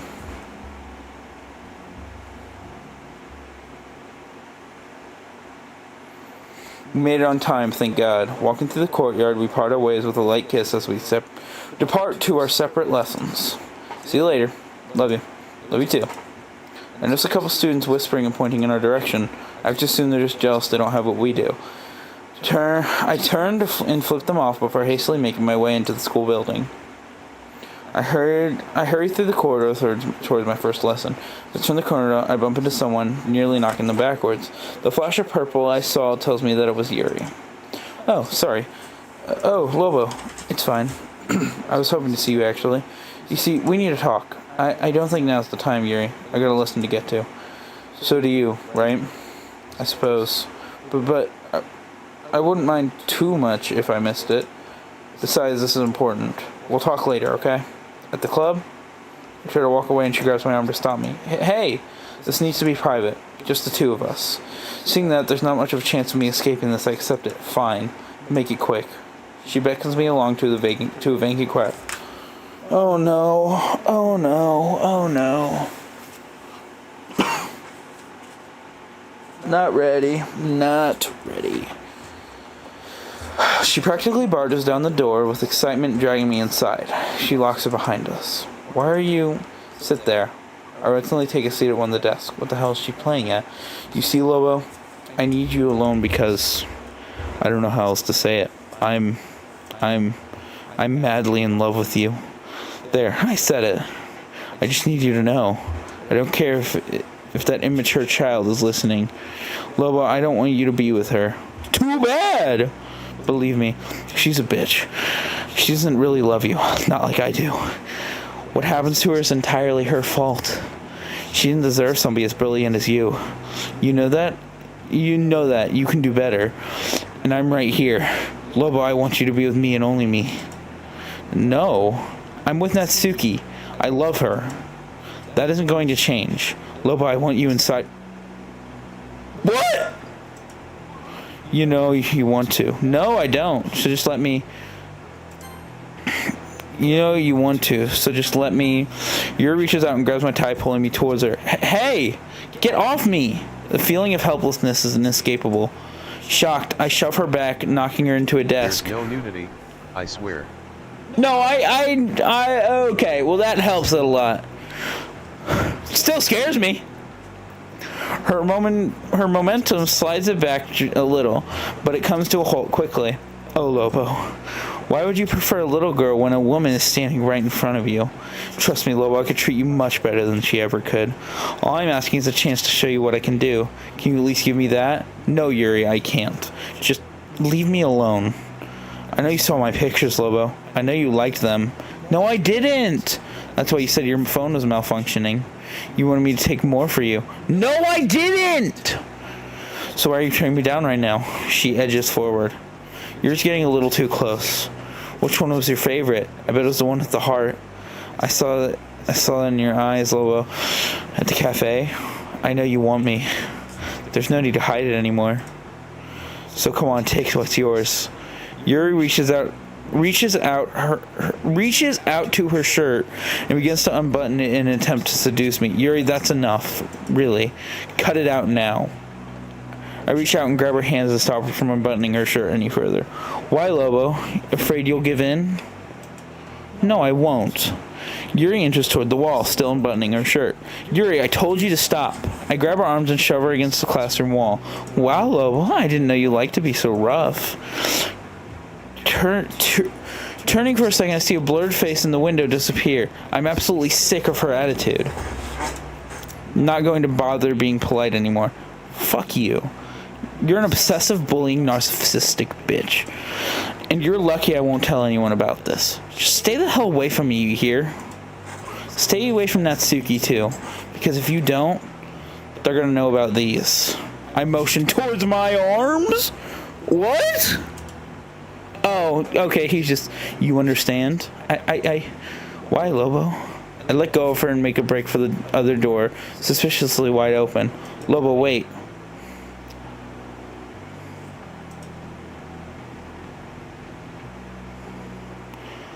Oh no. Natsuki saw, didn't she? But she didn't get the full picture. As pushy and psychotic as Yuri was being, I feel terrible for lashing out at her like that. Like, that wasn't like me. But if it keeps her away from us, I'm glad it worked. Semi-valid crash out from MC. At least. And I will have to maintain my threat. Regardless, I turned back to my mountain of schoolwork. It is a valid crash out. I think it's valid. She was trying to push herself onto him. It was a super valid. How could I have missed this much in a week? It's almost a blessing that I have 2 weeks worth of detention to catch up. I doubted I'd be able to get anything done at home. The school's bell rings, signaling the end of the day. I consider skipping the detention, just going to the club instead. Hopefully I can find Monica, tell her to keep Yuri away from me. Packing the piles of unfinished worksheets into my bag, I leave for the club. Sayori and Monica are both waiting outside, seemingly scared to enter. Sayori doesn't meet my gaze. Hey, what's going on? Oh, Lobo. They're throwing names at each other. Oh, my stomach twists into a knot. Right. You know what they're arguing over? Yuri told Natsuki to ditch you because you already devoted yourself to her. That's a lot of bullshit. Hold on. Wait, hold on. Yuri told Natsuki to ditch you because you already devoted yourself to... Oh. We try to stop the fighting, but they're both so angry. You total bitch. I need to end this right now. Feel the doorknob twist in my hand as I enter the club room. Natsuki, hold on. I didn't get to read. Natsuki, are you... No. She mutters something, but I don't catch it. She shoves past me, tearing down the hall. I fall out of the room only to be stopped by Monica. What'd she say? She said she wants to be alone. For one, she's not desperately clinging to you. Shut it. There's no need to be so rude. Sorry. I was just a little surprised considering... Sayori, shut your fucking mouth for a minute. I shouldn't have snapped. I'm sorry. I gotta see if she's okay. I follow Natsuki's footsteps, sprinting out of the school to get home.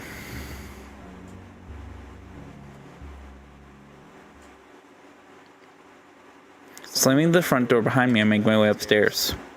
Natsuki? I'm in the bathroom, Lobo. I told you to leave me alone. Oh no. Are you okay? What did Yuri say to you? It was nothing. I grit my teeth together. I don't think she's going to tell me right now. If she feels better later on, then maybe. I can hear her sobbing through the door. I'll give her some space. Okay. I'll just be in my room if you need anything, alright? Okay.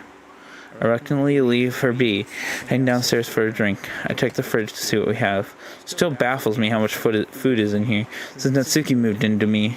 In with me. It's always been stocked with ingredients. The longer I stare into the fridge, I feel as if something is missing. The wine. I don't want her drinking when she's so emotional. I'll talk to her.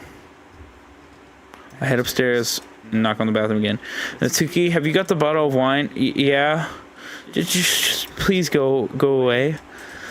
Hold on, what did I say? Blur. I'm just worried about you. What? Yeah. Please don't drink it, or any more if you have. Any more if you have. Any more if you have. What? Lobo, I told you to go. I sigh. I'm sorry, but I'm coming in to take it. I just can't bear to see you like this. No, Lobo, don't. Oh no. I fiddle with the handle for a second. Look, if you're getting changed or something, I'll just close my eyes. Just hand me the bottle and I'll leave you alone, okay? Fine. I open the door, his eyes clenched shut. I hold my arm out, hand outstretched, waiting for the wine bottle. It reaches my hand. I close my hand around it. It's wet around the sides. I start to lose my grip. The bottle slips out of my hand. I can hear it shatter against the tiles. Of course, when it's like a smaller fall, it actually shatters. Oh, shit. I open my eyes to look at the remains. In the corner of my AA seat, Natsuki. Oh God. No, please. Natsuki, please. I'm so sorry, Lobo. She told me to... What? Why? I've been feeling so bad. Those kids, they followed me to my class, and they were just horrible. I ran out of the class. I saw you with Yuri. I didn't want to believe that something was going on between you, but she told me you wanted to be with her. Natsuki, I'd never. They were right. Why would anyone want me? Yuri's right. She's so much more mature than me, Lobo. Everyone sees me as the cute girl. Some arrogant kid. I made that name for myself. It's my fault. This is all my fault. No, you just don't... I don't want to hear it. I grab Natsuki by her shoulders and attempt to force her to listen to me. I can't. Natsuki, please, just hear me out. Fine.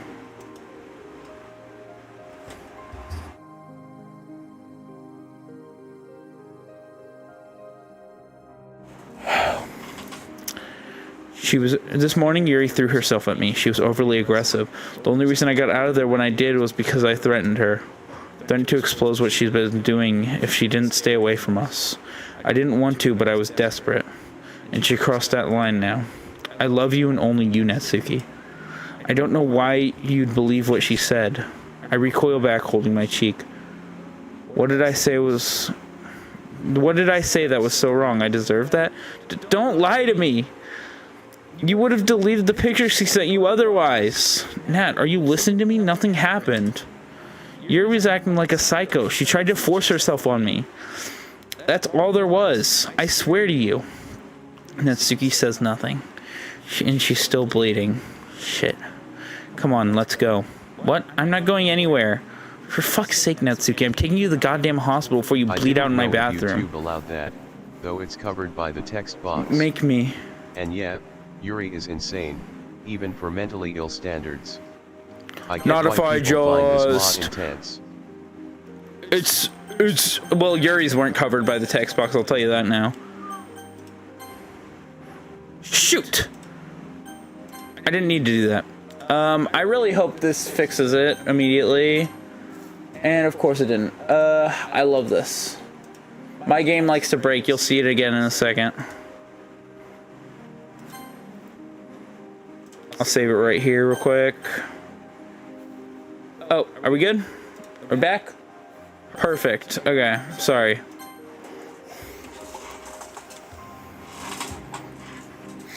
But, I don't think YouTube does allow it, but Yuri's were shown.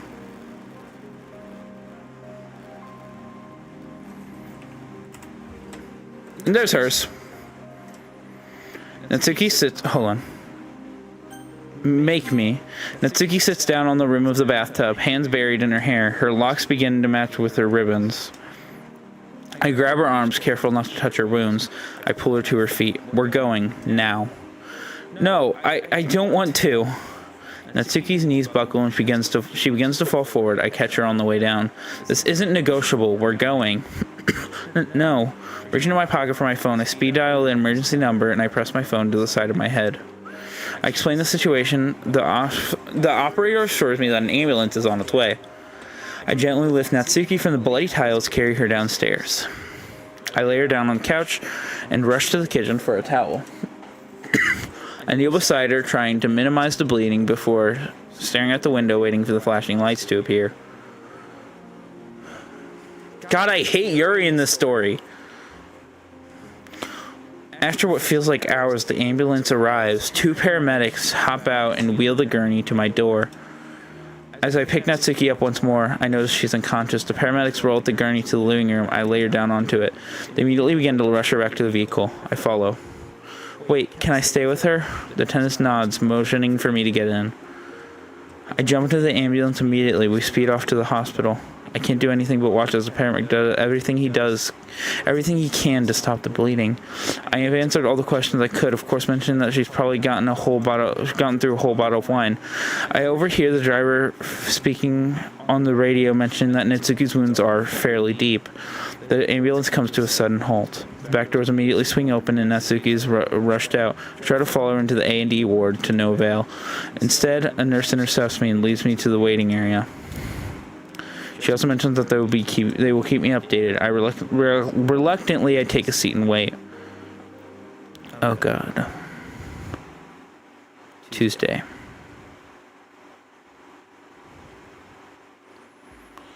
I feel something nudge my shoulder. Natsuki? I rub my eyes and see the same nurse from earlier. It must have been yesterday even. She explained that Natsuki was discharged an hour ago and her emergency contact was called to pick her up. Emergency contact? My chest feels as if it had collapsed on itself. That has to be her dad. I jump from my chair, rushing out of the hospital without another word. Making my way to the nearest bus stop, I glance at the schedule posted on the stop. I don't have 10 minutes to spare. To hell with it. I depart from the stop, sprinting down the street to get to her house. I need to get her out of there. God knows what it'll do to her in the state she's in.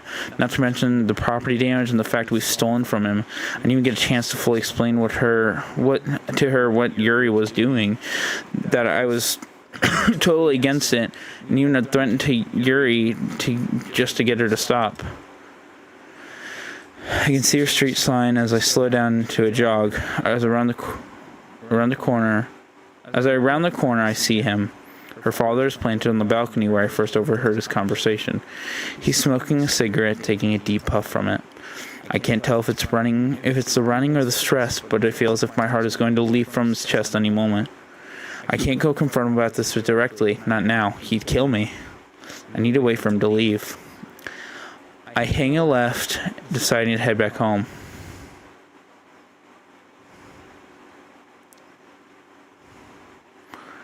After a short while, I return to the familiar view of my house. I head up to my bedroom.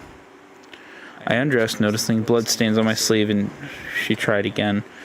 Everything in me feels as if my life is tearing apart, all because she's been taken from me. I launch my jacket as far away from me as I can. With nowhere else to vent my rage, I drive my fist into my desk, causing the contents of the shelves to topple over. An issue of Parfait Girls and some papers fell to the floor. Looking down at the manga, I notice a word on one of the papers. Hero. I place the poem back onto my desk carefully. I get dressed as quickly as possible. I search through my house for anything I can use to protect myself, just in case I do ever run in with the father. Nothing other than kitchen knives. If I'm caught in public with one of those, I'm dead. Guess I'm going empty-handed. I head towards the front door, noticing the closet in the foyer was left open. Out of habit, I close it. Not before seeing Natsuki's jacket and scarf I bought her. I can't tell what's driving me anymore. Is it the rage directed toward her father, or is it the anxiety caused by her actions last night? Or is it the voice she's left by being taken from me? I slam the closet door, running out of my house. See, I was going to end this here soon, but I can't. I can see Natsuki's house. I stop running and walk instead. I'm not wearing running clothes, and I figure someone in long sleeve shirts and jeans may seem out of the ordinary. I'm just a step away from the gates from her home. I can see her father's car parked in the driveway. I continue down her street and around the block. I see the bus stop with a bench across the street. I'm going to sit here until I hear his car leave. The car is a performance vehicle.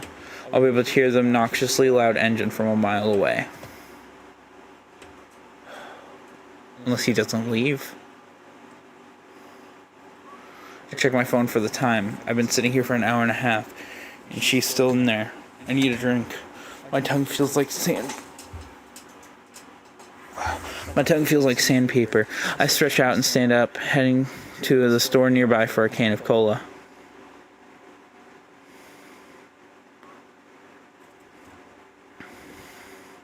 Back and refreshed, I pass by Natsuki's house. The car is still parked in the in the driveway. I'm coming for you, Natsuki. I promise.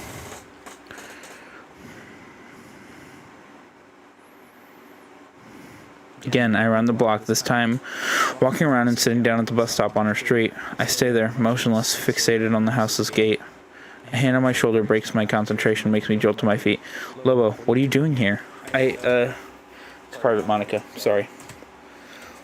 What are you doing here? I was going to check in on Natsuki. Yuri told Sayori and I that you two broke up.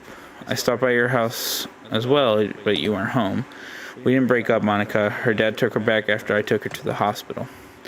So what, you're going to sit here and stake out her house? And why was she at the hospital? I choke on my words, but by the look, Monica's face, she can tell what I'm trying to say. Was it because of Yuri? I nod. I didn't think she'd take it seriously. Why don't you just go knock on her door and ask to see her? I can't do that, and neither can you. It's not for me to explain. But if you knock on that door, Natsuki might get hurt again. What do you mean, again? Her father, Oh, Jesus. I understand, Lobo. Do you want me to keep you company while you wait? I don't think that's a good idea, Monica. You should get wherever you're going. It's getting late. Okay, Lobo, tell me if there's anything you need, okay? Just call me. I nod and give her a weak smile as she stands and walks away. I swear, I'm gonna be so upset if this is a sad ending. Finally, I hear the engine start and the headlights illuminate the driveway. This is my chance. The gates open, allowing the car to burst from the driveway. I didn't see anyone in the passenger seat. She must still be inside. I sprint towards her house. I need to act fast. I'm not sure on how long she'll be inside for. I'm banking on her being holed up in her room, so it shouldn't take long to pick her up and take her to the police station. This can't go on any longer. I won't let it.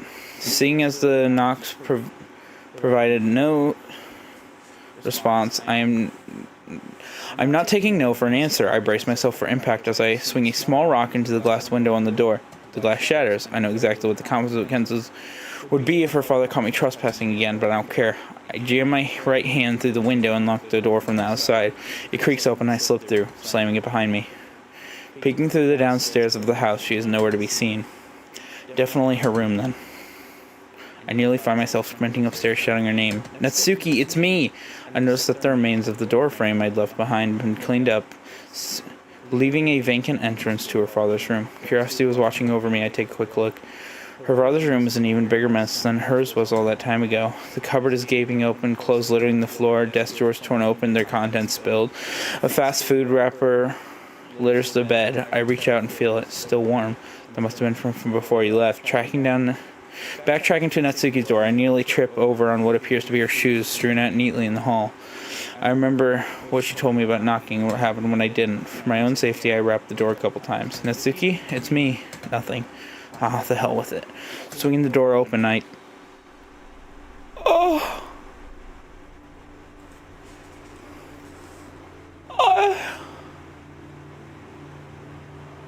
Natsuki? No, I'm not here, this isn't happening, what the fuck? My entire body feels cold, I can't feel my heart beating anymore, I dropped to my knees, she can't be, Natsuki, she's gone, the only girl that I love like this, she's been taken from me, I want to scream, but I can't make a sound, the overwhelming urge to vomit nearly overcomes me, but my sobbing suppresses the bile in my throat, I can hardly breathe, I can't even see properly, my tears fogging my vision, start to blur, I can't even speak her name without it getting caught in my throat, I reach out and gently wrap my hand around hers, it's limp, lifeless, cold. I take my hand back. I loved her, but I couldn't save her. I never felt so weak in my entire life. Try as I might, I can't bring myself to stand. All sensation other than the absolute dread has left me. I can't bear to look at her like this anymore.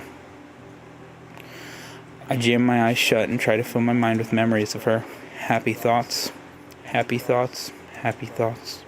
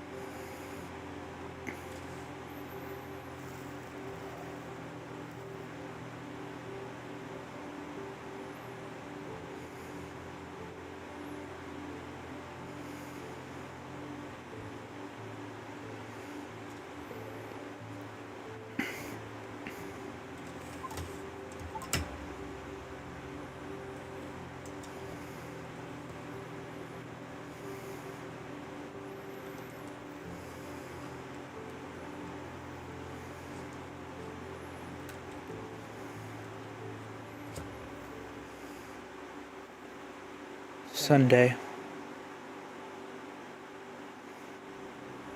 Knock. Knock. Knock. Knock. Knock. Knock. They're not gonna shut up if I don't answer. Ugh. I slowly rise from my bed and make my way downstairs. Reaching the door, I open it. Monica stood outside, Yuri and Sayori in tow. They're all looking solemnly at me. Lobo, don't even bother. I don't want to know. You missed it. The funeral, Lobo. It was today. What? I had no idea. Natsuki's funeral. My one chance to see her and say my goodbyes. Gone. I need a minute. I drag myself to the kitchen just in time to vomit into the trash can. Fucking pathetic. I couldn't even make it to the funeral of the girl I loved. I couldn't even get out of bed. I couldn't even save her. Lobo? I wiped my mouth with my sleeve, slamming the can's lid shut. Lobo, I'm so sorry. What for? You having to go through this. Everything you saw. I brush past her on the way back upstairs to my room. I can hear the other girls rushing upstairs. You know we'll always be there for you. At the club. Are you coming? I need to go back there. I know I do. Natsuki would have wanted me to. And I can't fail her again. I guess. Well, we suspended club activities for now. It'll just be a place to talk for a few days. You okay with that? I nod. Sayori fidgets uncomfortably. Tears well up in her eyes. I can tell she wants to say something. Sayori rushes towards me, pulling me into a deep embrace. Bro, what happened? Bro. Natsuki's fucking dead. I stumble back, nearly tripping over. She begins to cry into my shoulder. Lobo, I'm so sorry. I awkwardly pat her on the back and comfort her and tell her... What? And comfort her, but it does nothing. A long silence ensues, broken up by Sayori's stifled sobs.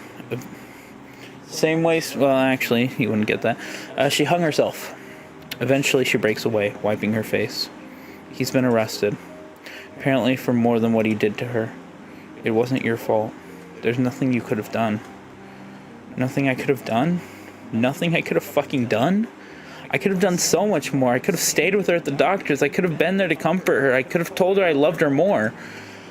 I could have convinced her to go to the cops. That if she did, she'd be free of him.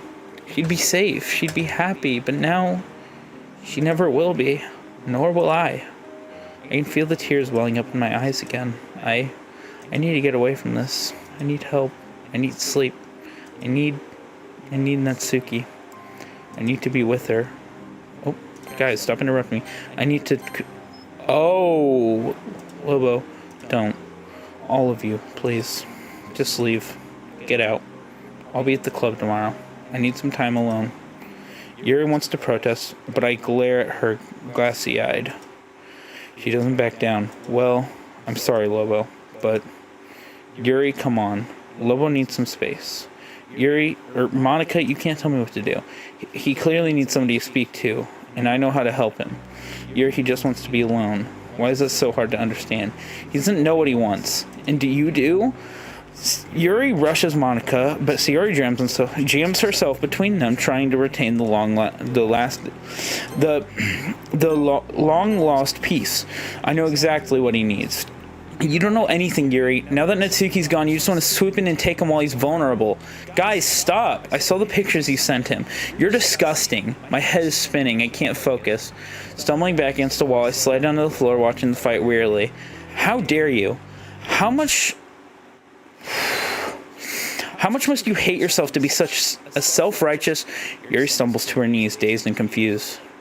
Monica's fist, still raised in the air, freezes on the spot as everybody's eyes lock onto her. Oh God. Yuri, I'm sorry. Yuri pulls herself to her feet, eyeing Monica scathingly, and starts striding toward her. Instead of making moves, she shoves past her straight out of the door. I have no words. Sayori, weeping, rushes out to catch up or to leave. I don't know. Monica, left alone with me, begins muttering to herself. I shouldn't have... I'm sorry, Lobo. Being the last girl to leave, Monica slams the door behind her, and I'm alone with my thoughts once again. May as well put this time to good use. From my drawer, I pull out a sheet of paper and a pen, and I start to write. Oh God.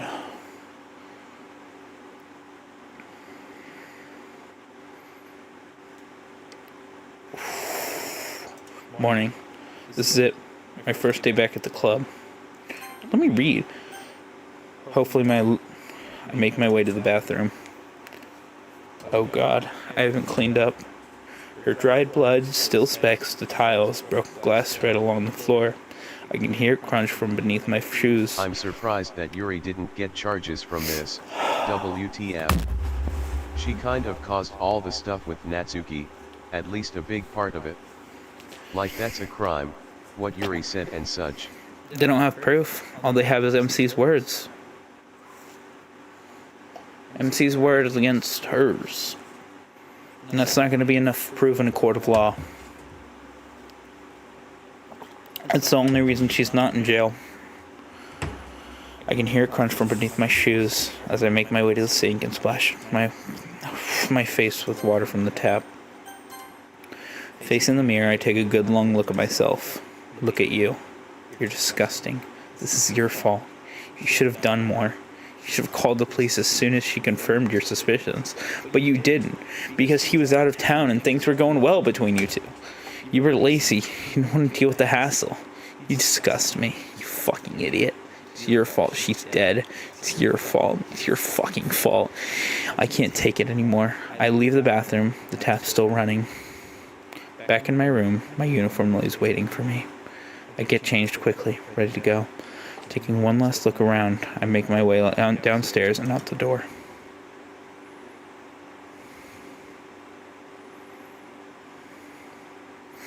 School was hell.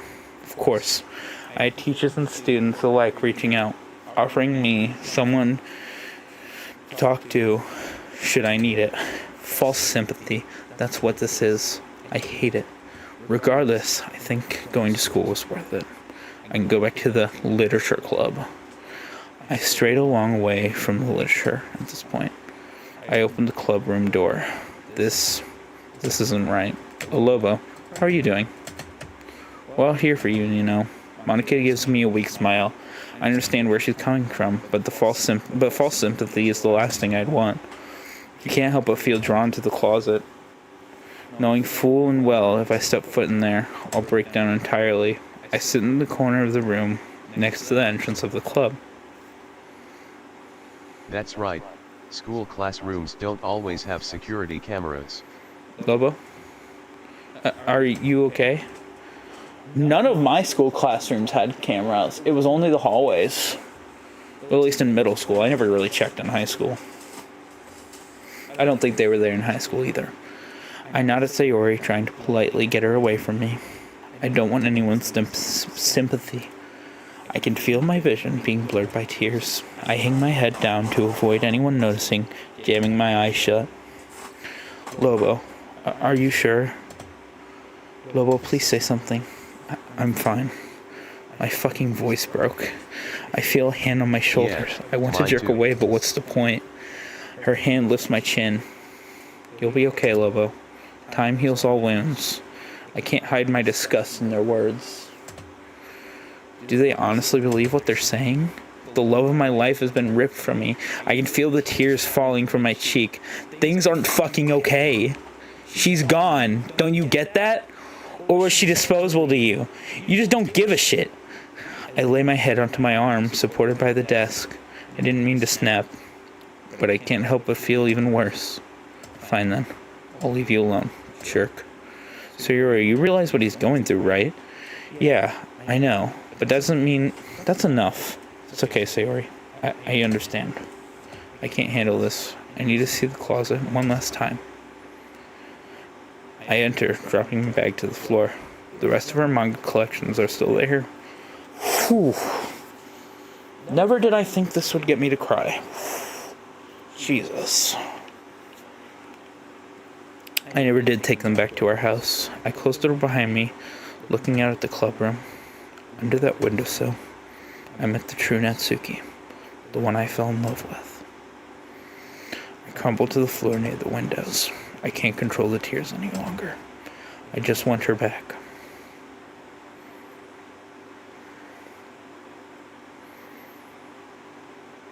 Lobo? It's nearly the end of the day. We need to go soon. Monica stood above me trying to talk to me. I'm pretty much unresponsive. Sighing, she outstretched her arms in my direction, offering to pull me up. I reluctantly stand up on my own accord, ignoring her helping hand. Sari's already gone home. Oh. If you want, I'll take you home. I just want to make sure you recover, Lobo. It's horrible, and we all hate seeing you go through this. That's why we're trying our best to help. You don't need to.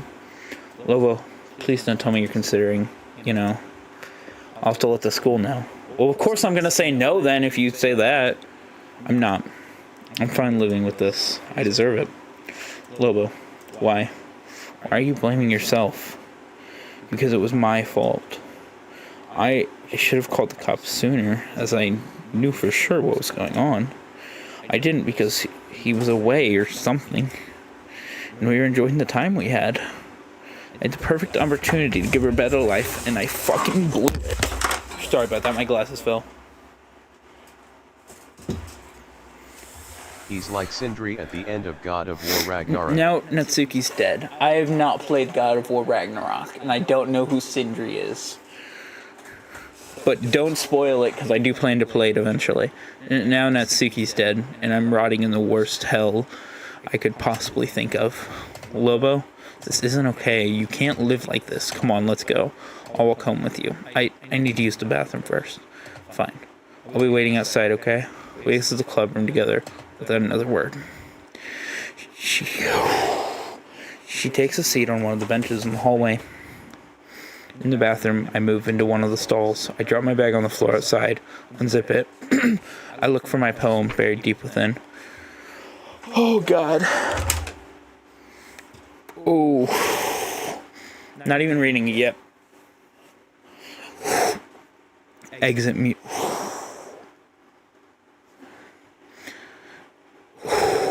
Sorry, guys. Exit music. So there we were together.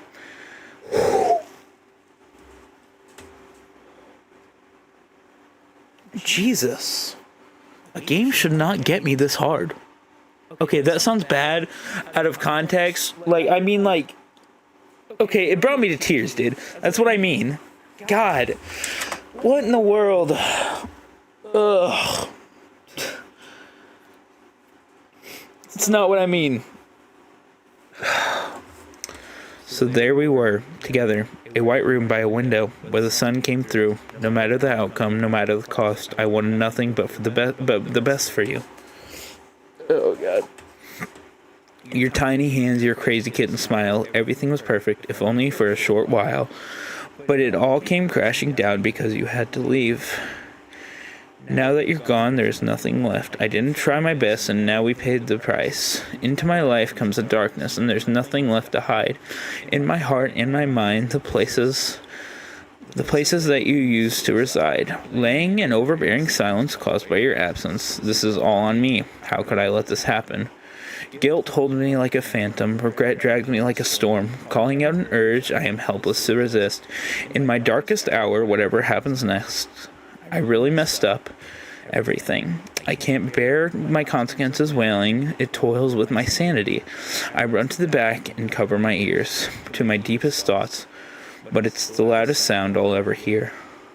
Maybe a deep dive to my face with fears will help me get back into your arms, 2 feet below the surface. I can still make out your wavy face, and if I could just reach you, maybe I could leave this place.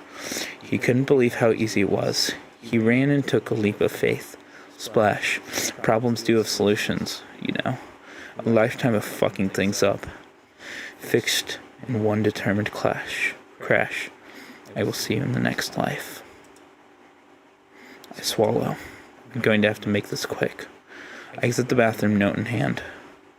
Monica must know something's up because she stands up at once and approaches me. Lobo, what's that? It's something I wrote last night. You mind letting me read it? Sure, go ahead. I let go of the note, letting it drift to the floor towards her. She bends down to pick it up and returns to her seat on the bench to read. A couple of minutes pass, her eyes fixated on the page. By the time she finishes reading, she stares up at me with glassy eyes, like she's on the verge of tears. But she doesn't have time to mutter my name, like I'm sure she would have. But I'm already out of the door, bolting out of the school. Lobo! I hear the echo from behind me as I sprint out into the street and out of her sight.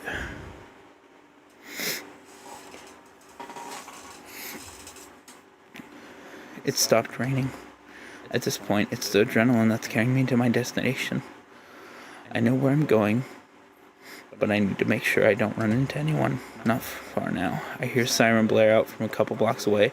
Sounds like Monica's let them know about me. Doesn't matter anyway, I'm here. I stand in the middle of the bridge and stare out over the water. I try to control my breathing and sobbing, but it's no use. I failed her. If I could have done things differently, I would have. But I can't. Now the girl I loved is gone. Forever. I drop to my knees, gripping the railing with one hand. I lift my head, looking out at the vast body of water. I bring myself to my feet. An intense wave of clarity stops my sobbing. I hold my breath for a moment, letting out a shaky sigh. I step onto the ledge. This is what has to happen. I was doomed from the start. There's not much else I can do now, but... Lobo! My eyes lock on Monica rushing at me. Looks like she found me. I inch my heel closer to the edge. Lobo, don't! She reaches out to grab me. Monica desperately holds onto the lapels of my jacket while I give feeble resistance. I'm tugged forward, collapsing onto the concrete. Lobo, listen to me. I'm not letting you go. Not for a second. Just please, don't do this. Let us talk it out. Lobo, this isn't a solution to what happened, Lobo. This is only going to make everything worse. Do you understand?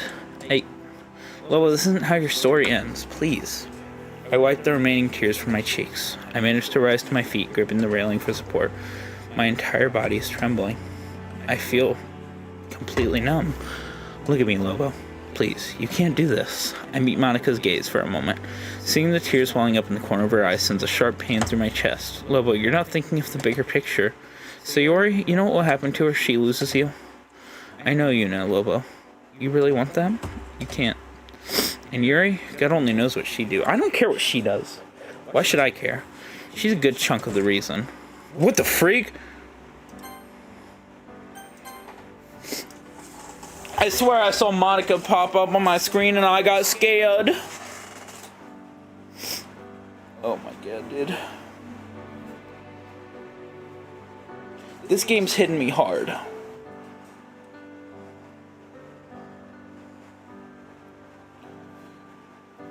I swear I saw Monica pop up there for like a split second. Was it Monica or like... Hold on.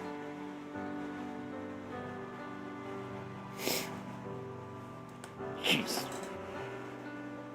It's actually scary how real the S** side notes in DDLC, and its mods, actually are. The percent poem, for example, is very reminiscent of a schizophrenic. I have schizoaffective myself and it hits hard. Dude, the real... Oh, God. Sorry. Oh, God. I never thought a game could get me this hard. The original game never got me this hard. In the feels.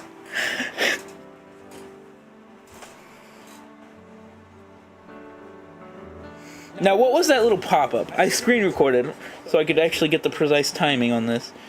What was that?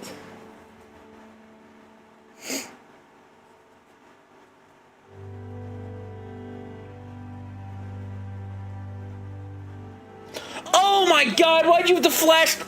Oh, I saw that too. I have no clue. It was a hanging Natsuki. Monica, let's go back. Wait, hold on. Monica, let's go back, please. Monica takes a hold of my hand, pulling us away from the rail. We all love you, Lobo. We'll always be here for you, no matter what. I release my grip from the railing, following Monica's lead. I think it just popped up again.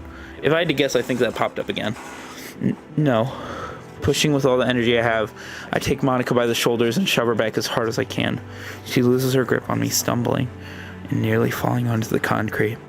As Monica realizes what's happening, she lets out a scream and scrambles to her feet. This must be done.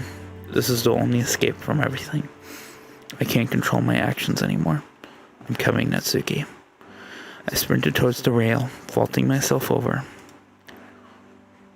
As I begin the journey down, I remember the times Natsuki and I had spent together. Our first time reading together. When she first told me she liked my poems. Baking together.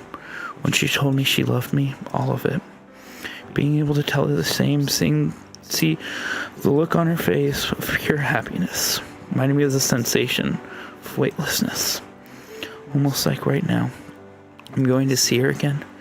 Natsuki, if you can hear me, I'll see you in the next life. This was the right choice. I did what I...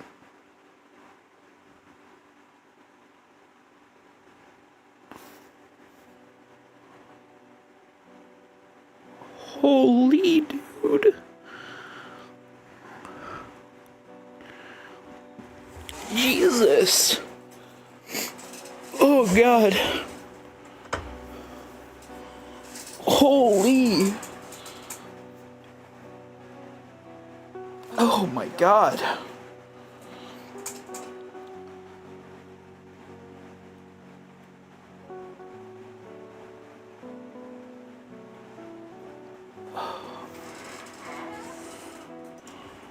Oh, I clicked. What is this? What in the world? Is that the original, like, Natsuki PNG for, like, when she got cut out? Can you move out of the way? I can't tell. Jesus. Oh my God. That got me. I didn't think one of these mods would get me. See, this is when I saw people like, oh yeah, people cried over this. Does anything happen from this point on? Or is this the end?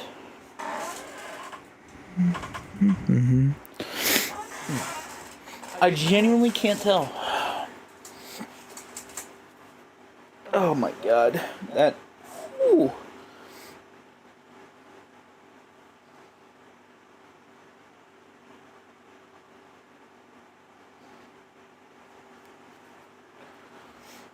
Oh my God.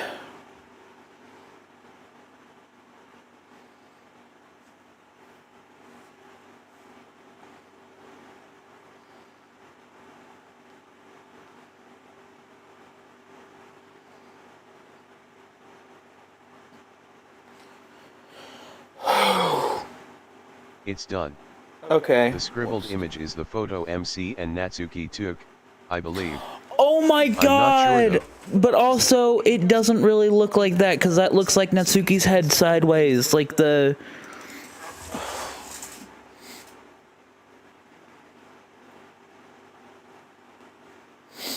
Oh my God.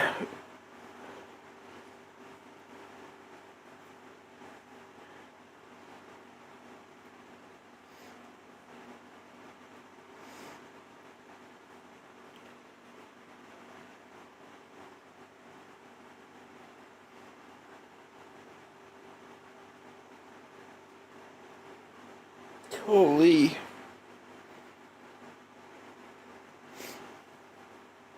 Oh my God.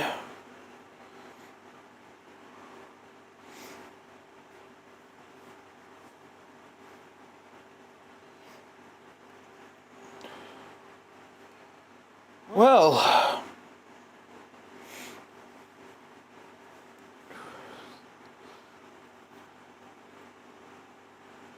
Yeah, I believe her head is turned sideways in the actual photo. Really? I think earlier versions of this mod showed the actual photo.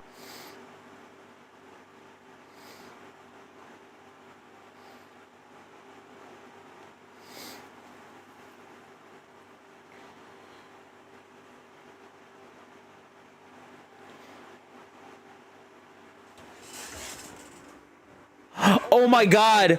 Oh, I just figured it out. That's a phone screen. Look, this is a crack. Like, in the phone screen. I think. I don't know. I'm kind of... Wait, this is a poem. This is my poem.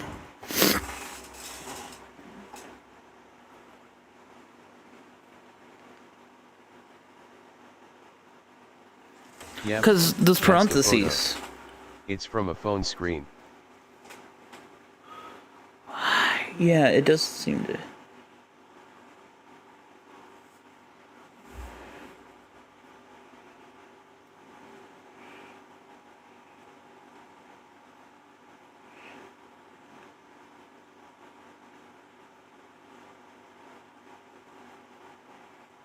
Oh, okay, so originally it's supposed to be a final note from the devs.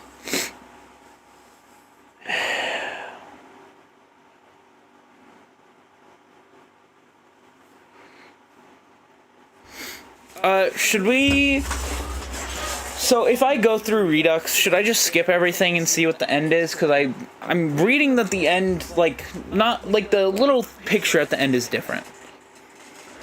But also, Jesus. Are you sure you want to quit? Yes. Well, actually, should I play Redux? I guess is a better question. That's my final question before I log off here, because, Jesus. Never did I think in a million years that a game could make me cry. I say I never. I've thought a game could make me cry. I think one has. Damn. But as hard as I am crying, or was crying, I've calmed my face down by now. Jesus. The end is a bit different, way worse in my opinion. I don't want to spoil if you don't want that, but this one is better. Is there anything else different in Redux? Or is that literally is the ending?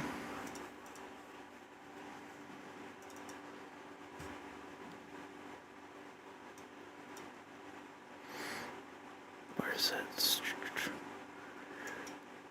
Nice. Oh my god, dude. Why would they do that to me? They're disrespectful.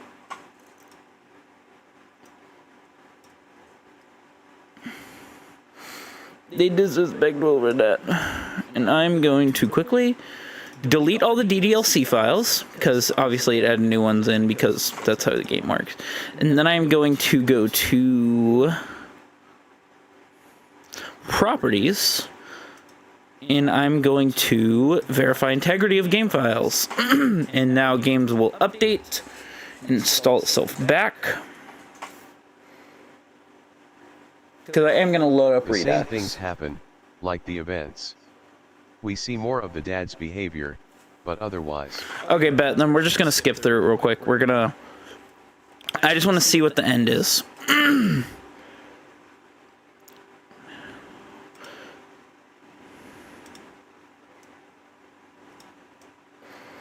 going to have to, like, redo this each time I play. Each time... Because I'm going to do more mods in the future.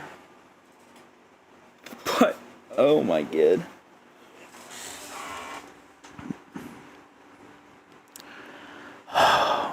Wow. To think I got this recommendation from TikTok. Shoot, this is the part that's supposed to go in here. Shoot, I messed up. Shoot.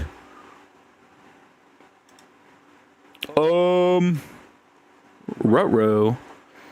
We're just gonna... Hopefully this works. Replace files. Fire. Okay, anyways, we're gonna hope that worked. And if it didn't, we're just gonna give up, and because I'm just gonna check mark the thing to like skip through text. We're gonna get past the Natsuki part. Holy. Are we... You say the end is a bit different. Does that include Natsuki part? Because, I mean, that kind of is part of the end. You know, like when she hangs herself. Is that different? Alrighty. The mod is very long though. And also, there's a DDLC website that you can just download the game from. Yeah, I know. You can download as many copies as you want. I know. As many mods. But also, kinda gets annoying to do that. Okay, I'm gonna delete everything in here. Oh shoot, Redux is his own application.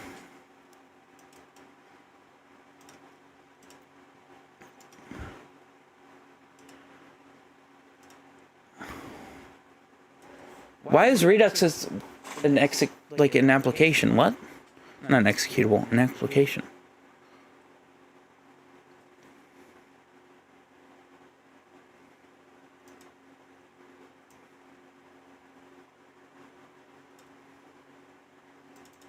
The Natsuki end is very WTF territory.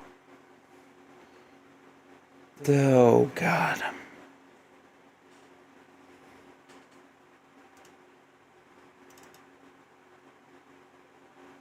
Might be broken. We might not be trying out Redux.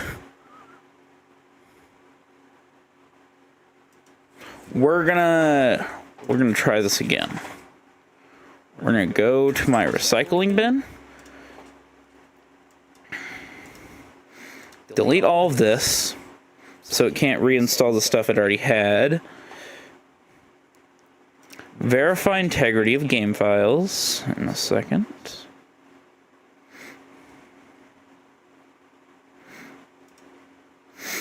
Jeez. I'm still reeling over this ending. Oh my god. Is this like something I need to install?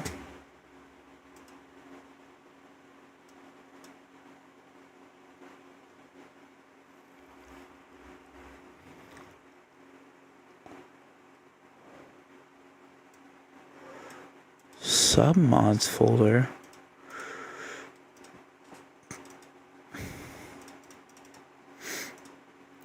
What?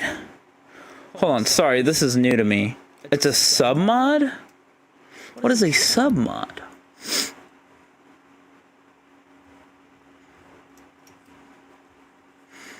To navigate, exit music Redux. Game folder, extract the contents of the mod into the submods folder. Sorry, where's the submods folder? Is in game? No. DDLC app, contents, resources? No. Mac OS? Probably not. I'm not on Macs. Common? No.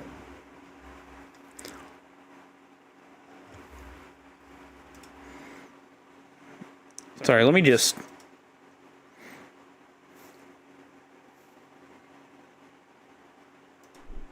Getting the mods to work and downloading them can be tricky, I feel you. Yeah, this is supposed to end like a bit ago. I'm still... Oh my god. Open the folder named game. Okay. I guess I opened... Okay. So, you see, maybe I need to run the game first. I will try that.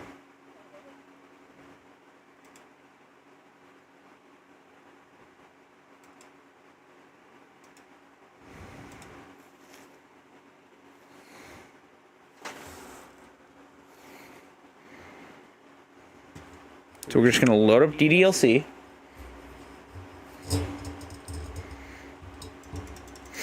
I'm going to quickly set all this.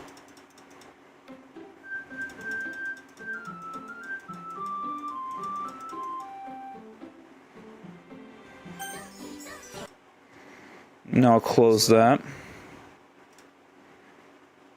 Now maybe there's a submob folder or something now.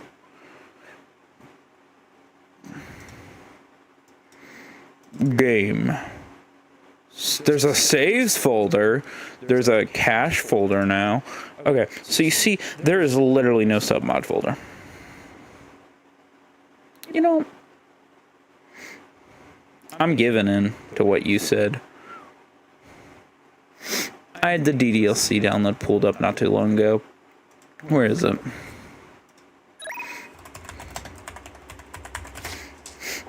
Oh, God.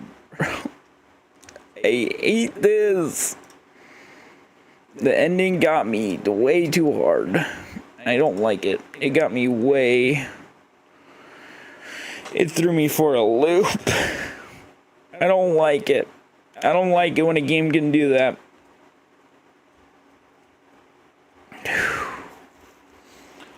I don't even think Sayori's scene got me that hard the first time I played the game. Jeez, really, these can be taken badly out of context, and I hate it. So, my dear friend, if you are watching this part of the VOD, please don't. Maybe the first one, but like, after that, because my friend said he's gonna watch the VOD, so. Okay, so, Steam, you suck. Close ya. DDLC, game, there's still only that in there. So guys, you see, so where's navigate to Redux's game folder. Oh, Redux has a game folder.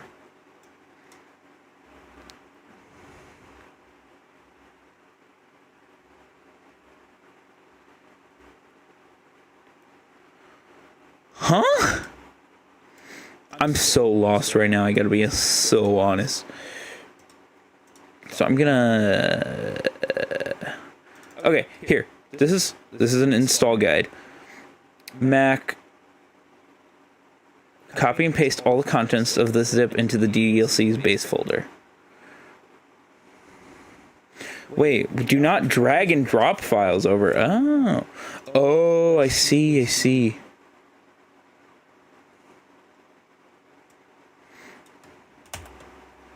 And it says merge. It says to click merge when it comes up.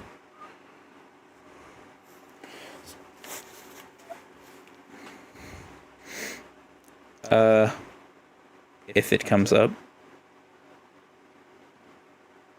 Hello? Game? I'm a little lost. Are you gonna work?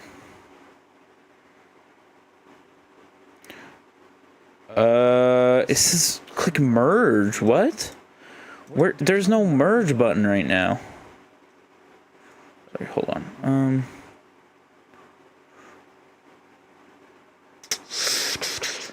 I guess replace files?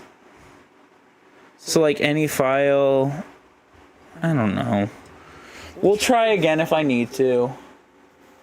All I know is I'm ready for the end of the stream. If this loads up, we're good.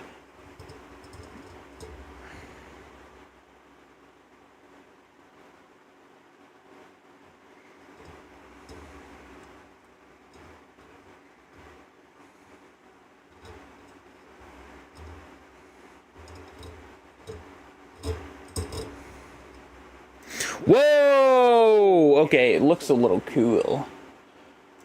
Okay.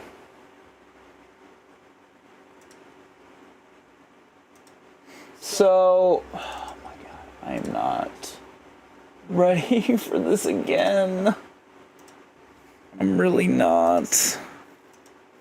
This should appear.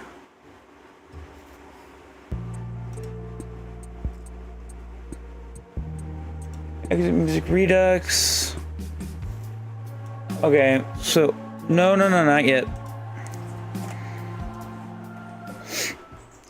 Act 1 airbag. Oh, they actually have acts in this one.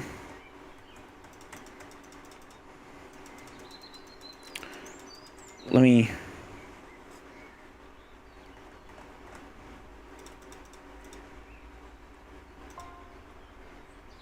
Full screen. That. Okay, perfect. Discord presence on. Skip. I'm allowing myself to skip unseen text. Default blur or Gaussian blur. Does it blur the stuff in this? You're kidding. Okay, I do like the fact it shows the messages now. Okay, that's cool.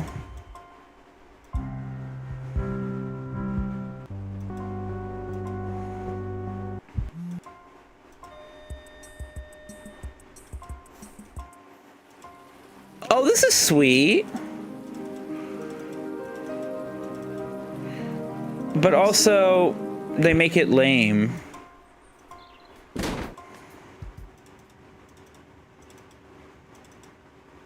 Wait, hold on, I'm so confused. Who's the vice president of the literature club? Yuri or Sayori? Back to skipping.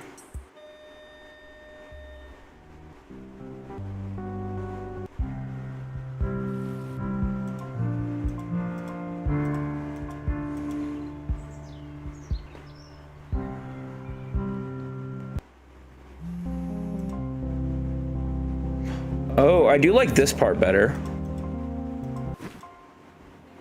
Like how he gets her out of there.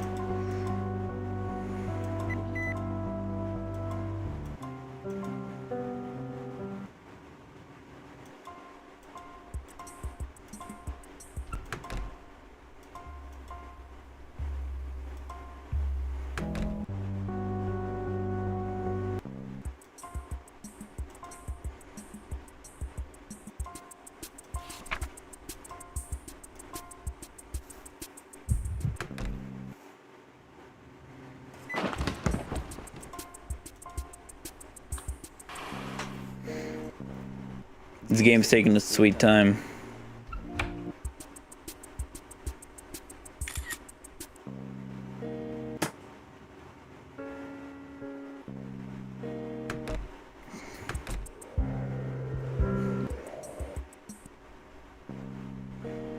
Yeah, it's an insanely long mod. And there is some touching moments like that, and I would say they're sweet.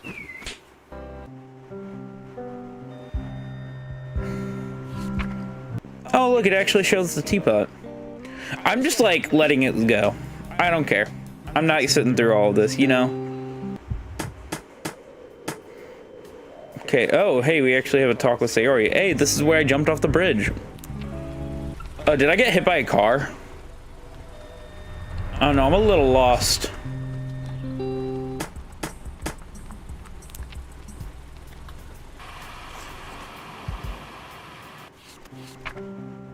I just missed 2 poems, and I...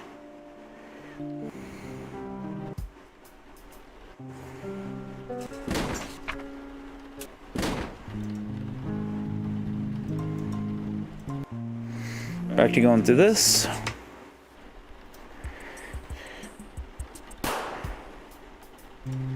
Why was there a gunshot?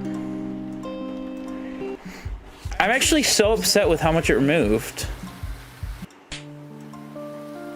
Always. The police won't do the job or he'll hide from them or make a beeline straight to kill us. And you've done that. You and your hero complex, you've screwed us. Nat, I mean, they've got him. He's in jail right now. How? I don't know. Okay, so... Nat, of course you didn't. I'm going to Sayori's. Wait, stop. Just for once, stop.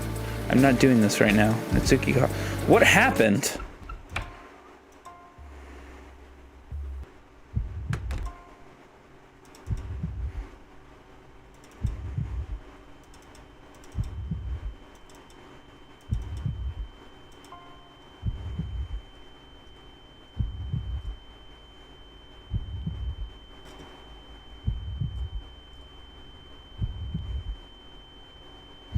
Oh, sorry.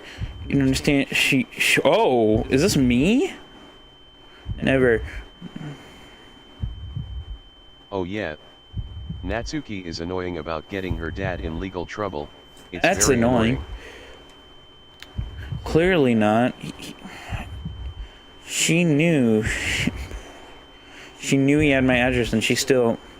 W.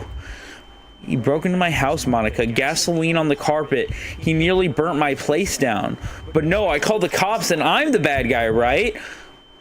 Dude. Oh, my God.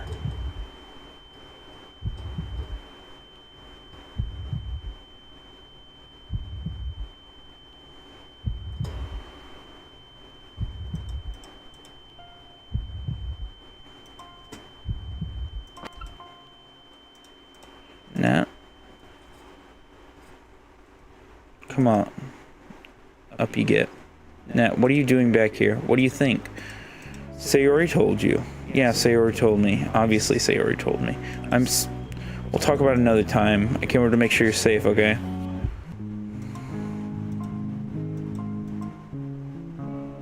Does anyone even die in this mod?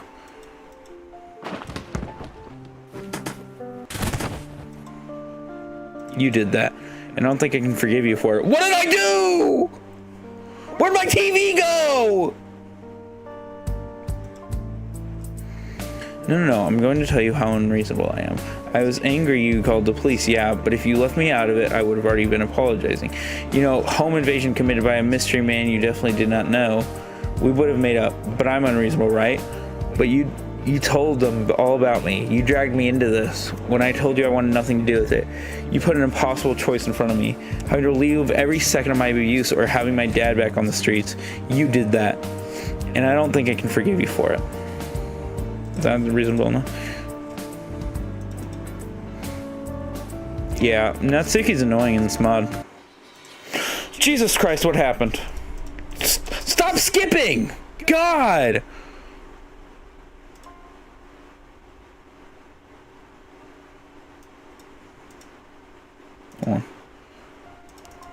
Okay.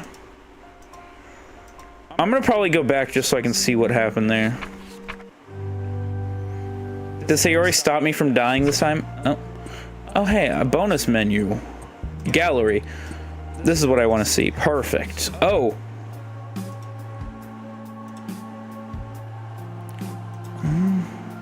Oh!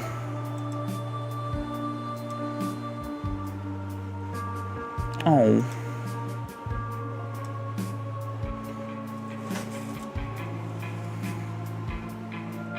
Wow. Gallery, we'll just show that stuff again. Bonus.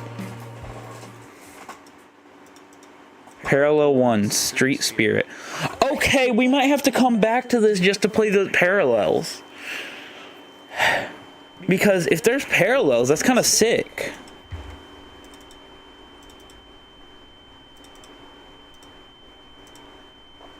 Exit. Are the parallels good? I actually quit the whole game. I did not mean to do that.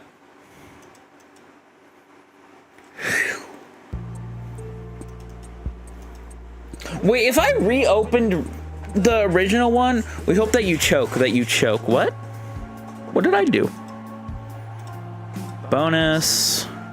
Alternates. There's alternates too. I might have to come back just for those. Epilogue play. Why did she kill herself in this one? Also, suicide did not hit as hard in this one. I don't know why. But also, it's like such a normal one.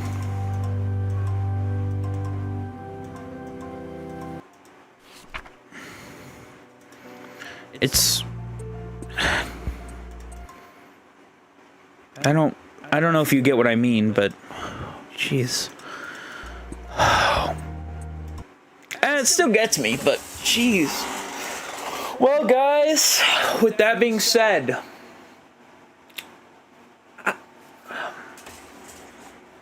I don't even know how to comment. This was a great game. I loved it. I love the mod. Instead of Monica watching MC drown, it's Sayori. The epilogue is her life after.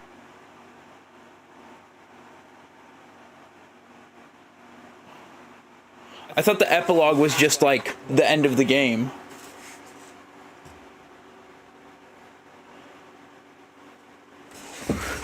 Yeah, okay, anyways, it has been 5 hours. So I think it's a good time we end this stream here soon. But any final questions for me or anything before I end off stream?